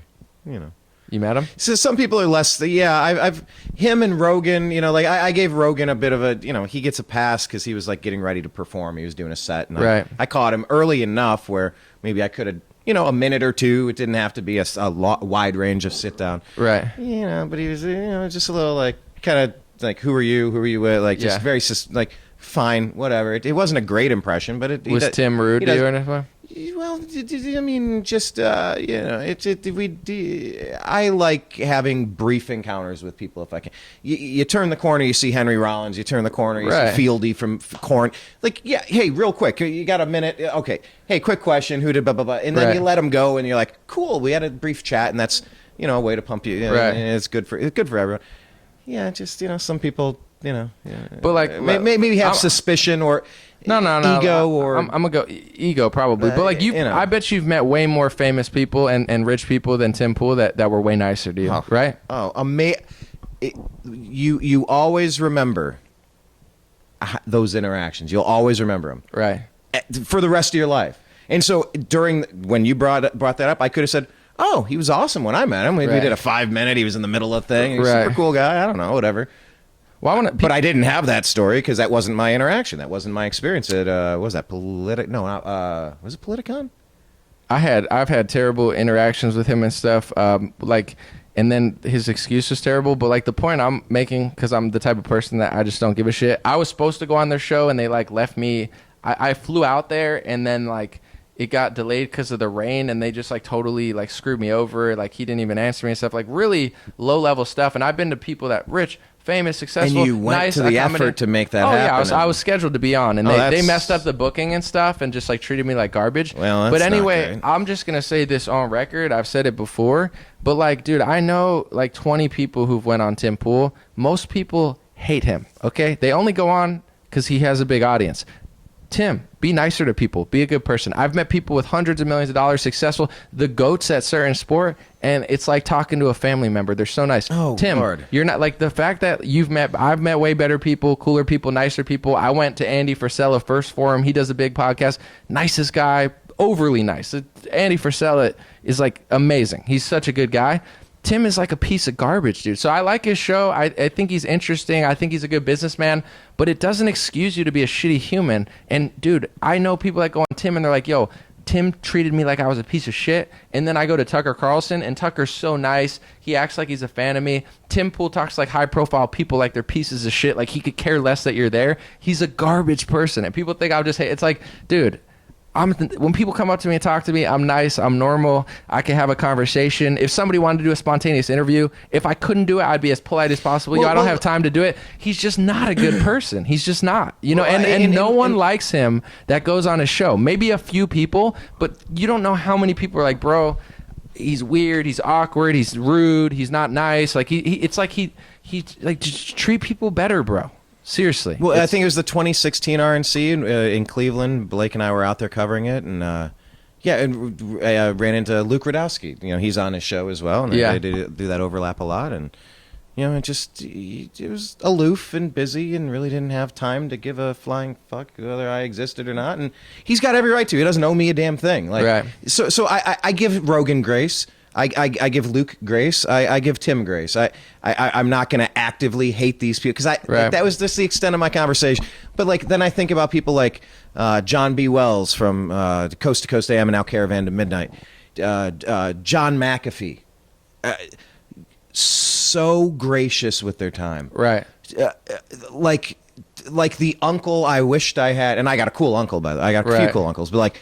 Just like you said, like a family member, right? Like a family member, and it's like you click right off the bat, and it's like this is my dude here, and you just so warm, so really.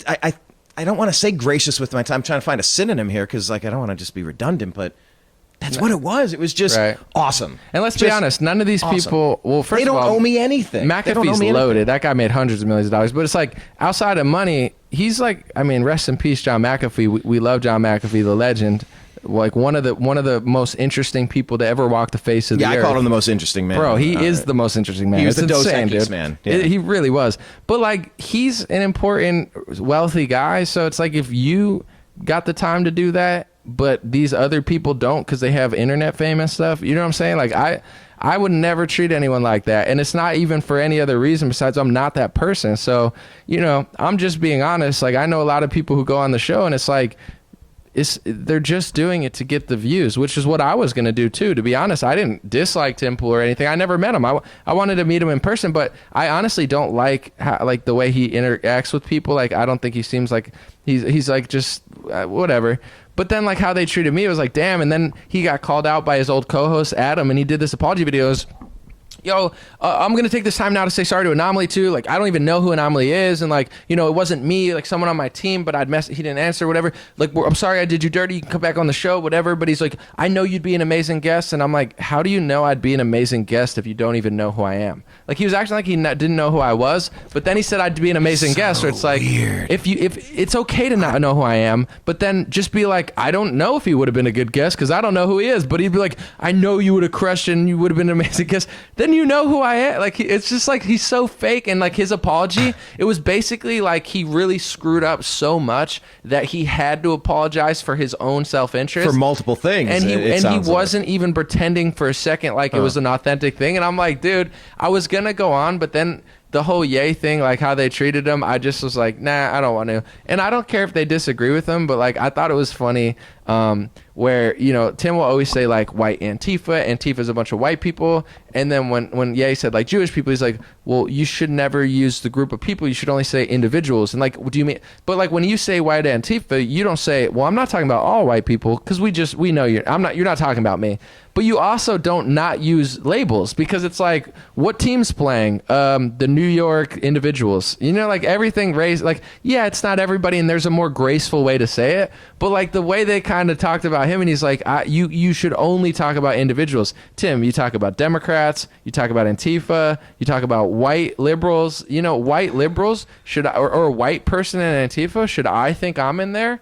No, I know what you're talking about. You're talking about those ones, you know, but I get it's a sensitive more topic, but I just saw, and then when he left, this is what really, because I was actually going to go back on the show after the thing, and I'm like, let me try to do it right. And then Luke was trying to say like, yo, maybe he's like brain damaged from his, from when he got pills and stuff. And I'm like, because Ye walks out on you and he doesn't want to hang out with you, you're going to say he's brain damaged just because you guys are like two little farts. You know what I'm saying? Like treating him all weird and stuff. So I was like, you know what? I'm going to take the ground. I want the views. I want to talk to them. I want to debate. But I was like, I feel like it's so uncomfortable to be around them based on everything I heard from people there that it's not even worth my time. I'm not even going to just swallow it like everyone else just to use Tim for his views. That's what most people do. They just use him. I'm like, I don't even want to fly across the country to be around that. I'd rather talk to Brian or people that I actually like, and you know, outside of the camera. It's not like the camera's off, they're a totally different person. You know, it's very like, I was like, I'm not even gonna go. But like, I had, you know, some bad experiences, and like, well, I just figured I'd put it out there. I had this happen to me this week, and I won't give the name, but someone, I had done their show, you know, whatever, and there was a conversation with this. The story sucks if I can't really, but the point is, say their name like not their name, like change the syllable so everyone knows what it is, but it's not them. Morge Goros. No, I'm just kidding. But like, Morge? No. Can I get a license plate like that at Disney? Morge? No, but it was like a jealousy thing and blah, blah, blah. And the phrase was like, oh, and what's his name? It's like, you know my fucking name. You know, and that person came to me and was like, why is this person throwing shade? I don't have time to, I'm not going to, I go, that's their issue. I don't know. And I just kind of moved along. But like, they noticed what they were doing and came to me and was like, what was that? And I go, right. Hey, that says more about them than me. And I don't, like, what am I going to do? Care? Like, but we now learned quite a bit about this individual. Okay. Right. Next. It's great to be great at what you do, but it is really nice when people are just genuine people outside of it. And like, you know, like just hearing like someone just like the camera turns on and then the camera turns off and like get the fuck out. Like, you know, it just sucks. But as you know, I just want to say it's not like no matter how, I know you're like, well, that being busy is one thing for sure. Not being skeptical, whatever, who's who is one thing, but like just treating people like shit. Like, you know, people got to get over themselves and understand too short to act that way. There are way cooler people. There are way richer people. There are way more famous people, and there are way more impressive people that don't act that way. You know what I'm saying? Yeah. After Tim, it costs nothing to act nice. It costs nothing. It's just, I mean, usually to be civil and polite and usually they're cordial, you know. They're struggling internally, so that's where it kind of comes from. After the bad experience with like Tim and his staff treated me like a piece of shit, I went to First Form, which is Andy Frisella. He does a Real AF podcast, super big. He runs a massive business out of there, has a bunch of employees, has a gym in there, amazing place. Dude, Andy bought me. You don't have to do this to flatter me, but it's like he bought me gifts. He did this. Like he actually got busy and some emergency came up and he's like, yo, I'll fly you back on my jet. I'm like, you don't need to do that, bro. I was like, I could just stay another night. He's like, you could stay another night? I was like, of course. With Tim, I could have stayed 3 or 4 days, but he just like he never even messaged me. His staff was talking to me crazy, but Andy's got all this way more important, way more interesting. Everything Tim does, Andy's better at. But such a nice guy where I'm like, wow, like, it was just funny how the contrast. You see the contrast. It happens 3 days because I had like a little. Oh, tour so I mean, it was within the same week. It was the same week, dude. Oh, I was like, course, it was then funny. you It get was the like perfect Tim was like hell comparison, and then it was like heaven. And I'm like, man, it's so crazy to like dude. This is how nice Andy is. When I got there, they had a locker in their locker room where their staff is with my name on it, Dream Rare, and I open it up and they have a bunch of gifts that only no one would know. Like they had to like low-key stalk me. They're like, I heard you like poker. Here's a poker set. We know you like Bob Ross. Like, they found out shit that I don't even remember saying publicly in some cases to buy me stuff, which is totally unnecessarily nice. But, like, that's what a nice guy Andy is, and he doesn't have to do that. I'm not that special. I'm not bringing that much value to his podcast that he can't bring to himself. He's got a business and, like, 100 employees, a huge facility. But he's just, like, a good guy. And I said him on the podcast, and he messaged me. He's like, man, because I was like, dude, Andy's such a nice guy. And he was there. He's like, dude, that meant so much to me. It's like Tim's just a garbage person. And I like saying it publicly because I'm hoping he hears one time and changes. But it's like, dude, 90% of people who go on your podcast don't even like you. Doesn't that bother you that they're just there to use you for the views because you're one of the biggest content creators? I know multiple people that watch him every week and they like hate watch him and just watch for the guests. Sometimes on the comments, everyone's shitting on Tim and they're like, Milo was awesome. Tim was annoying as you. It's like, bro, you know, it doesn't cost anything to be a better person and nicer. Everyone has flaws. Everybody sins. I'm not judging you. Yeah. I'm just saying, dude, like, I've met so many people where I'm like, yo, it was dope, right? And he's like, the exposure was good, but, like, it was, you know, he was not really the most, you know, like, everyone says that. And I'm like, damn, dude, I should have listened to my intuition and never even tried to go. But I'm not trying to dunk on the guy because I'm sure he's got some... You know, everybody, sometimes you need to be a little crazy to, like, drive you to greatness. And I know Tim has, like, greatness in him when it comes to business and podcasting. He's got a great work ethic, right? And he skateboards. And there's a nice person somewhere inside there. But it's like, yeah, you know, like, rest in peace, John McAfee. It's good to hear he was a nice guy. Oh, he was I met him in person at a fundraiser in Bel Air. I think we shared it. I needed his lighter. I gave him a light. We had a cigarette on the balcony back when I was smoking, and we did a brief interview right there. Just like crappy camera, crappy lighting. But it's like, if I don't get to talk to you again the rest of the night, I got my couple minutes, and you get a chance to talk, and I get a chance to put up something interesting to watch. We're all but then we talked afterward, and he came on the show again. We did a show. The day the Vault 7 release came out, and one of McAfee's quotes was, "The CIA just got nuked," and that was the title of the show. It went to, God, let me think. I think it was 170,000 views in just a couple of hours, and then zapped. And my YouTube channel has never been the same since. Wow! Like ever since we were going like this and got zapped. But the point isn't getting zapped because fuck it. Like I'm over YouTube. I'm on to Rumble. Rumble. I'm doing new shit now. But like. He was so nice. Just those things leave an indelible mark on your soul, your character, and it's a reminder for you, well, me, whatever, to like. That's how I could be interacting with other people, and we all have bad days, and we all exactly. things rub us the wrong way. And when you're in media, what do? There is a component of ranting. Right. It's part of the performance art. Alex Jones got dragged for, and I think it was his divorce suit or something. He says, I play a character or something. Oh, Right. see, he doesn't even believe it. It's entertainment. Of course, we go on rants and then we take a thought and then we just riff on it. We're stand-up comedians doing a political riff Right. on a current event. We don't even know what we're saying. We don't even know what the next sentence is going to be. I've heard Alex is a really nice guy. Where it's God, like he seems so damn nice. I've watched him on Crowder now since he went to Rumble. He looks like a super nice guy. Just like a little teddy bear. Like I Right. know he's had his moments, and that's everybody does. But like, literally, Crowder was calling him a teddy bear, and he was just so sheepish and telling jokes and self-deprecating, and it's like Alex likes having friends and he likes broing out, So when Alex gets to bro out, I remember I talked to him one time on like some like Twitter stream, and he's like, "Oh, we gotta hang." Like he's just like having a good time. Where he like I don't even know if he knew who I was, but he's like, "Oh, you're friends with Owen Schroyer? You come out here?" Like just having a blast, but. Yeah, everyone has a bad day. Like, not everyone can. Like, there's going to be people who hate everyone, but you know the difference. I try to grant a little we've grace. met hundreds of people. You know the difference of, like, someone that, like, you can meet, your hero in music, and they're, like, don't give a fuck about you, and they treat you like shit. You're like, damn. And then you can meet someone that's, like, even bigger than them, and they treat you, like, so chill. And then, if you got to run, there's a way to just be like, fuck out of my face. Like, you're not important. And, like, yo, I'm so sorry. I got to run. Like, it's that simple. So you could kind of tell who's actually, like, a nice person. And who's on your way out the door, you go, guys, I got to catch the thing. I thank you so much. Right. Like, thank you. Today, and then you're out. At the event with the corn guy, when I spoke, like, the guy who, like, I knew his, like, cousin or whatever, he's like, yo, it's Neil. Yo, no, it's Neil. And I'm like, because I didn't want to be disrespectful to the corn guy. Like, I'm freaking networking in front of his event. And then afterwards, I made sure I said hi to him, where it's like, I could easily blow up, but I'm like, not now, bro. And I try to let him know, like, it's not an appropriate time. But I'm always thinking, like, I don't want to look like a dick. But, like, it would be a way bigger dick move to just be like, hey, what's up, bro? In the middle of, like, a Q&A. Like, bro, get out of the way. Like, it's not about you. My one Alex Jones interaction was at the 2016 RNC. He was there with Roger Stone, and of course that was when Jimmy Dore spit on him, and that was like we got like that was Blake filming that got that moment, and that went crazy. It was friggin' wild. But I think it was prior to that.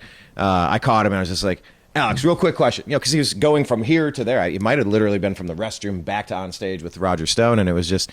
Hey, real quick, because it was at the RNC, and there was still, Alex, what do you think about the Never Trumpers? He's, they're just a bunch of George H.W. Bush assholes. Don't give them any good. Grumbled a little bit. And all right, cool, thanks, take care. Like, just a brief interaction, a brief sentence or two, and that's it. Like, cool, moving on. But, yeah, I mean, that's why we continue to hang out, continue to go to events. Like, how fun is it to go to Politicon, or what have we been to? Politicon? Dude, that was fun. NAMM? What happened to those? Are they done? Shit, I don't know. I would go again. Probably because I think Conscious Life Expo we've done. It's just fun to go to these things with, Jimmy Church, right? Was there Conscious Life Expo? He was at NAMM.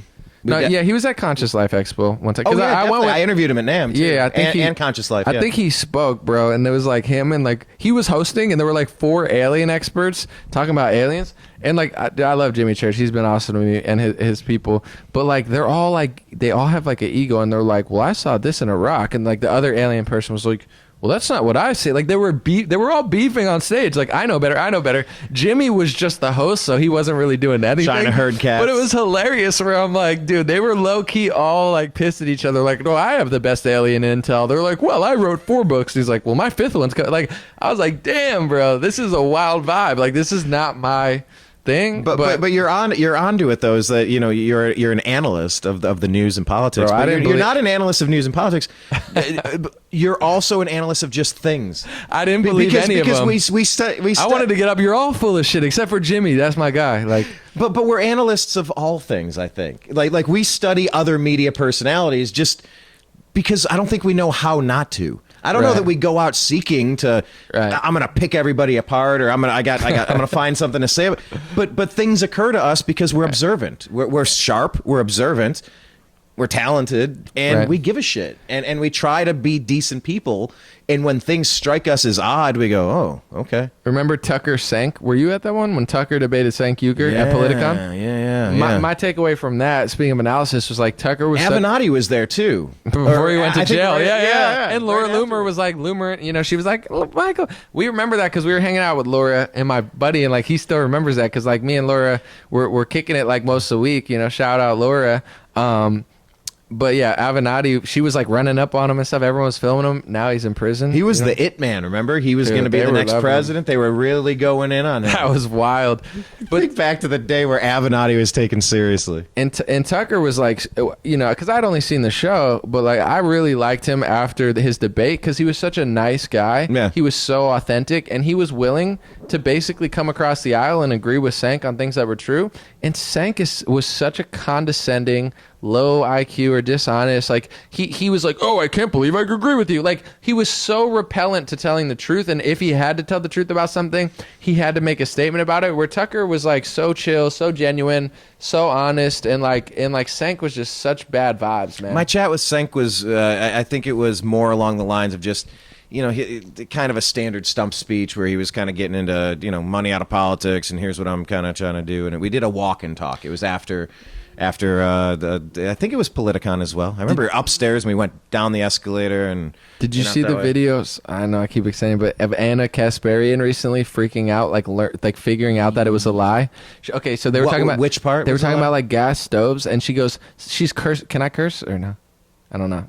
You've cursed a lot of times. Well, this I'm doing show. an Anna impression. So she's like, Sank. She's like, I don't fucking care. She's like, the gas stove doesn't make sense. He's like, well, like, and she's like freaking out. She's like, Sank, how the fuck are we gonna ban gas stoves? She's like, what if poor people have gas stoves and it breaks and then now they don't have parts to fix it? And I'm thinking to myself, yo, that's actually really fucking smart. I never thought about that, but I just wrote off the whole thing as stupid and fake anyway. But like, I didn't have to think about it. But she's like, I'm like, that's a really good idea. And she's like, I don't care about fucking government subsidies, Sank. I'm not gonna wait around for the guy. Like, it was like she was becoming a libertarian in real time, like exposing the ESG agenda. And I'm like, yo, it's going to be 8 months. She's going to be like a degenerate libertarian. It's like, I don't fucking care about anything. Government's fucking corrupt, but I'll sleep with whoever I want. No, I'm just kidding. I don't know if that's true. I'm just, sorry. Comedy, please don't get mad. I'm not a misogynist. The Jimmy Dore is. No, I'm just kidding. She always says stuff like that. I'm like, never mind. That was a bad joke. Oh, she's also the birthing person. And she's like, I'm a woman, not a birthing person. Okay, that's good. That's good. She's also we need saying more that, of that and they're energy freaking everywhere. out. She's like, I'm not a birthing person.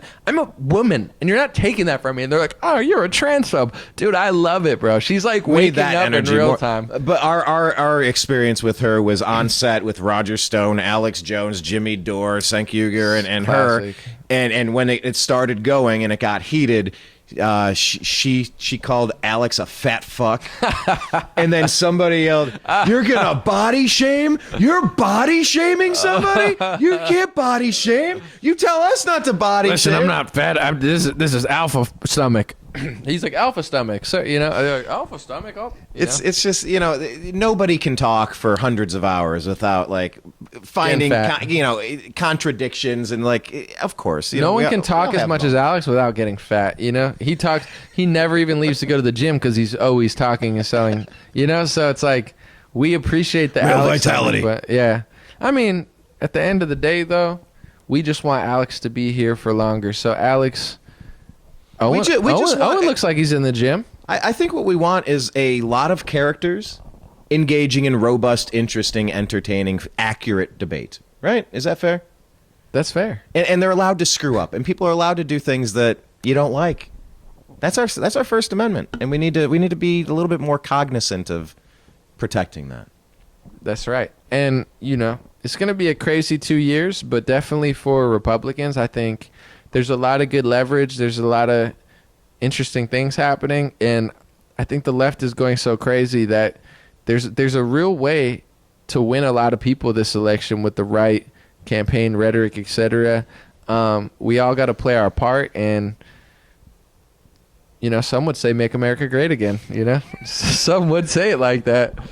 Did we bring you back around? Did we bring you back around? Bro, my vote's up. My vote's up for grabs. Okay, it's just like that's fair. You got your points across very clearly today, and they're valid points, and anything is going to be better than what's currently there.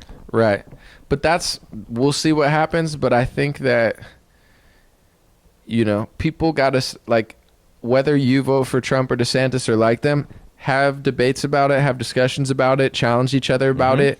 But sharpen your iron. People are acting like psychotic about it. And to me, that's not good, because I'm watching, like, people just like freak out at each other on Twitter every day. Like people that were friends like 2 months ago and they're like, you freaking simp, you piece of, and I'm like, yo, this is not it. I'm kind of going with the narrative of like, I consider this almost a false paradigm. I think there are pros and cons to both of them, but in my opinion, the people that control, like, it's kind of like overseeing the whole thing, and it's up to us, the people, to call it out and stand our ground. So with whichever one wins, I think we need to kind of demand that they are great. So I see it like that. So like even when people really want to fight with me over it, I actually don't want to. I'm like, find someone that actually like obsesses over DeSantis and thinks he's never done anything bad, and fight with them. Because I'm not that guy. I'm not that guy. And I don't have time. I'm not like, I don't work for him, Like I'm not paid to tell you what he did. Like call out all his bullshit, but just stop acting weird towards me and everyone else. Because like Trump and DeSantis, people fighting each other for a year is weird. And like Meatball Ron is kind of goofy, but like low key kind of funny though. Like it is funny. Like I'll even just call him like Meatball now, like Meatball Ron. Trump is really good at branding, even like I don't even know if it hurts him that bad, like, but it's just like he's sanctimonious Meatball Ron. The sanctimonious is alright. It's not one of my favorites, but Meatball, it's just funny because it's just like meatball, like I'm Italian, I'm part Italian, it doesn't like offend me or anything. It's just, oh, you're Italian. I'm like, I don't know, like you Photoshop them in a meatball, like there's it's really funny. Like I don't know if it works or not, but like I don't know, I'm not mad at it. I definitely think it's funny. Hey, may we live in interesting times. The more Trump says it, the more DeSantis starts looking like a meatball. Like he's kind of short. You know what I'm saying? Like, dude, Trump's framing him. He's going to like turn into a meatball. By the time the debates happen, he's going to look like a meatball to all of us, but we're just going to be like hallucinating it because we heard it so many times from Trump. Like, I see how he operates. He's a smooth character, that guy. Heck yeah. He could be president one day, probably. And I was You heard it here first. Right here. Trump, that guy could be president one day. Oh, he already was. Right. Okay. There you go. All right, An0maly. Yeah, it's been a pleasure. Thank you so much for your time. Bro, thank you. To be continued. It's going to be a fun couple days. The New American Media, make sure you check out Brian's stuff and support him. Obviously, any interview he's ever done, he's a good interviewer. He's a good guy, so go back and check it. I'm going to be watching the John McAfee one. There's a couple. Classic, dude. I'm going to watch them all. Absolutely. Rest in peace to the legend John McAfee. Absolutely. And tell them where to get your merch again. Oh, dreamrare.com. I appreciate it. It's all made in the USA. 100% USA made. I try to only say messages I agree with and stuff, so... And that's the best way to find your shows, your content. Or do you what medium is your favorite medium? I know we keep trying to wrap it for real. Well, dreamrarelinks.com has all my links, but I can't really say because I got banned from TikTok, so it's definitely not TikTok. BitChute, people seem to like it, but they don't pay, and also it's like kind of janky a little bit, where it's like it's good for what it is, but it's not like gonna rival YouTube anytime soon. So I appreciate BitChute. Facebook's been good to me monetizing wise, but they've kind of phased out live streams and they're trying to push the reels and stuff. Yeah, they love the... It's annoying. So it is what it is. Instagram I like as a user, but they're also annoying. Like, they could be annoying with like just like some of the censorship. Twitter's great, but like it's not really a business model yet. It's more just like everybody fights with each other over Trump and DeSantis. But I do like Twitter. I like a little bit of everything. Rumble, I like the idea of right now, the functionality of it for me. They mirror my videos. It's hard for me to live stream there. So I like what they're doing business-wise. They mirror your videos? Every time I post on YouTube, it's supposed to post on Rumble. Right. Like so I don't have to do it, but it auto posts there, but it takes like a day and sometimes it doesn't go through, so that's been weird. And then on my last show I've uploaded twice and it's trying to find a server to like grab the file and it's stalled twice. It's still open in my hotel processing right now. Or whatever. Yeah, dude, they got to get that better. And also like the live streaming, you got to like copy and paste a new link every time. It's a little annoying, but business wise, I think they're the most serious competitor to YouTube. So yeah, thank God. And then I have streamrare.com, like the word stream and rare. Now that's my new news website. I'm trying to kind of scale that out so I own it and I don't have to rely on anyone, but there's always pros and cons. YouTube's okay, I guess. You know, I don't know. I guess I got no loyalty to any of these things. But podcast? Oh yeah, podcast, So, Spotify, I mean, Apple, wherever you get those. Yeah, I don't know if I have a favorite. Yeah, because we're doing Restream for the Agree to Disagree show, and it's, put it on Twitter, put it on Facebook, adding it to Rumble after, Right. put it on the Patreon, putting it on, it's just, and then there's 10 other sites we're supposed to sign up for, and it's like, God, how many of these do we have to do? And Too much. Rumble just signed a deal to do the first Republican debate is going to be hosted by Fox News, and it's going to be live streamed exclusively on Rumble. That's huge. So the first debate with Meatball Ron, Donald Trump, and Tim Ron Scott. Ron hasn't even entered the race. I would like for him to not enter the race. Listen, he's a meatball. He doesn't belong in politics. He belongs on an Italian plate. You're a meatball, Ron. Why would you even think of running against Donald?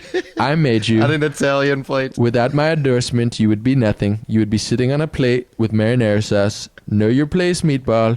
You may or may not be a pedophile, but I'll blackmail you over it either way. Here's a picture of you. Please don't enter the race. It's like, yo. By the way, there's a really good Italian place that my dad and I used to eat at for 10, 15 years in a row. Okay. Right around the corner. So if we're hungry for food the other day. Bro, I'm gonna eat. If I don't eat that, I'm gonna eat. They got this antipasta salad. and Uber Eats like tonight or something. I'm gonna eat more food tonight. I only had that bratwurst. Like the brat or whatever. That wasn't enough. I need like a... I got the Mediterranean bowl. It was awesome. Could have done a little more tzatziki, but... I got a side of tzatziki, bro. You're slipping. You should have asked the lady. I slipping, fool. Yo, this guy too, he's a very charming character, man. He's out here making all the female baristas laugh and stuff. He had that lady laughing in the thing, dude. She was like, everybody's just loving this guy. I was like, damn, dude. All right, so he says, yo, make me whatever drink you want. You know what I'm saying? Did I do this? No. That was Beyonce. That was the single lady thing. Okay, that was... But no, it's like, make me whatever drink you want. And like, some people could be like, yo, that's annoying or whatever. But like, these chicks were like, hee hee hee. Dude, they were having the best time of their life. And then they came out like, here's what we made. Dude, they were so pumped off that. I was like, all right. But no, he's just a nice guy. He's cheering these people up. They're sitting here just hitting the register, having a boring day. He just spices it up. And they've been enjoying it, but you didn't ask for tzatziki sauce, bro. That's on you. You were too busy just having a fun time. I know. I'm more like, yo, shut up, lady. Give me the tzatziki. No, I'm just kidding. I did not say that. I was like, You threw an elbow. I'm like, shut up, lady. She's like, hey, how are you doing? I'm like, shut the hell up and give me tzatziki sauce. I'm a podcaster. Podcaster coming through. Excuse me. I have a podcast. Sorry, I had to cut all those plebs over there. You're like, anyway. You're like, Yeah, you're gonna become a foodie, and it's gonna be like. I've been on Laura Ingram's show one time. Can I get some free food in here? I'm a podcaster who has a Fox News credit. Name dropping Laura Ingram for tzatziki. Dude, she goes, An0maly. It's like Cher, Madonna, one name. She said that. It's so funny. I should use that as a rap intro, bro. I gotta use that as a rap intro. She's like, An0maly, Cher, Madonna, one name. How have I not thought of that? Oh my gosh. It's gotta be a fire song though. I gotta be talking some super shit. Couldn't that be like a little clip of reel or something? So like a little 5-second kind of piece you could just... that too, bro. That I didn't even think of that. Because it happened before reels even existed. So that's funny. See, this is what we do at NAMM. We come up with ideas. Bro. And we chat. Appreciate it. All right, to be continued. Appreciate it. Peace out. Man, how long was that? I don't know. Where's my marinara sauce? Where's my personal assistant? She's like, ah! No, I'm just kidding. Like the camera goes out.